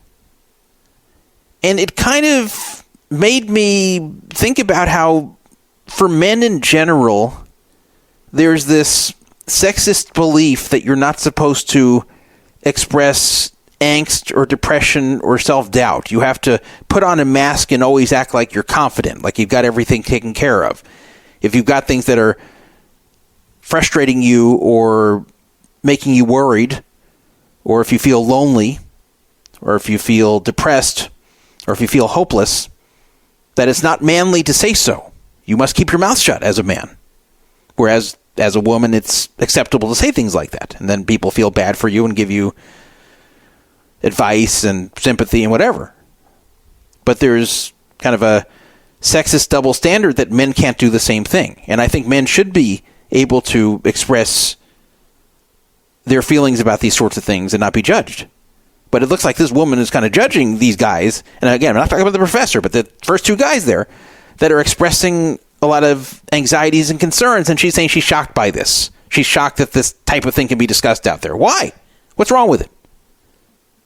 So I really was kind of taken aback by that post, that these guys are just supposed to suffer in silence. If I were in that thread, what I would say to these guys is, look elsewhere. Like, not the same way the professor wrote it, but saying, try to go to the outlying areas of the Bay Area. Don't go right there in Silicon Valley, but go elsewhere where you would stand out more. Maybe get on a dating app in those areas and see who you can meet. That's what I would say. And I would say, as far as your career, don't worry too much. A lot of this will take care of itself. You just don't realize it yet. That's what I would tell them. It's easy to get overwhelmed by the competition surrounding you and think, oh my God, how am I going to beat all these people?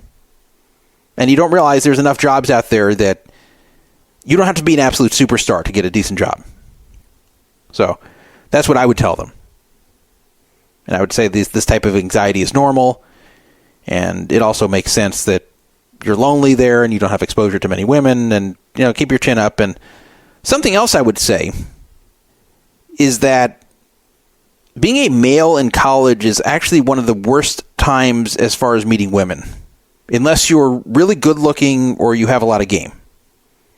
And that would go against conventional wisdom. You'd say, well, how should this be difficult? Because you're young, you're presumably near your peak in looks.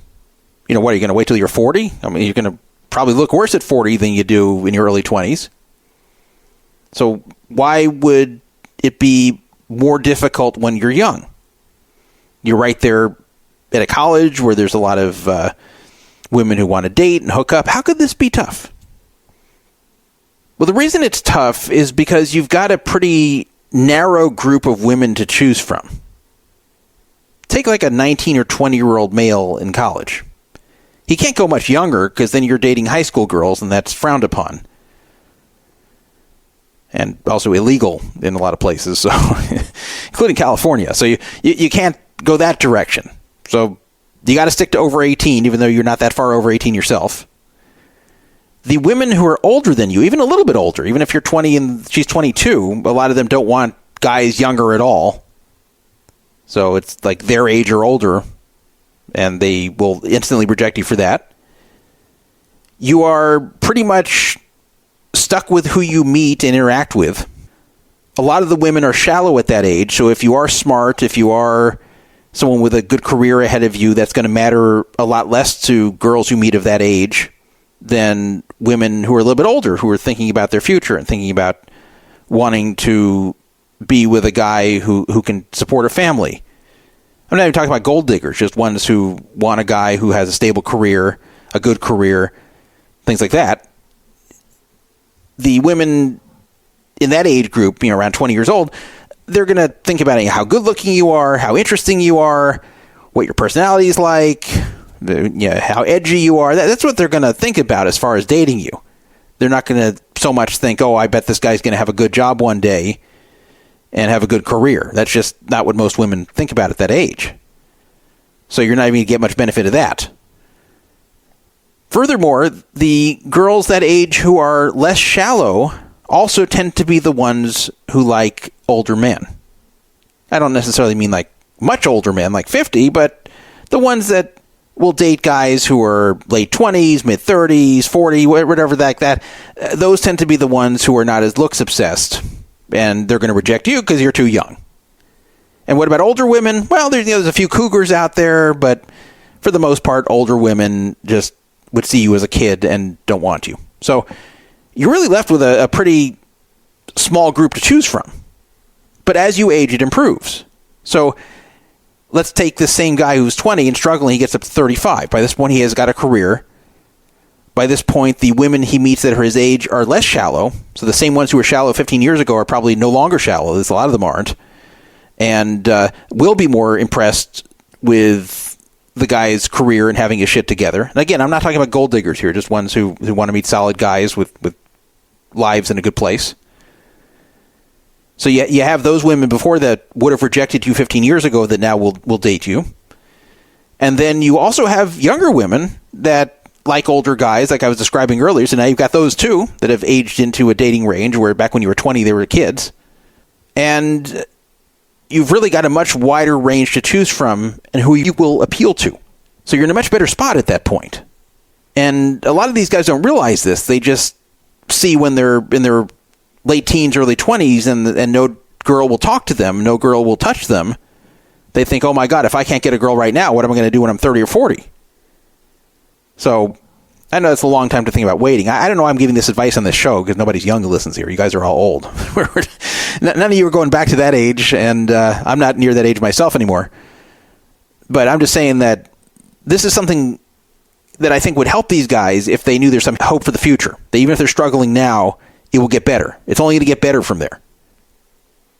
Not only was this the case with me personally, but this is the case with many men I know. And I bet if you think about your situation, this is mostly dudes who listen to the show. We have some women, but mostly dudes. Mostly older dudes. I bet if you think of your situation, especially if you were in college, probably you'll find that you did better with women. You were more attractive to women. You had an easier time getting women that you liked when you were in your 30s and even 40s compared to when you were around 19, 20 years old. What I've found is when you're young, when you're really young like that, 19, 20, there's a small percentage of guys getting a lot of the girls. And everybody else is just kind of sitting there with nobody. And then it starts to reverse as you age. So that would be my advice to these guys here. It was kind of sad reading that. And I don't think it's an inappropriate topic. I think it's interesting to have those message boards where people can give each other advice. I agree it shouldn't degenerate into misogyny or anything else hateful or anything else to make women feel uncomfortable. They should never have it degenerate into that, and the professor wrote something inappropriate, and he shouldn't have, but I think he was trying to be helpful here. He just wrote something stupid. I think he was probably talking about his own experience that he found. Just kind of wrote it in an offensive way. So I found the whole controversy to be interesting. And, kind of close to my heart in a way, because I was in that major, albeit many years ago, but some things don't change very much. And those posts I read there, they could have easily been written by people I went to school with. I never had that helpless feeling like these guys did, but at the same time I could relate to some of the stuff they're writing. And the problem is, as I was saying earlier, like any guy who says, hey, I'm lonely, I can't get girls, immediately they're cast as an incel. It's like, you can't admit that. You're supposed to keep your mouth shut and not tell anyone, not say anything about it.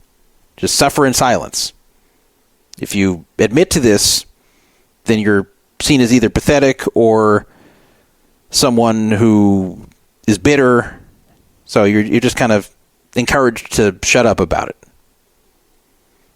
All right, moving on. Poker.org is in a little bit of controversy. Not a huge controversy, but a little bit of controversy. Poker.org is a competitor with Poker News.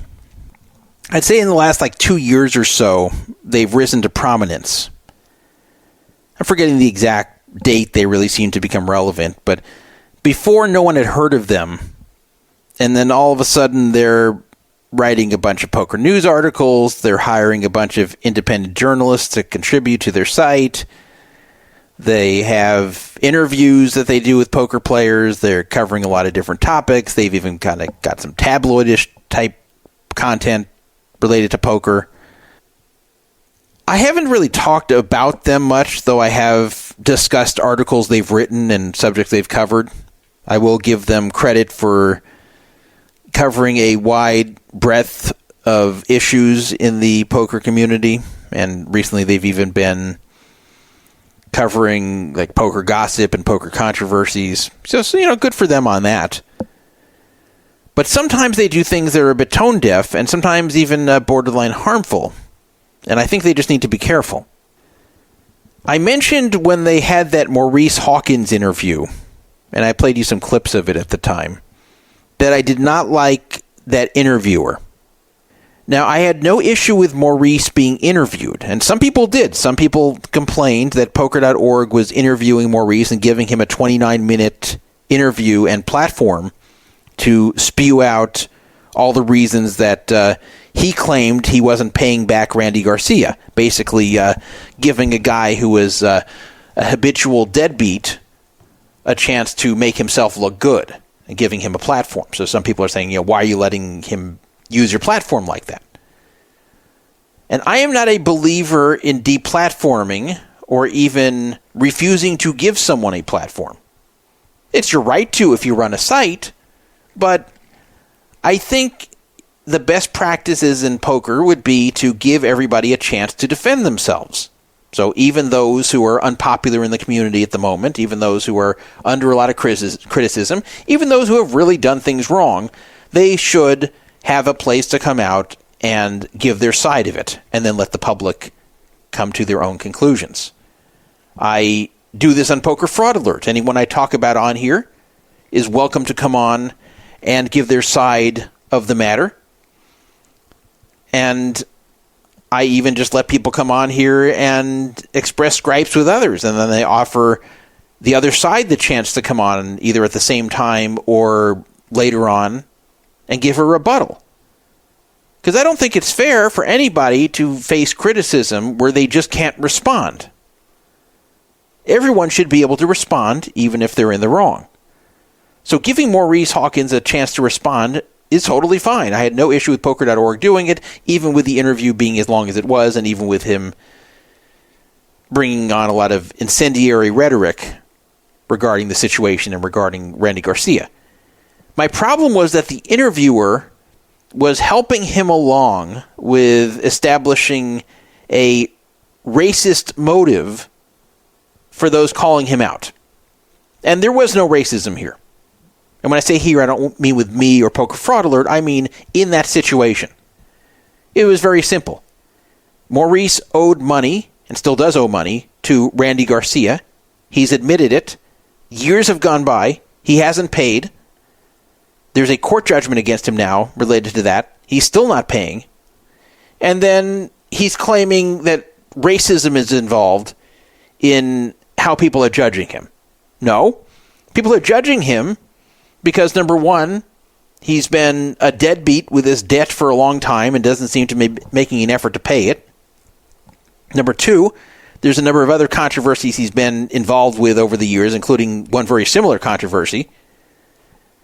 Three, he has like 16 WSOP circuit rings, and yet he's unable to pay this debt and just doesn't seem to be paying it down and has a lot of broken promises involved. So this is just something that looks shitty. It's just a pretty straightforward bad debt in poker situation where the person who owes the money doesn't look good and has been kind of arrogant about it. So that's it. It doesn't matter what race they are.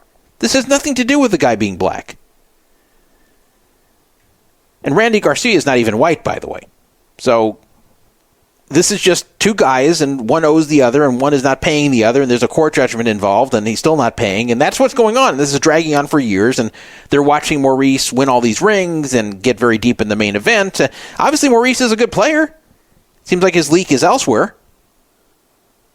But pay the money you owe to your former backer. That's all. That's what this is about. So poker.org, it's not their problem if Maurice wants to spew conspiracy theories about racism, but their host should not go along with it. But he was validating it and somewhat agreeing from what I could tell listening to that interview. So that was not a good interview. If you want to just let Maurice spew out what he says and not challenge him, I guess that's fine. You can let the audience decide, but you shouldn't have the interviewer semi-agreeing with him about this. So I thought that was a bad interview for that reason. And they took some heat for that. Now they had something a bit more complicated as far as criticism. And it involves the cover of a Rounder Life magazine. A Rounder Life is a long-running but not very well-circulated magazine run by a guy named Everett Caldwell, who is a poker dealer in Florida. I had not heard of Rounder Life, even though it's been around a very long time, because it just doesn't have much circulation. I don't even know who's actively running all this time, but I know it started in the 2000s. Rounder Life is best known for its very vigorous defense of Mike Postle.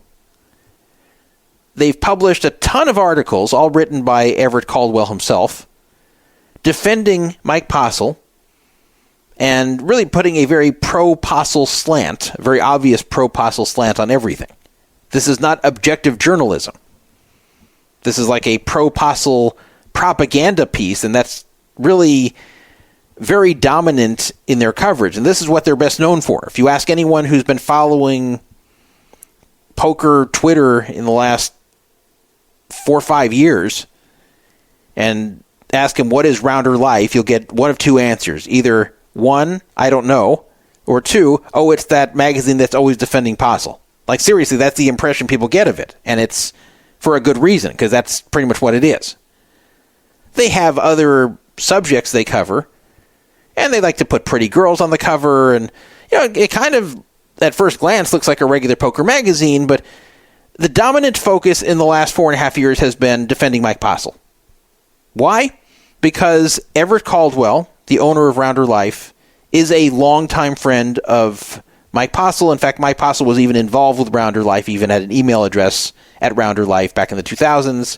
So Everett Caldwell is a good buddy of his. So ever since the Mike Postle controversy started, Everett has been very vigorously defending Mike through his Rounder Life magazine. Now, this is okay, I guess, from the standpoint of Everett Caldwell being a very loyal friend. So I will say, if you're going to choose friends that you feel will be very loyal to you, then choosing Everett Caldwell as a friend is a good idea. I'm not even kidding here. I'm not being sarcastic. It is good to have loyal friends that no matter what you're accused of doing, you're going to stand in your corner and defend you. So I guess that's good for Postle that he's got a guy like Everett Caldwell who's so dedicated to defending him. And I guess in a way you could say that's a positive for Everett Caldwell that he's such a loyal friend. But is Everett Caldwell an objective journalist? Well, for sure not in this subject. Maybe in other subjects, but about the Postle subject, not at all. He is super, super biased because this is a close friend of his that he is covering. And obviously he's not going to write anything bad. If he were to admit this, if he were to say, I'm a close friend of Postle's, I have been for 20 years or whatever, but I still feel he's innocent, and here's why, and then he puts out why he feels he's innocent, okay, fine. That's just a friend defending him. And people can judge it from there. But it's not presented that way. It's presented as objective journalism. And that's my big problem with Rounder Life, is they're not being honest about where they're coming from here. They're not being honest that this is a friend defending another friend. And that's very different than a neutral person defending someone who is under fire. Like, for example, if I were defending Mike Postle, I'm not, but if I was, I would be doing it because I felt he was right. I'm not saying I think he's right, but if I did and I was defending him, you couldn't say, well, it's because you're his friend, because I'm not. I've never been. I didn't know him before this controversy. But someone who's been a very good friend of his since the 2000s and maybe before that, that person should not be writing articles about Postle unless that person very clearly discloses that they are close friends. And I haven't seen that in Everett Caldwell's work. So it's misleading. It's misleading by that metric. Furthermore, I don't really like the coverage that's being done there because it's too focused on minutia of the situation and not focusing on the big picture. The main focus we've seen has been that the people who were critical of Mike Postle were exaggerating his win rate, that they were off by a factor of about 2. Well, okay, let's say they were. That doesn't change any of the points made. The points really were not surrounding Mike Postle's total wins. The points being made had to do with the way he was winning and the way he was losing. And it didn't look right to people, including me. So the way to counter this is to present hands that show that they're much more normal.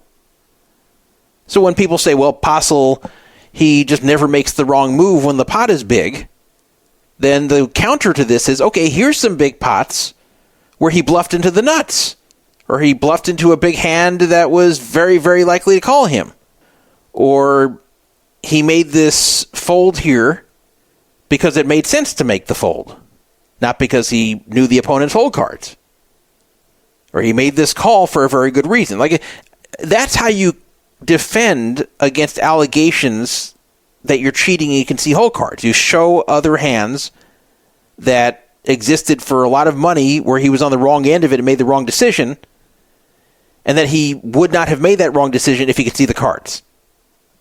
You show a lot of those to counter all the ones that looked really funny, and then you can start to change some people's minds, including mine. And I've been begging for this since 2019, and I haven't gotten it. I'm not going to go through hundreds of hours of footage to find it. I don't have that level of interest. But I saw enough hands which did not look good to me, and 0 that looked like they were kosher hands that were big pots where he just made the wrong decision. I didn't see one. So if there is something to show, then show it. Let's see it. Show me the hands where he bluffed into the nuts, where he re-raised against an even better hand when he had a strong hand. Let's see that. I want to see hands that would demonstrate that he couldn't see the whole cards, or he wouldn't play this way, on the same streams and the same days where he did make these alleged cheating plays. That would be pretty powerful, but we haven't seen it. That's what needs to be shown, not this nonsense analysis of how much he won or didn't win. That's unimportant. And I've said this over and over. But if you're just going to focus on things that aren't very important to the situation to try to attack the credibility of those who are making the allegations, that's just making a lot of noise to distract from the real issues. And that is a common tactic that spin doctors use and have used since before any of us were born. So that's why I didn't want to see Rounder Life promoted by anyone, because I don't think they're acting responsibly. When I say they, I really mean the founder, Everett Caldwell. And I've heard that Everett Caldwell doesn't really have a personal issue with me. And that's good, I guess, but I mean, you got to be honest with the people regarding your relationship with Postle. And I don't mean a romantic or sexual relationship. I just mean a friendship relationship. Just be honest. And you know what? I'll admit this, Everett. I could not objectively cover a close friend of mine either. I couldn't. I'd always be too biased.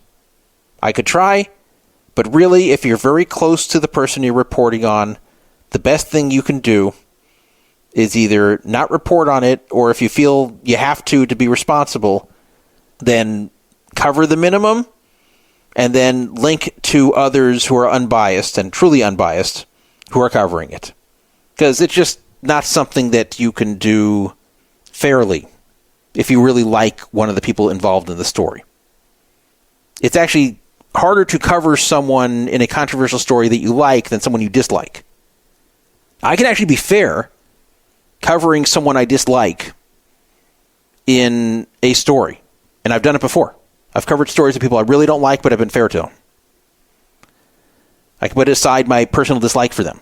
I can quietly be happy that they're in controversy because I don't like them, but I don't feel the urge to push propaganda against them or be dishonest about them or make the whole thing seem worse than it is. I can put all that aside and just be honest about the situation.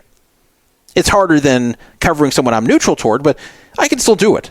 But someone I really like and I have to cover some kind of real controversy they're in and potentially say bad things about them, it's very hard to do. So I understand where Everett's coming from with that. But no one's forcing him to keep writing these articles in Rounder Life. So anyway, getting back to this controversy with PokerORG, here's a tweet they made on April 8th. We kind of feel like this Rounder Life magazine cover of Olga Lemercheva, hope I'm saying her name right, has not gotten enough attention from the poker world. Like, what? Hi, here, take my money. So on the cover of this Rounder Life magazine, which is the May 28th through July 17 issue, so I guess it's an issue for the summer, for the World Series. There's a big picture of this Olga, either is it Lemelcheva or Iemercheva? I don't know. Maybe it's Iermelcheva. Hard name to say. I believe she was on that GG Poker Game of Gold series. I think she's from Russia. Is she attractive? Yes. Is this a good picture of her? Yes. And I know there's been some people complaining, this is sexualizing women in poker because she's like in a bra or a bra or a bikini or something. She's scantily clad in the picture. You can't see that much, but it's a very kind of sexualized picture of her, and she's heavily made up, and it kind of looks more like a modeling picture than just a picture of her playing poker or anything. She's not playing poker, but fine. It's a nice picture. It's very attractive. I have no issue with the picture itself. I have no issue with Olga. I don't even know her. So my problem is not highlighting Olga or the way she looks or the way she's dressed. I don't care about any of that stuff. My only issue is promoting Rounder Life when they have not been honest regarding the way that they have handled the Mike Postle situation, because Mike Postle is close friends with the owner of Rounder Life. That's all. It's the whole thing. So I just don't think that PokerORG should be drawing people's attention to this thing, because then people are going to read this and go, oh, wow, look at this. Look at this journalist here that's showing that the people who have been writing about Postle are all full of shit. And I don't think that's fair. I think the people reading this should know that this is a close friend of his writing it. Then they can read it and decide. I don't think that Everett Caldwell shouldn't be allowed to write his opinion or have a magazine. He should. People should just know where he's coming from. In fact, this is an important element of journalism, to always disclose your relationship with the subject matter. And I try to do that. When I cover people that I have some kind of existing relationship with, I do mention it. I'll say, I know this person, or I've liked this person when I've played with them. Even someone I don't even know well. Just like I'll sometimes mention at the beginning, this person's always been nice when I've dealt with them, but I don't know that much about them. Like I'll give an example here. Anthony Zinno, when he was in that controversy about the backpack that disappeared, that he took from the poker room in December. Like, I got along with him well prior to that. We weren't friends, but we always got along well. He was always nice to me when I saw him in person. And I put that when I covered this. But I covered it fairly. He wasn't my friend, so it wasn't difficult to cover fairly.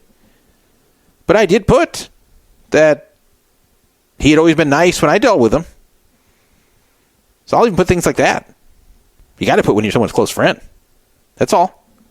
But anyway, they're taking a lot of heat there on PokerORG for putting up this cover and basically saying, hi, here, take my money, which I know that what they're referring to is that Olga looks so pretty that, like, how do you get a copy of this, take my money? That's basically what's being written.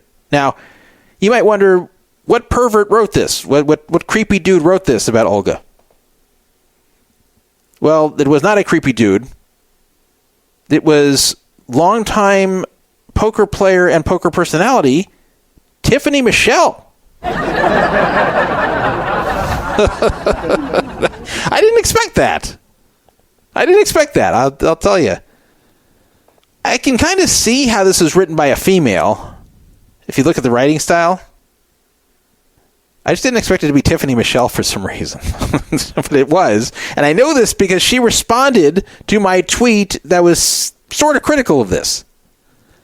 I wrote 2 big L's within a short time. First, a terrible interview with Maurice Hawkins where the host assisted him in turning a standard bad debt situation into, quote, racism, and now promoting Postle Buddy Mag. Does anyone over there vet this stuff? So Tiffany responded, and she said, I'm the social media contributor behind this. The post has nothing to do with Mike, nor says anything about him. Didn't know he was associated. It's 100% about Olga looking fire, and to photo credit is standard practice. People want to be outraged and turn this into something it's not about. Okay, so the key point here is she didn't know that Postle was associated with this.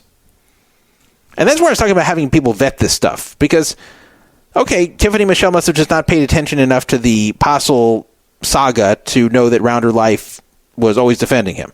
All right, fine. Not everybody found the Postle saga all that interesting or got burnt out on it or whatever. So she probably didn't look into the intricacies and didn't see Rounder Life always defending him. All right, fine. I can't expect her to know everything about this stuff.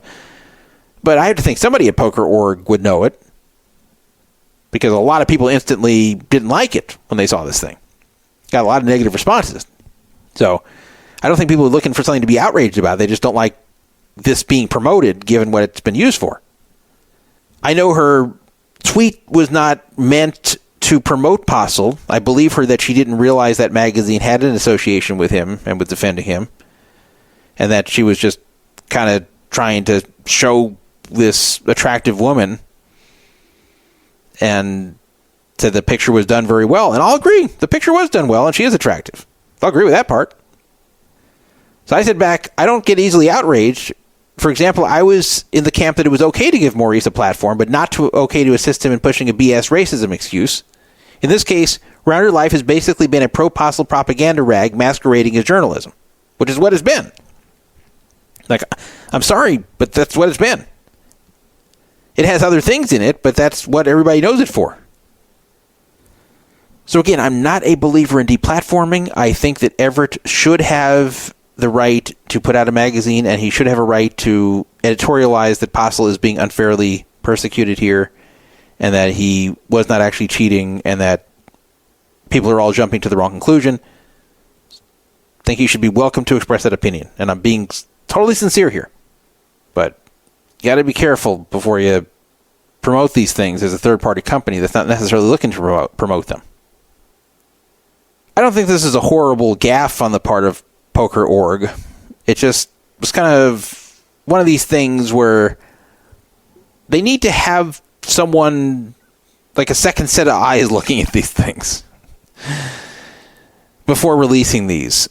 You got to have someone who can think critically and also is pretty knowledgeable about the various poker controversies to know that if you're going to have Maurice Hawkins on there, that you don't have the interviewer agreeing with him about racism when there's no racism, and if you're going to put up a magazine cover of something like this, that people understand the history of the magazine. That's all it would take. I agree this wasn't intentional. I don't think Tiffany Michelle's a bad person. I've had no issue with her. I've known her for a long time. We've never been friends, but I've known her for a long time. I actually just saw her last year at Commerce for the first time in a long time. Just got to watch out what you promote, because sometimes you can accidentally promote something that shouldn't be promoted. And yes, by putting that up there, that's promoting it. And I know some people are saying, well, no, this is just promoting Olga. So what's wrong with Olga? No, nothing's wrong with Olga. But this isn't really promoting her. If you just want to post a picture of Olga and say, hey, look how hot she is, okay, fine. If that's what you want to do, then do it. That's fine. If other women want to show an attractive woman they know and say, hey, guys, look at this pretty girl in poker and I admire her, whatever. Okay, cool. No issue with that. It's just the lack of objectivity and the attempted appearance that this is just an honest and unbiased analysis of Postle. That's my problem. And you guys know I'm not someone who likes to just jump on a false outrage campaign. I don't get outraged very easily. And I'm not a deplatformer. I'm not at all. I'm the opposite. And if you think about it, here Postle sued me for $330 million. He still owes me a $27,000 court judgment. And I'm out there saying he should have a platform to speak. Seriously, because it's the right thing to do. Who else would do that? Who else would take someone who sued them for $330 million and won't pay their judgment against them that's in your favor? And who else would go out there and say, yeah, they should have a platform? But that's what I'm doing here, and I'm not kidding. But that doesn't mean they should have articles written on their behalf by their good friends who pretend not to be their good friends. Got to draw the line there. All right, let's move on to a news story. Tragedy occurred very recently in the Summerlin area of Las Vegas, where there was a double murder, and this has made the national news. It doesn't have to do with poker or gambling, but it is something that just occurred in Las Vegas, and it's something that's gotten a lot of national attention. Let me tell you what's happening. So a prominent Las Vegas attorney, whose name is Dennis Prince, and his wife Ashley, who he just married recently, were shot dead. And then the gunman took his own life. This happened during a deposition at a law office in the Summerlin area of Las Vegas, which is a nice, quiet suburban area of Vegas and doesn't have much crime.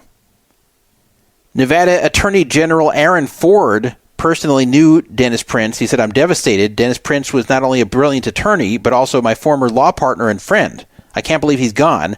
I'm extremely saddened by his and Ashley's death, and my heart goes out to their families, especially their children." So what happened here? Well, this is kind of a weird story. Apparently, the double murder and then subsequent suicide was committed by Joseph W. Houston II, who's also a longtime attorney in Las Vegas. Joseph W. Houston II is the father of a man named Dylan Edward Houston, who's also a lawyer in Las Vegas. Why did he do this? Well, we don't know for sure, but there seems to be a motive, because Dylan Edward Houston filed for divorce from his wife Ashley in October 2021 after a 4-year marriage, and Ashley is newly married to Dennis Prince, or shall I say was, because unfortunately they were murdered. The divorce decree that was issued a month later in 2021 gave the couple 50-50 custody, it looks like. But there continued to be a custody battle, as often happens in these bitter divorces. It's not clear exactly what led Dylan Houston's father to go shoot Ashley and her new husband dead, but it had to do something with that for sure. Joseph Houston, the gunman, was in his 70s. David Prince was in his 50s, and his wife Ashley was in her 30s. The shooting occurred at the offices of Prince Law Group, which was, of course, the office of Dennis Prince, and it was at 10801 West Charleston Boulevard in Summerlin. It was on the 5th floor of the City National Bank building. The two victims, Dennis Prince and his wife Ashley, were there for a deposition related to child custody. And the gunman who shot them dead and then killed himself specifically made sure not to kill another person in the office. Apparently the gunman went in and pointed that the other person in the office should leave. She basically showed them the gun and made a motion, get out. So it was very targeted. He didn't just go in and indiscriminately fire and kill anyone in that office. He went specifically to kill that couple and then kill himself. So much that he had someone else in the office leave before he shot them. It was said that shortly into the deposition, only about 3 or 4 minutes into it, the suspect stood up and began opening fire on the two victims across the table from him. The other people in the room were able to get away and call police, but it doesn't seem like they were aimed at. I don't know why he didn't tell the other people to leave too, but maybe what happened is he encountered someone in the office and got them out of there and then fired at them. Now, what I'm not understanding is whether he was just present at the deposition to watch, or like, why was this guy there? Did he just stroll in and shoot them, or had he been sitting there for the 3 to 4 minutes? I'm not sure. Remember, he's the father of the ex of the woman who was shot dead there, and the grandfather of the kids that were involved in the custody dispute. Clark County Sheriff Kevin McMahill said that investigators have a theory about the relationship between the shooter and his victims, but wouldn't disclose it. I think that's pretty clear what that is. So this is actually a pretty shocking thing in Vegas. This type of thing doesn't happen in the Summerlin area, and to have all these attorneys involved where one is shooting the other dead and then killing himself is also very unusual. Dennis Prince was referred to as a superstar in the litigation field. And as far as Joseph Houston, he was said to be a little rough around the edges, but nothing to indicate this type of thing. Joseph Houston got licensed to practice law in Nevada in 1974, 50 years ago. Dennis Prince has been licensed for a little more than 30 years. Dylan Houston did not get licensed until 2015. So I'm guessing Dylan Houston was probably around the age of Ashley, probably in his 30s. And Dennis Prince probably mid-50s. And Joseph Houston, he'd have to be pretty old. He got his license to practice law in 1974, 50 years ago. That probably put him at least mid-70s. So this was not a matter of just a spree killer. This was someone who came in and targeted two people that he felt were harming his son in some way because of the custody dispute. I do wonder if this Joseph Houston was sick and felt he might as well do this because he didn't have much time left anyway. I'm just guessing here. It's also just possible he was crazy or had gone crazy in his old age, or that he just got himself so riled up about the custody dispute that he went after those that he felt were causing it. I'm not exactly sure what the dispute was. I'm not sure if maybe Ashley was trying to get more than 50% custody. I don't know what it was. A lot of people were very worried about loved ones in the building when they heard about an active shooter. Of course, they were not informed right away that this was a targeted shooting, nor was it known right away. So everybody who had loved ones in the building got very worried. It's a tall building. They got worried, what if some guy's just firing at everybody? Turned out not to be the case, but it could have been. And sometimes in these cases it is. Sometimes when someone does come in and target a victim, they will just also start shooting everybody else in the way. Just this particular guy chose not to. Pretty bad tragedy there in Las Vegas, in the Summerlin area. I do wonder if the ex-husband of Ashley was bitter that she left him for an older man. I'm just starting to theorize here, but picture this younger attorney. Now, he's not the one who committed the crime, obviously. It was his father who did it. But let's say Dylan Houston, the ex-husband, let's say he was in his 30s, and Ashley was in her 30s. They were around the same age. They had kids together. Then the divorce occurred. Then at first they have 50-50 custody. And then she leaves him for Dennis Prince, who's in his 50s.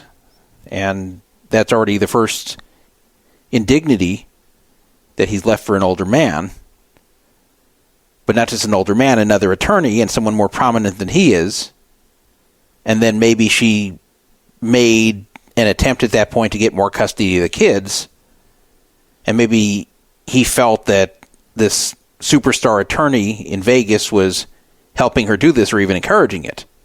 And maybe he complained to his dad, who's also an attorney, and was very frustrated by this. And then his dad just took it into his own hands and shot them dead and killed himself. So it really looked like this was just a suicide mission, that the dad decided that he's going to do this for his son and shoot them dead and kill himself. Crazy. All right. Not much more to say about that. If I learn any more that's of interest, I'll put it out on a future show. I have what is probably a Poker Fraud Alert exclusive. This is also about a shooting. Kind of a weird story. I was given a tip by a listener to the show that it has a poker connection, which is the only reason I'm covering it. Otherwise, I would not cover a highway shooting in Philadelphia. There was a weird shooting and then accident involving a pedestrian, who also was the shooter, on I-95 northbound by the Walt Whitman Bridge in Philadelphia. So two guys who knew each other in some way met outside of what's called the Cheerleaders Lounge in Philadelphia. And when these guys met up, a 42-year-old man, who was one of the two, went into the other guy's car with him and then pulled a gun on him. And by the way, there's a woman in the car as well. And this guy who got in the car and pointed the gun, and this was not like just a stranger robbery. He actually met outside of the lounge. They got into this car that was driven by the second guy with a woman in there, and then he pulled a gun and said, "Give me all your money."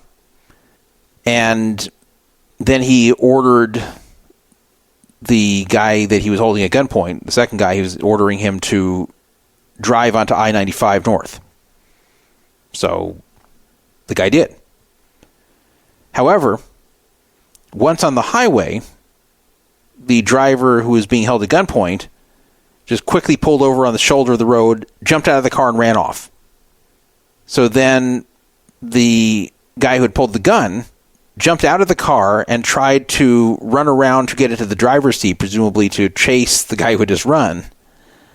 And he couldn't get in because the doors were locked. So then he started just firing shots into the front passenger window, but still wasn't able to get into the car.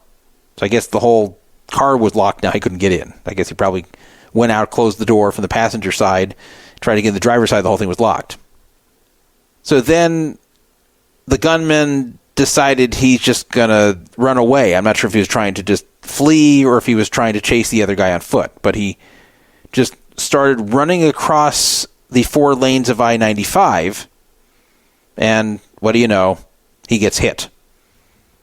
So he got hit pretty damn hard by a Hyundai Elantra sedan, and he flew up into the air and slammed on the ground and ended up with major injuries to his head and a broken foot.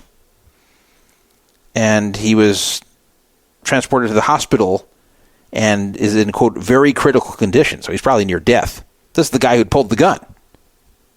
The driver of the car who ran out and the woman in the car, neither of them were injured, despite all that. Police also got the gun that the guy who got hit had been using for this apparent robbery. So why am I telling you this story? It's not interesting enough to warrant being put on this show. There's crimes like this all the time in cities across the U.S.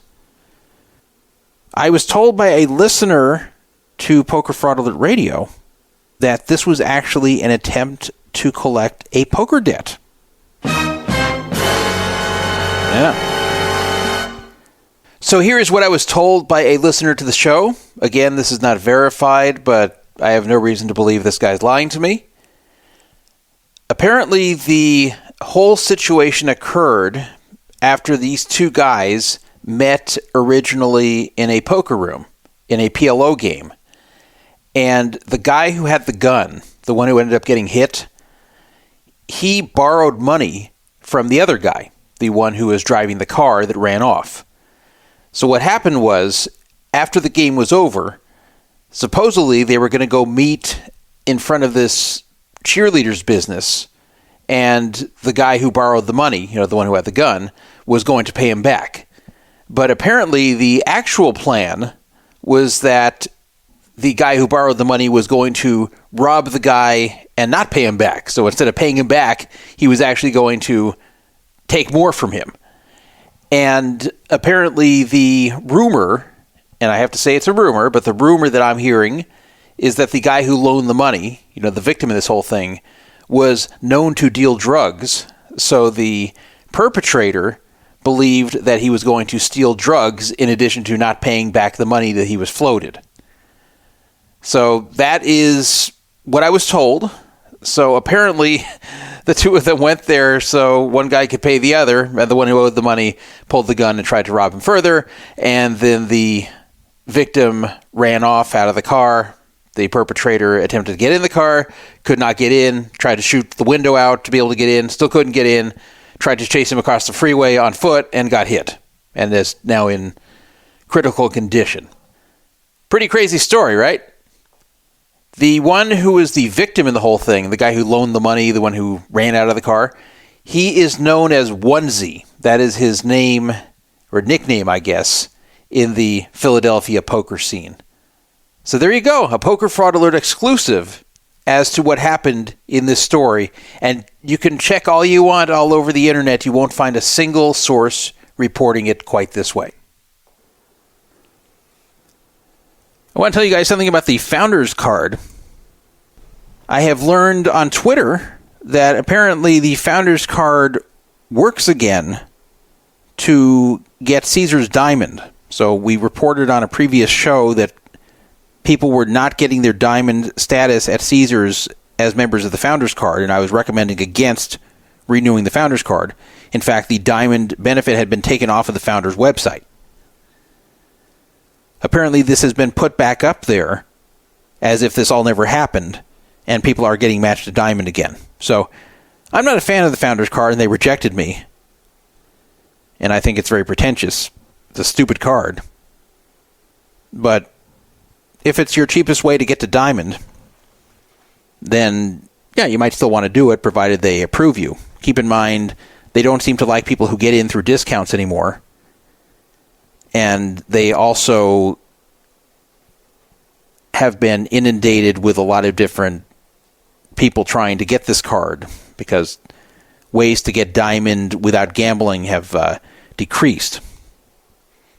But apparently they have made up with Caesars, whatever the issue was, and they are able to provide this Diamond match again. It looked like it was taken away very abruptly, and they were blindsided by it.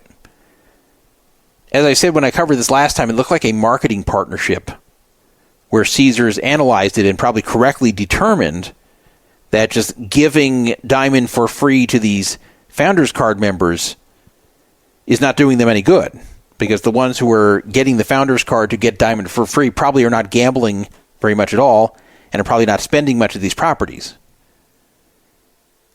I believe the thinking that Caesars probably engaged in incorrectly many, many years ago was that since the Founders Club is supposed to be for successful entrepreneurs, that this is exactly who they'd like to attract to Caesars properties. So anyone with that card is probably the type who will chunk off a lot of money at Caesars properties. Then they probably analyzed it and realized, nope, that's not what's happening. It's just a bunch of people getting the card specifically to get free Diamond and are doing this to save on resort fees and don't want to earn Diamond by gambling, which means people probably don't even gamble. So that's not who Caesars wants in their properties. So that's what I think happened. That's my guess. They probably just abruptly terminated the marketing agreement. And then Founders may have wiggled their way back into it. Maybe they agreed to pay X dollars per status match going forward. Maybe that's what they did. Or maybe they talked Caesars into it again. Maybe they convinced Caesars at least to do this for one more year. Who knows? Definitely next year, if you renew the Founders card after getting Diamond this year, definitely next year, check on it before paying any renewal fee. You also may want to call Founders customer service and just make sure they are still doing this match before actually paying for the Founders card. So I just want to let you know that the Founders card is apparently working again to get free diamond. I went to Fontainebleu when I was in Vegas in early April, and I actually gambled there. I had been to the property once before, but I didn't gamble. This time I gambled there.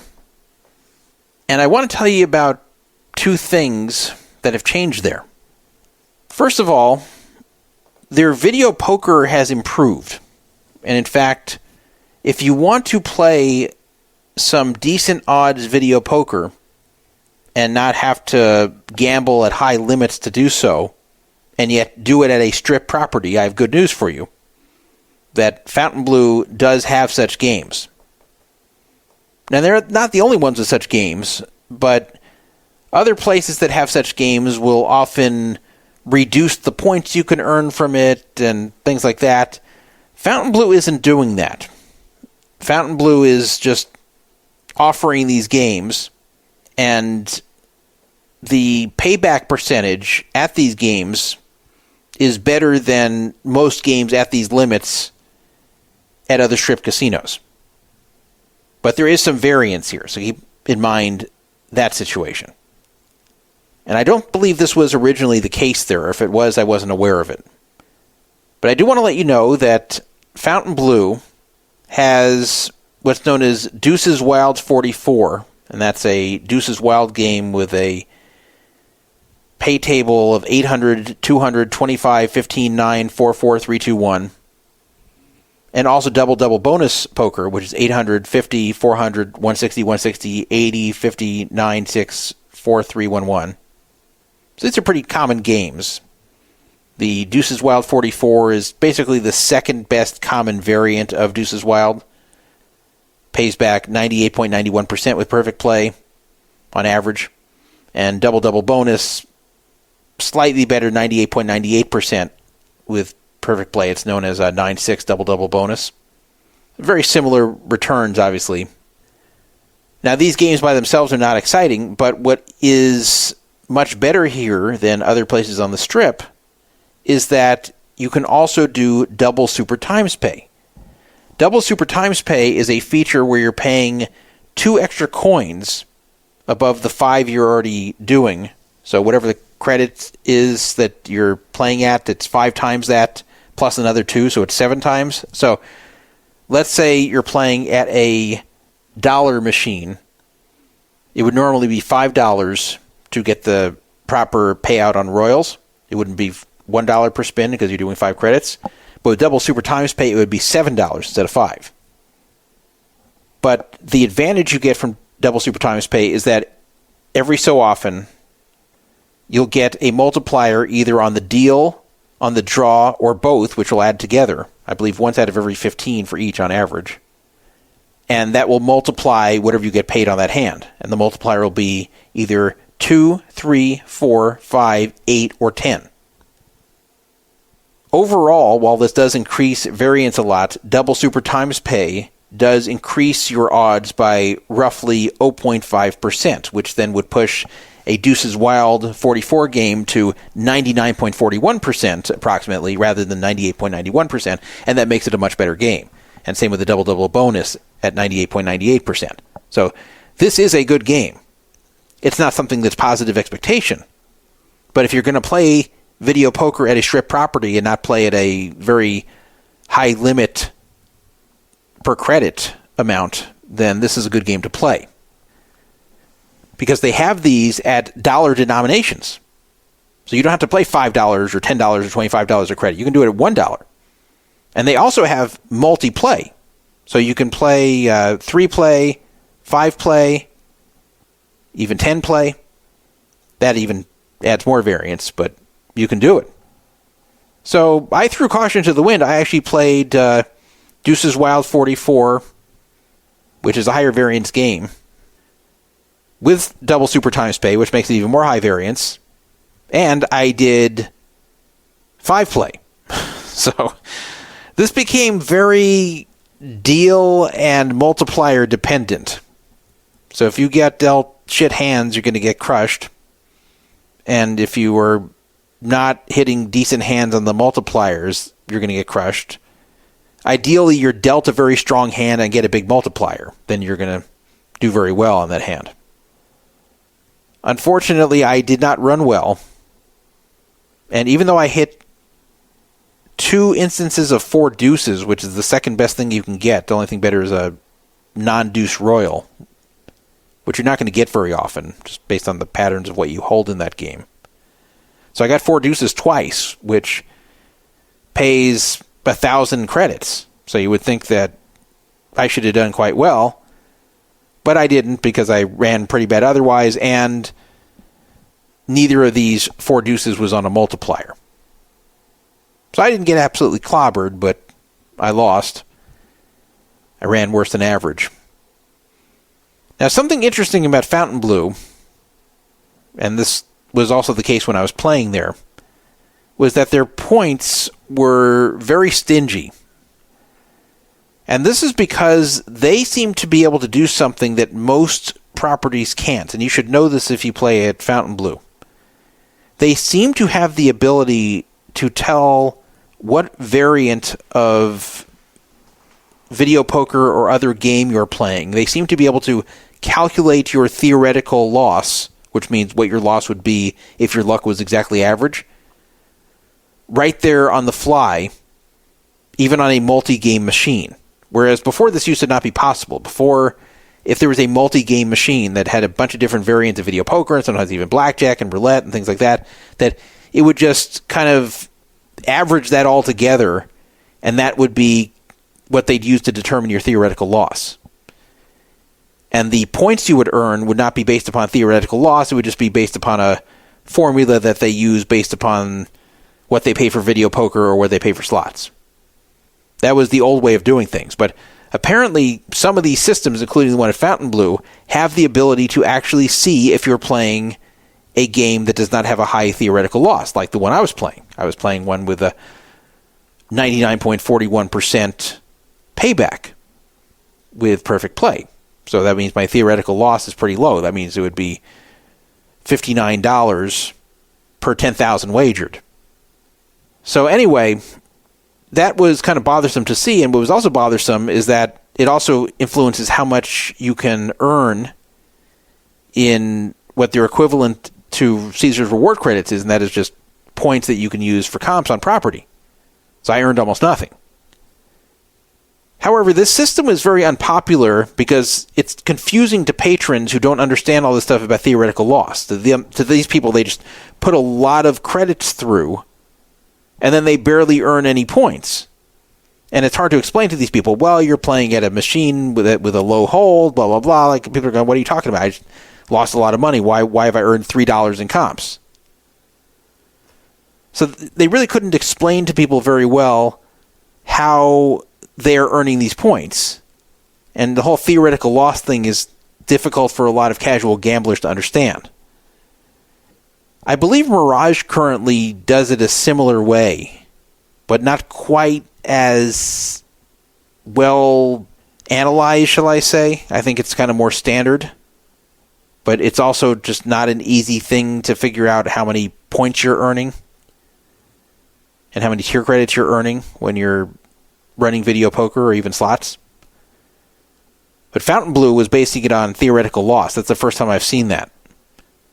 Well, they've done away with that. They sent out an email explaining that they have a much more standard system now regarding earning points, and this is not tier credits, but actually just points at their properties. I'll read it to you. For added simplicity and transparency, we are making some changes to Fontainebleu rewards. Beginning May 1st, 2024, so it hasn't happened yet, at 8 a.m., you will earn play points, which is like their reward credits, to accumulate as slot-free credits, so I guess you can use them also for free play, based on the following calculation methods. For slots, you'll earn 1 play point for every $5 of coin-in. For video poker, 1 play point for every $10 of coin-in. The redemption value of play points will remain unchanged 100 play points equals $1 free slot credit. So it's like 1 penny each. So very similar to rewards credits at Caesars. That's exactly what Caesars does, is 1 point, 1 RC for every $5 of coin in at slots and every $10 at video poker. So they've simplified it at Fontainebleu because people are like, what the hell is this theoretical loss crap? I don't get it. What a dumb decision. I understand what they're trying to do. I understand they're trying not to over-comp and over-reward people who are playing these low return to the casino games. But the problem is people like knowing where they stand. They like knowing what they have to do to earn things.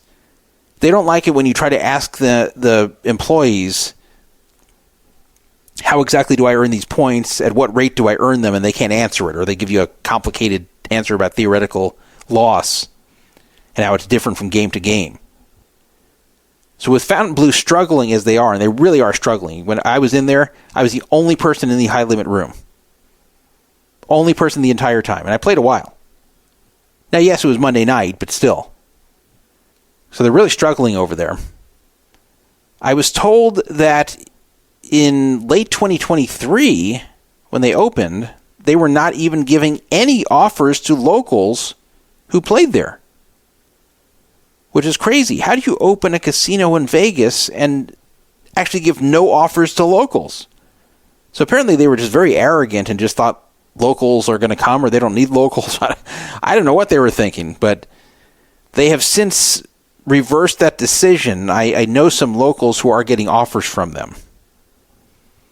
So if you are local in Vegas, you don't have to worry about that anymore. And I've been hearing that they are refocusing on trying to get locals back there. So I think they realized they made a mistake. Anyway, there's been a general trend of strip properties just offering shit video poker unless you're playing at very high limits. So it is nice to see that you can play these dollar per credit games and get this kind of payback, even if there is a lot of variance to it. Personally, I find double super times pay to be the most fun. Otherwise, video poker can kind of bore me, but I do like double super times pay. It's just exciting when the multiplier comes on the screen and you go, come on, let's see a good hand, and then you're dealt shit and you get nothing and your 10 times multiplier is wasted. That kind of sucks. I guess I can't complain about my video poker luck, though, since I'm only about, 6 months removed from hitting that $64,000 Royal. Even though I have run very bad lifetime in hitting Royals, that made up for it. I'll say that. Well, let's move on to talk about another property that does status matches. And remember, Fontainebleu does do status matches, so you should get down there and do it if you haven't done so yet. You don't even have to play right away. I explained this on a previous show. But the Wynn Las Vegas is also doing a status match that you should know about. And that one's even better regarding the perks you're going to get than Fontainebleu. Let me tell you about that. So they're calling it an early tier upgrade promotion. And it started April 1st, so it's very recent. And it's ending on May 31st. It's very possible they'll renew it on June 1st, but it's also possible they won't. And you actually get the full benefits of whatever you get renewed to, including some benefits that look pretty good. So Caesars rewards, if you have Platinum or any of the diamonds, that is Diamond, Diamond Plus, or Diamond Elite, you'll get Platinum over at Wynn. If you have 7 stars, you will get Black. And I'll get to in a second what these mean. MGM, Gold and Platinum will give you Platinum over at Wynn. Noir, which is the top rank there at MGM, will get you Black at Wynn, which is their top. At Stations, if you're President or Chairman, which are the top 2 over there, you'll get Platinum. At Venetian, if you're Ruby or Diamond, you'll get Platinum. Genting Rewards, which is Resorts World, if you're Imperial, you'll get Black. If you're Monarch, you'll get Platinum. Fontainebleu Rewards. If you are Royal, which is the top, you'll get Black. And if you are Gold and Silver, you'll get Platinum. So that's for the Vegas property. So basically, this is aimed at people with cards at other major Vegas properties. So if you've got a decent tier at Caesars, MGM, Venetian, Stations, Resorts World, or Fontainebleu, you can now match it at Wynn. Now, what is platinum and what is black? Well, they only have 3 tiers at Wynn. Red is what you get for signing up, so that doesn't do you much good. Platinum is the middle tier, and black is the top tier. So looking at the benefits for platinum, which is what most of you would get, because to get black you have to have like a top card at one of the casinos where it's tough to get it, like 7 Stars or Noir, things like that. But it's pretty easy to get platinum because even a Caesars Platinum, which is easy to get, will get you platinum over at Wynn. So first of all, you'll get 20% bonus slot points with platinum and 30% for black. Then black will get a bunch of hotel benefits like complimentary hotel stays, preferred restaurant reservations, complimentary late checkout, free upgrade to suites.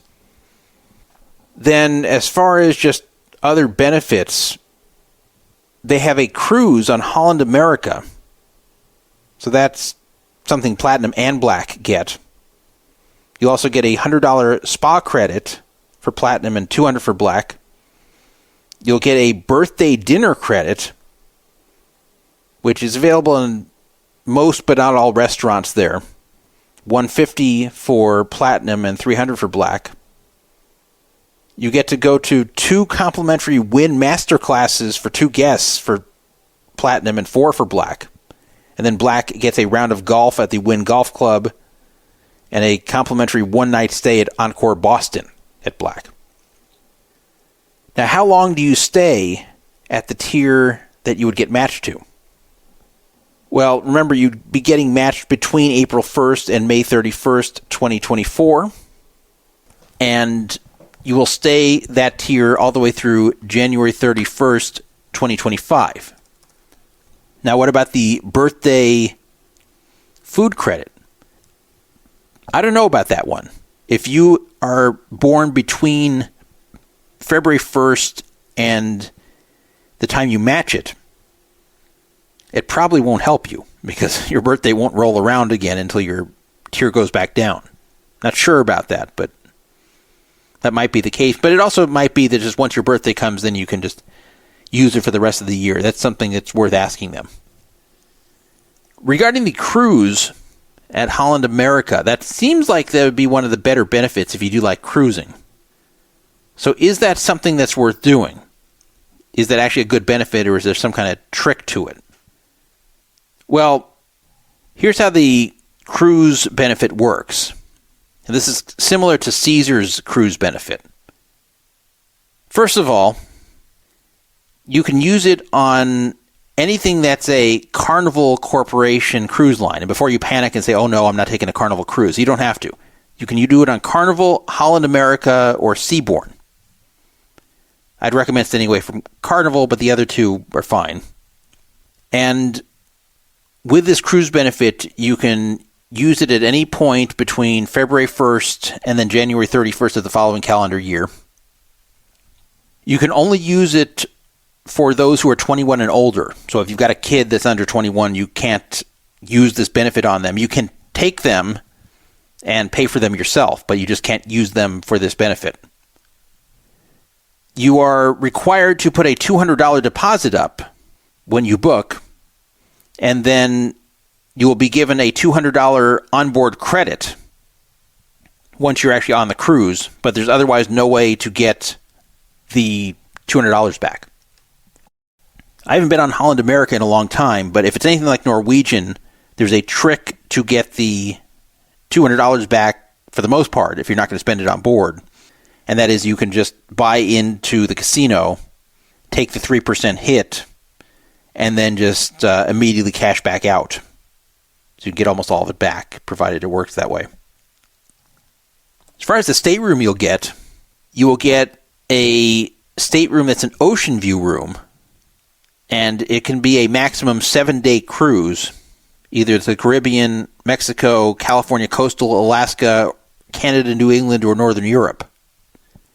You'll also get an additional $100 onboard credit when you redeem this if you're platinum. If you're black, you will get a veranda stateroom, which I'm guessing is like a balcony.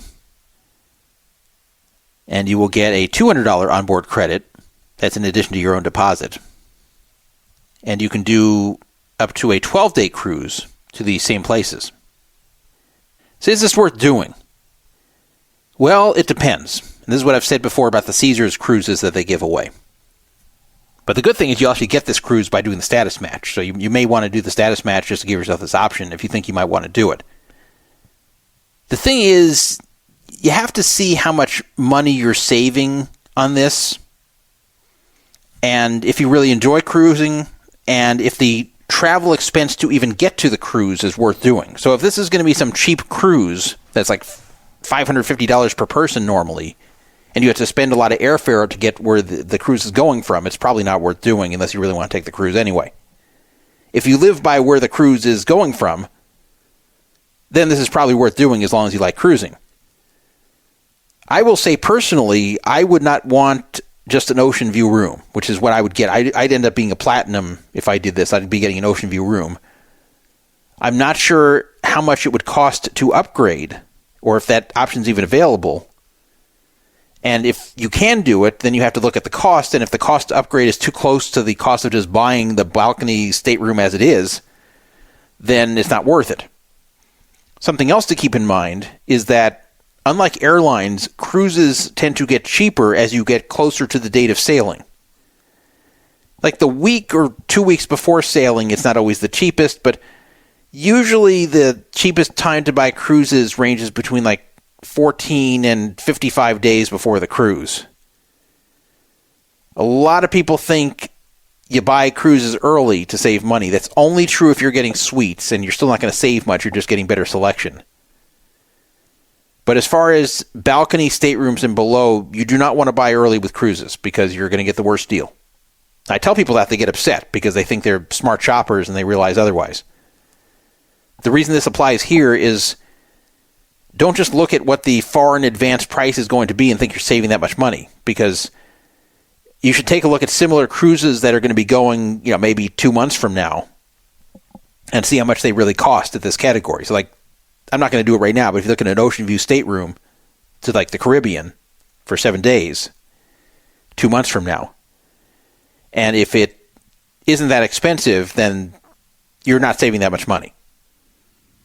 And of course, again, you have to enjoy cruising, and it's not for everybody. I enjoy it, but there's a lot of people who don't, and you have to know what you're getting and what you're not getting.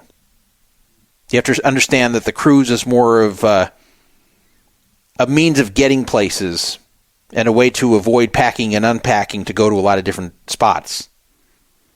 And also a place where you can just get food without having to go to restaurants and worry about where the meals are coming from and a lot of these hassles that can happen on travel.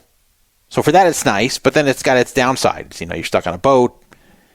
You can buy the internet, but it's kind of slow. And the restaurants get repetitive. And the places you visit, you're on their schedule. And you got to be back at the time they say, or the boat leaves without you. The staterooms are small. So there's downsides to cruises for sure. Some people get on there and hate them.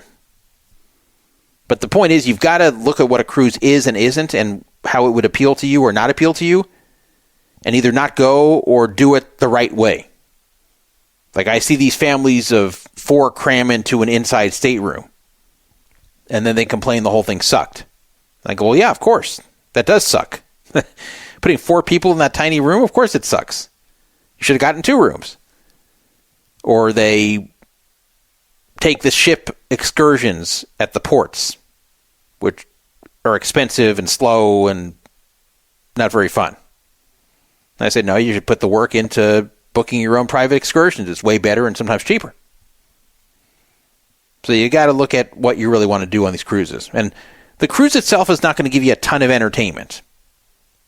Yeah, there's little things to do on board that can be amusing, but it's not going to be something that's like super fun by itself. You're going to want destinations that you like. Maybe these poker cruises like the WPT Voyage are an exception, but I'm talking about regular cruises. So if you do want to have this free cruise option, though, you should get status match to win. As you see, you don't have to be really high at these other properties to get them. Longhair 5150 is in the chat. He says, let's go. Hope everyone is well. Summer Poker Camp, referring to the World Series of Poker, is so close, I'm getting excited. Longhair, I don't think we've met before. If we have, I apologize. But if we haven't met before, feel free to go up to me at the World Series. And I'll be glad to meet you. I know you've been listening for a while. I hope you actually do have long hair, though. And I hope you're not actually 5150. If you are, I may not want to meet you. I will meet you regardless of how long your hair is, though. Commerce Casino is the venue now of the 2024 Tournament of Champions, and that's causing a lot of controversy. So something the Commerce Casino is not known for is the World Series of Poker. Even though it's a very big poker room, at one point the biggest poker room in the world, even though Commerce is a legendary poker room in the U.S., you just don't think of the World Series of Poker there because it's had no prior association. But indeed, they have one now.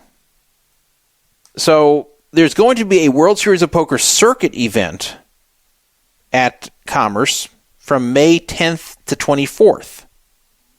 And that's going to be the very end of the 23-24 WSOP circuit season.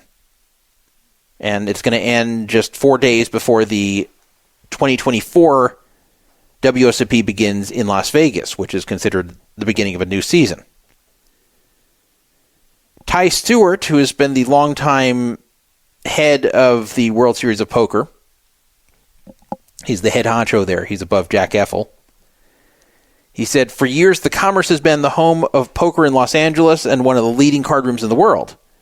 We look forward to kicking off our new strategic relationship with a special WSOP circuit finale and the Tournament of Champions bracelet event. We look forward to qualifying more players from Los Angeles for the WSOP main event than ever before. So they've got some kind of partnership going with Commerce, which I never thought I'd see. It's not that they hate each other, they just had no association all these years. Two very big entities in poker just had no association. So anyone who's won circuit rings would be eligible to play the Tournament of Champions.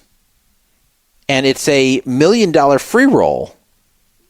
So this is something that a lot of people who've won rings like to play. However, there's controversy about this. Because previously, the Tournament of Champions took place in Las Vegas during the World Series of Poker. So this was an incentive to play these ring events, that people who would win a ring could then enter this otherwise closed Tournament of Champions, where any WSOP bracelet or circuit ring winners in the past year would be able to enter for this $1 million prize pool. So it's just like an added benefit. And it's easier to win a ring than a bracelet, obviously. So this is just something you can add on to your World Series. In 2023, this took place in early June. So this is just something you could count on for a while, that you could enter the Tournament of Champions if you've won a ring or bracelet. Well, people were expecting the same thing in 24, and then it was just dropped on everybody that now it's at Commerce. Now, if you're from LA, no problem. You just drive on over there. If you're not from LA, it is a problem, because this is a different place you need to go, and it's at a little bit of a different time of year. It's not during the World Series of Poker. So before, you could just go out for the World Series of Poker and play this among your events. Now you can't. Now it's a special trip you have to make to a different city just to play the Tournament of Champions. So a lot of people are saying, screw it, this just isn't worth doing. In 2023, 989 people qualified. So 989 separate human beings won either a World Series of Poker bracelet or circuit ring in that past year, which is a lot. That's a lot of people to win either a ring or a bracelet, mostly rings. They got a pretty good turnout. 741 of those 989 people in 2023 came to play this. The top prize, which was won by a guy named Ronnie Day, was $200,000. Second place, $120,000. Went down from there. Ninth place was $16,000. But at least anyone who was there was also at the World Series of Poker by default. That's not the case anymore. So if you take a look at this from a pure value standpoint, first of all, you're playing against other good players. You're playing against people who won a ring or a bracelet. So you're not going to have fish there. Maybe a few people got super lucky and aren't good, but for the most part, you're up against pretty tough competition. You're against a bunch of winners. But 741 people entered to win a $1 million prize pool. So if you look at the value in that, that would be, on average, $1,349 per entrant. That's not bad. It's free, right? It's just a bonus. The problem is that if there's added travel expense to go specifically to Los Angeles, and it approaches $1,349, then you've pretty much priced yourself out. Because this isn't like a great tournament full of fish where you're going to dominate the competition. So if you're just a typical ring winner, and you think your skill level is probably similar to the typical ring winner, then you're not going to really have an edge there. You just got to run well. So do you really want to spend the amount in travel and time getting out to LA just to play a tournament against a bunch of tough players? So there's been a lot of objection about this. Now you could say that since people are not going to want to come for this, the field will probably be smaller than it otherwise would be in Las Vegas. And that might be possible. Some are calling it a bait and switch. Some people are saying they played these circuit events with the hope of winning a ring, with this as an added incentive, and now they can't do it. Either because it's not during the World Series and they just can't make those dates, or it's just not worth the extra expense and effort to get to LA. And people especially don't like that it's not during the World Series. So, yeah, I understand the complaints here. There's nothing you can do about it, but I understand the complaints. If they wanted this in 2025 and all the years going forward, I think that would be fine. They disclose that this is where it's going to be. If you don't like it, then don't play. But for you to expect it's going to be part of the World Series of Poker and then it's not, they just pull that rug out from under you. Well, it's in commerce, actually. New partnership. I can see why people are pissed off. It's not a scam or anything, but I can see why people are pissed off. Like, the truth is people play the ring events because they just want to win a ring. It's not quite as good as a bracelet, but it's nice to have. So I don't believe that people are mostly playing these to get into the Tournament of Champions and the whopping $1,300 value that people got out of it last year. I don't think that's why they're playing. But once you've done it, and then you think you have that value, and then you don't have it anymore because they've switched it because they made a new marketing partnership with Commerce, I can see that's annoying, and it's kind of a middle finger to players, to be honest. Had they just made this for 2025 and beyond, I'd be totally fine with it. Because Dan Druff's rule of ethical behavior by companies is this. If the typical customer knows and is expected to know exactly what they're getting into when they do business with a company, then it's probably ethical. If something abruptly changes, or if something's hidden, or something's not obvious and they don't disclose it, then it's unethical. So this falls under the category of something abruptly changing. People thought it's going to be during the World Series, and it's not during the World Series. So, yeah, these people did kind of have some value robbed from them, and it kind of sucks. Not illegally robbed, but just morally robbed. So I understand the anger about this. And this is where the World Series needs to say, hey, you know what? We could move it to Commerce this year. Commerce would like it. It'll help our partnership, but we're not going to. We're going to start it for next year. We'll have our circuit series there. That's fine.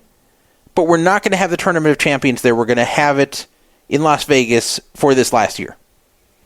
That should have been the decision, and it wasn't.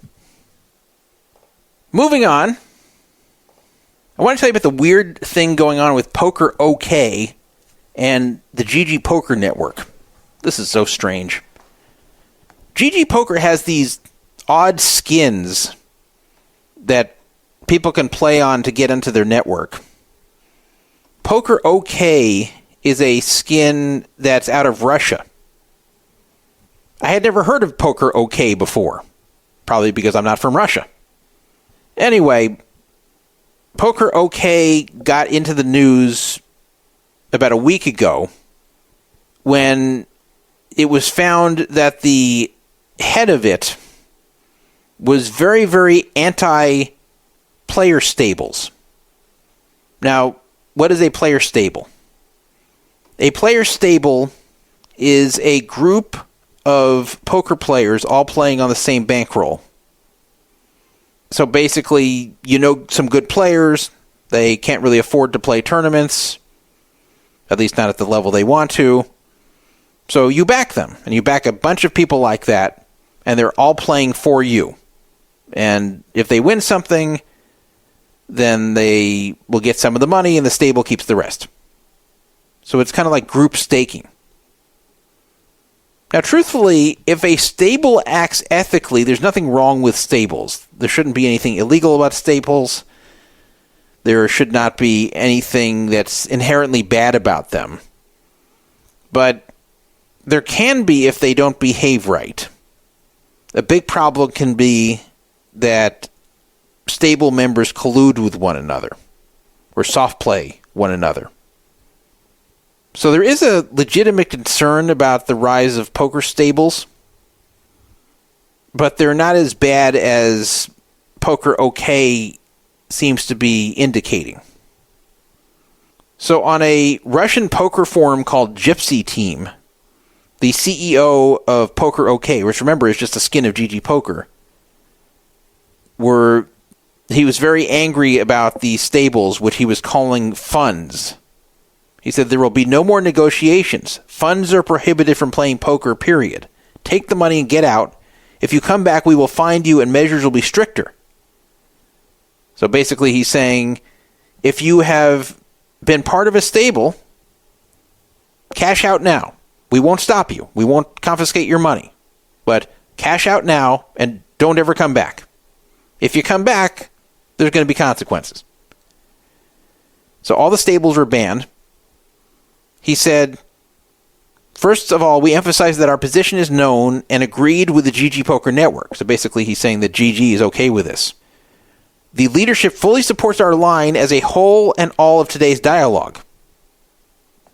Then he went on to argue with a lot of people on this Gypsy Team forum. And then he wrote this. Dear funders, referring to the stable heads. Today our ambassadors were at the table. I will only communicate with Via and Tio, who are two Russian stable operators. You don't understand normal language. You're listening to the wonderful Sergei Nikitin, the winner of GG. There will be no more negotiations. Good luck. Go straight to 2+2. Then he told one stable they're going to be closed for playing. Goodbye. You decided to play games with me. Felt strong. GG has only been for amateurs. Good luck to you in your struggle. Now, people got pissed off about that comment. GG has only been for amateurs. Basically saying, we don't want pro players here. Not only don't we want stables, we don't want pro players at all. So this is a site for amateurs. If you're a pro, get the hell out of here. He also wrote, don't think offering anything to me like shares is crap. Everything I told to you clearly today, you are no longer welcome here. I've been wanting to sort out online stables for a long time. This is just the beginning. I also sincerely apologize to ordinary players who will be affected by all this. Our efficiency is 80%. Funds think they are smarter than everyone else. Fine. Do you think I need money? Okay. You'll see You think I'm a nobody and weak because I treated you kindly and talked to you. Funds are prohibited from playing poker, period. Take the money and get out. If you come back, we will find you and the measures will be stricter. So basically, he's admitting there will be like a 20% false positive rate in catching people playing on stables, and he apologizes to those that get hit that way. That's pretty bad. Sorry, if we take your money because we think you're part of a stable, well, that happens. But we're 80% accurate, don't worry. He also wrote, and most importantly, I would not advise you to run to other rooms on the network, meaning other skins, because obviously I do everything in secret. You will have to take everything into account, and then you will get what you deserve. So basically he's saying if you move over to another skin of GG, you're going to get your money confiscated. So don't try that. So there's a lot of argument back and forth, all in Russian. And this was being reported on Twitter, and people were getting angrier and angrier. Notice he said, go straight to 2+2, challenging people to go complain about it. He didn't care. So at the time, GG Poker did not comment yet on it, but because there was enough outrage about this on poker Twitter outside of the Russian community, they decided to make a statement. And this was a joint statement between them and PokerOK. So I guess the PokerOK CEO was correct that GG Poker was aware of all this. He wasn't just doing this on his own. Here's the statement. 1. The activities of stables that systematically violate the rules of the platform, including team play, soft play, ghosting, collusion, bum hunting, multi-accounting, collective collection of statistics, notes, and mining, must be stopped. Now let me stop for a second here. Team play and soft play, pretty obvious what that is. Ghosting means that you're allowing other people to play on your account who are better than you at critical times. Collusion, obvious. Bum hunting means that you're only sitting with fish. Multi-accounting, pretty obvious. Collective collection of statistics means that all the stable members are collecting stats of their opponents and then putting them all together in one database. Notes and mining, meaning, again, they all put together their information in one package and share it. So this must be stopped. Otherwise, according to the update dated April 8th, the bankrolls of stables players will be confiscated. We accept as true that poker is an individual game, and such activities of stables imply the promotion of an attitude towards poker as a collective game, which is contrary to the entire positioning of the GG Poker network. That's an interesting last statement, that poker is an individual game, and they just don't want this. They want you to play for yourself. If you're not playing for yourself, they don't want you. That sounds good on the surface, but the problem is that staking has long been part of poker. So you can't just say, well, it's an individual game, you can't be staked. Now, they're not saying you can't be staked, but they're saying you can't be part of a group staking you. Well, really, they should be clamping down just on the stables which are acting unethically. Number 2, backing of players in tournaments should only occur using the functionality of the PokerOK client on the GG Poker network. In order to expand the functionality of backing, in the next 2 months, we will implement a function that allows you to see a player's backers. So that's interesting. They've decided they're going to allow people to do staking, but it has to be done through the client. So you can't just send someone money and have them enter with that money. I don't know how they're going to be able to tell if someone does that, but they're saying that's illegal now on that network. Illegal meaning not criminally, but they'll ban you for it if someone else gives you money to play. Unless it's done through the PokerOK client, where you send money to stake someone through the client. And then within the next 2 months, people will be able to see who's backing you. That's interesting. Now, I think that's actually not a bad policy. A little bit difficult because you have to do it through the client, and maybe someone doesn't want to have to load all that money on there, but that would be very useful to see who's a member of each stable and who is being backed, because this happens all the time at tournaments where you have no idea who's backed by who else in the tournament, and that can affect the way you play hands. So this would give full transparency to that. Number 3, stables should not publicly advertise player backing. Backing should be a private arrangement and not a marketing tool to attract more players to stables. So basically what they're saying here is that if you know some guy who wants to put you in an event, cool, but this cannot be an organized operation where it's advertised that people are getting backed. Number 4, any stable that violates these rules is prohibited from doing business on PokerOK and GGPoker Network, as well as players associated with them who may be subject to restrictions, blocking, or confiscation of funds.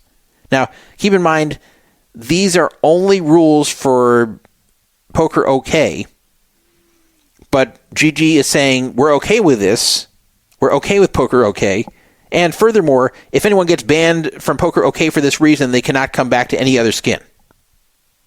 However, the stables were refusing this offer. They were told that they can continue playing on PokerOK if they signed a statement that is promising not to do certain things or such and such consequences, and the stables just said, no, we're not going to sign it. Patrick Leonard, who's also known as Pads Poker, has been commenting a lot on this. He said, poker, at least tournament poker, is dead without stables, depending on how you define a stable. Maybe long-term it's better and healthier, but it's going to be a long winter, referring to that the player pools are going to be way down if people can't back each other through these stables. However, there were some people who were happy to see this, saying that the stables are mostly cheating, at least in some ways, and it'd be nice to do away with them. I have mixed feelings about this. I do think the stables thing is kind of a problem, and that a lot of these do engage in collusion, soft play, and a bunch of other activities which range between unethical and cheating. And if this has just become a big problem on GG, it makes sense why they're clamping down. But at the same time, as Patrick Leonard said, that's always been a big part of poker is staking. So you can't just say, well, okay, no more staking now that a lot of these stables are abusing it. I think this should take just a lighter approach to this. They just should put stables on notice that we're going to be watching real closely for any bad behavior here. So if you're one of these stables that's playing fast and loose with the rules, you're going to find yourself gone, and you're going to find your money seized. So here's the rules, here's what we're expecting of you, and if you think you're going to screw around and violate these and still stay on this site and be able to cash out your money, it's not going to happen. So if you just back other people and they all play ethically and they don't share data and they don't collude, they don't soft play, if they just treat everyone as the same way they treat other opponents, that's fine. If we see any bullshit going on, you're gone. That's what I would do. I think most people in poker would support that. And again, this is just happening on PokerOK at the moment, so this is affecting the Russian stables, but who knows where this might spread. Finally, I'm not very sensitive regarding people using things they find on Poker Fraud Alert or my other site, VegasCasinoTalk.com. I'm not running these sites to make money, and I'm not hypersensitive about people finding interesting stuff and using it elsewhere. But where it does bother me is when people are using it for commercial purposes. If you're going to use my stuff for commercial purposes, if you're going to use my stuff to make money, then that starts to bother me. And if you don't give me any credit, then it really starts to bother me. Now, it's not that I personally want credit. It's that I want my site to get credit. So if you're going to use my stuff in your commercial ventures, I'm not saying I give you permission necessarily.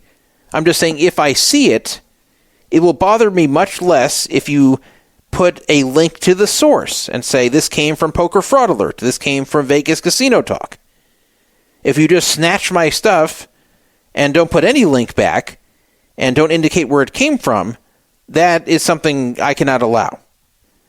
So there's this sort of influencer who's on Twitter that goes by Vegas Starfish. Her real name is Jennifer Gay, and she is married to, I believe, the manager of the MGM Grand Poker Room. I'm not 100% sure if that's his position, but he has some job at MGM. I think it's that. Or at least she was married to him. I think she's not anymore. But I think she was once married and had a kid with him, something like that. But anyway, she first came to prominence last fall when she was very aggressively covering the MGM hack. She did a pretty good job with that, and she picked up a lot of followers that way. The problem is, people started to notice some things with her. That she was posting a lot of reviews, positive reviews of things around Vegas, like restaurants, where it seemed she had a relationship with them in some way. These weren't unbiased reviews. John Mahaffey called her out for this, and she got very nasty with him about it. And then she started just blocking anyone who asked her any questions about whether she had any association or had received any compensation, including free stuff, from these places that she was claiming to be reviewing. And mind you, these weren't people just being rude or trollish or nasty. And I know this because I was one of them. I asked her very politely a question regarding her relationship with one of these places. I wasn't accusatory, I wasn't condescending, and I got blocked. And I got referred to as a troll. I was not trolling. So she's hypersensitive with this stuff, but she keeps doing it. So she does not have a good rep on Twitter from what I've seen. She has people who like her, but she's got a lot of detractors. A lot of people feel like she's a shill. A lot of people feel like she's disingenuous. But whatever, I'm blocked. No big loss. Well, you have to imagine that I was not happy when I saw that my Vegas Casino Talk site was prominently featured in one of her videos about what's known as the Ultimate X scam. So listen to this. This Las Vegas scam specifically targets tourist and slot players. It's on the rise, and it uses these Ultimate X machines. Here's what you need to look for and everything you need to know. Advantage players are people who exploit loopholes or edges in machines to make money. Advantage players have favored the Ultimate X machines for ages because whenever you play a hand that wins, you get a multiplier on the next hand. And those multipliers remain on the screen until someone plays the next hand. Okay, so advantage players look for... Let me stop this for a second. It's not favored by advantage players for that reason. What she's going to say next is actually one of the reasons it's favored by advantage players, but it still doesn't give a huge edge because you just run it through once and it's done. But listen to what she's going to say next. Machines that have multipliers left behind, they'll put a few bucks in, hope to score big, and count on it being multiplied. So she oversimplifies there, but yeah, if people leave multipliers on the screen and then just walk away, then you can go off and play off their multipliers without having to spend the money to earn the multipliers. But of course, you can only do that on one hand, and then you have to move on.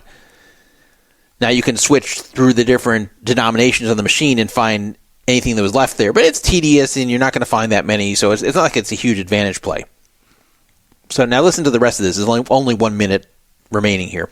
Pause if you want to read, but this has turned into a significant scam. Tourists will be happily playing a game, and someone will run up and say, I have a machine that's in a hot bonus, but my wife is making me leave. Please come take over so it doesn't get lost. They'll say they spent a ton of money trying to trigger it. It is now in effect, but they have to leave. There will be someone sitting at the machine next to you to explain that you need to go through each of these games and play one hand at max bet until you trigger a multiplier. Then you move to the next game. So on and so forth until you work through every single one. And then they'll tell you that allegedly when the big bonus happens, it will use all of the multipliers and you'll get a huge payout. When you run out of money, and you will, the other player will return and will play one hand at each of the games where you already built up the multipliers, hoping to score big. Pause if you want to read the testimonials. People are making thousands of... Okay, now, this is where Vegas Casino Talk appears. The quote testimonials are not even testimonials. They're in a thread that I created on Vegas Casino Talk back in 2021, on June 20th, 2021. I made a thread that someone had posted on Facebook that they were a victim of something similar to this. They didn't mention Ultimate X, but we theorized it was Ultimate X. It wasn't a real long thread. It went about like 15 posts, and then it stopped, and that was it. But she went and grabbed posts from my Vegas Casino Talk site, from this particular thread, and did not credit my site at all. You could not tell where these came from. She cut off everything except the posts themselves, so you could not tell which forum they were from. Big. Pause if you want to read the testimonials. People are making thousands of dollars doing this every single day. And it may sound like an obvious scam, but I promise they're good at this hustle. You feel like you're being included in something. I'll share more details in the comments, but stay away from this and follow me for all the Vegas. Yeah. Well, I shared a detail in a comment under my Vegas Casino Talk Twitter account I informed her that this is something that I'm not going to allow, and that I do not allow theft of my site's content, and that in the future, if she's going to feature any of my content in any videos, there needs to be a clear and easily readable link to my site. Otherwise, no. But I find it really unethical that she cuts off everything from these posts except for the posts themselves, even if the post is very small. So like you'll see like a black screen with a small post that's from my site. She did not want them to see where it was from. What the hell? So that's the type of reason a lot of people don't like her. Just the blatant content theft, and not even thinking for a second. Why don't you put source VegasCasinoTalk.com? Why don't you put thanks Vegas Casino Talk? This is on VegasCasinoTalk.com. No, nothing. Just grabs the post, cuts out everything that would indicate where it's from. And this video is not her being nice and warning people. This is her attempting to build up a further Twitter following. So people say, oh, this is good information. Yeah, I'm going to make sure to follow this account. That's what it's for. It's working. This stupid little minute-and-a-half video has 821 likes. By the way, I'm still blocked. But yeah, it has a lot of views. It has 821 likes. I can't see the tweet right now under this account because I'm blocked. But she has like hundreds of thousands of views on that. So she's built up a following. So this is all for commercial purposes. This is so now she can advertise things or do shill reviews and get paid a lot more because she's getting more engagement. So this is basically engagement farming, using my content to do it. So do not appreciate that. If it continues, then I will take legal action. She does not have permission to do this. The only reason I would even allow it at all is because she has a big following. If she is going to put a link, a very clear and visible link, not just this fine print, it's got to be very clear and visible. If she has that link to my Vegas Casino Talk site, okay, then I'll get traffic from that. So that's a fair trade, in my opinion. But it's got to be clear and visible. If it's going to be some tiny fine print bullshit, that's not acceptable either. So that's as far as I'm willing to go. You can't just take my content, though, and use it. Obnoxious. All right, well, I got through the whole thing. Ton of topics, but none of them were all that long except the Ohtani topic at the beginning. So thank you for listening to Poker Fraud Alert Radio.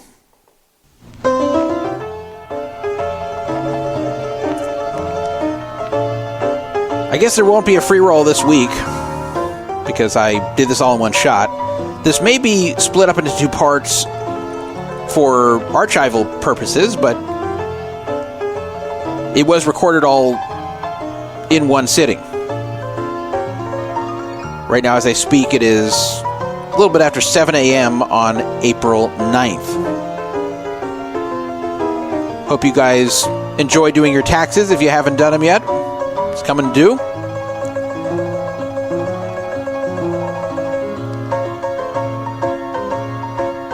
And yeah, we'll do a free roll next time. I'll make sure it happens.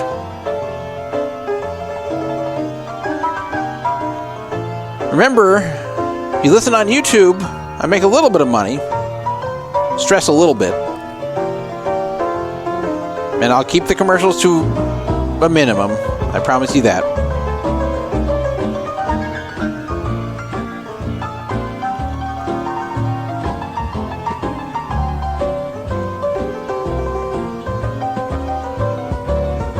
I had something else I was going to say, but I don't know. I'm just kind of zoning out here. I expected this to be like a 10-hour show. It didn't happen, though. We really had a lot of topics, and the Ohtani one was an hour and a half. So I thought this thing would definitely be a two-parter, like, from a recording standpoint, and it ended up after the breaks being taken out, it can end up less than 7. No, you never know. Anyway, thank you for listening. Sorry we took so long since the last episode, and I'll try to get this in the archives as soon as I can.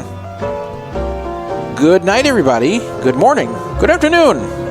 Most importantly, shalom.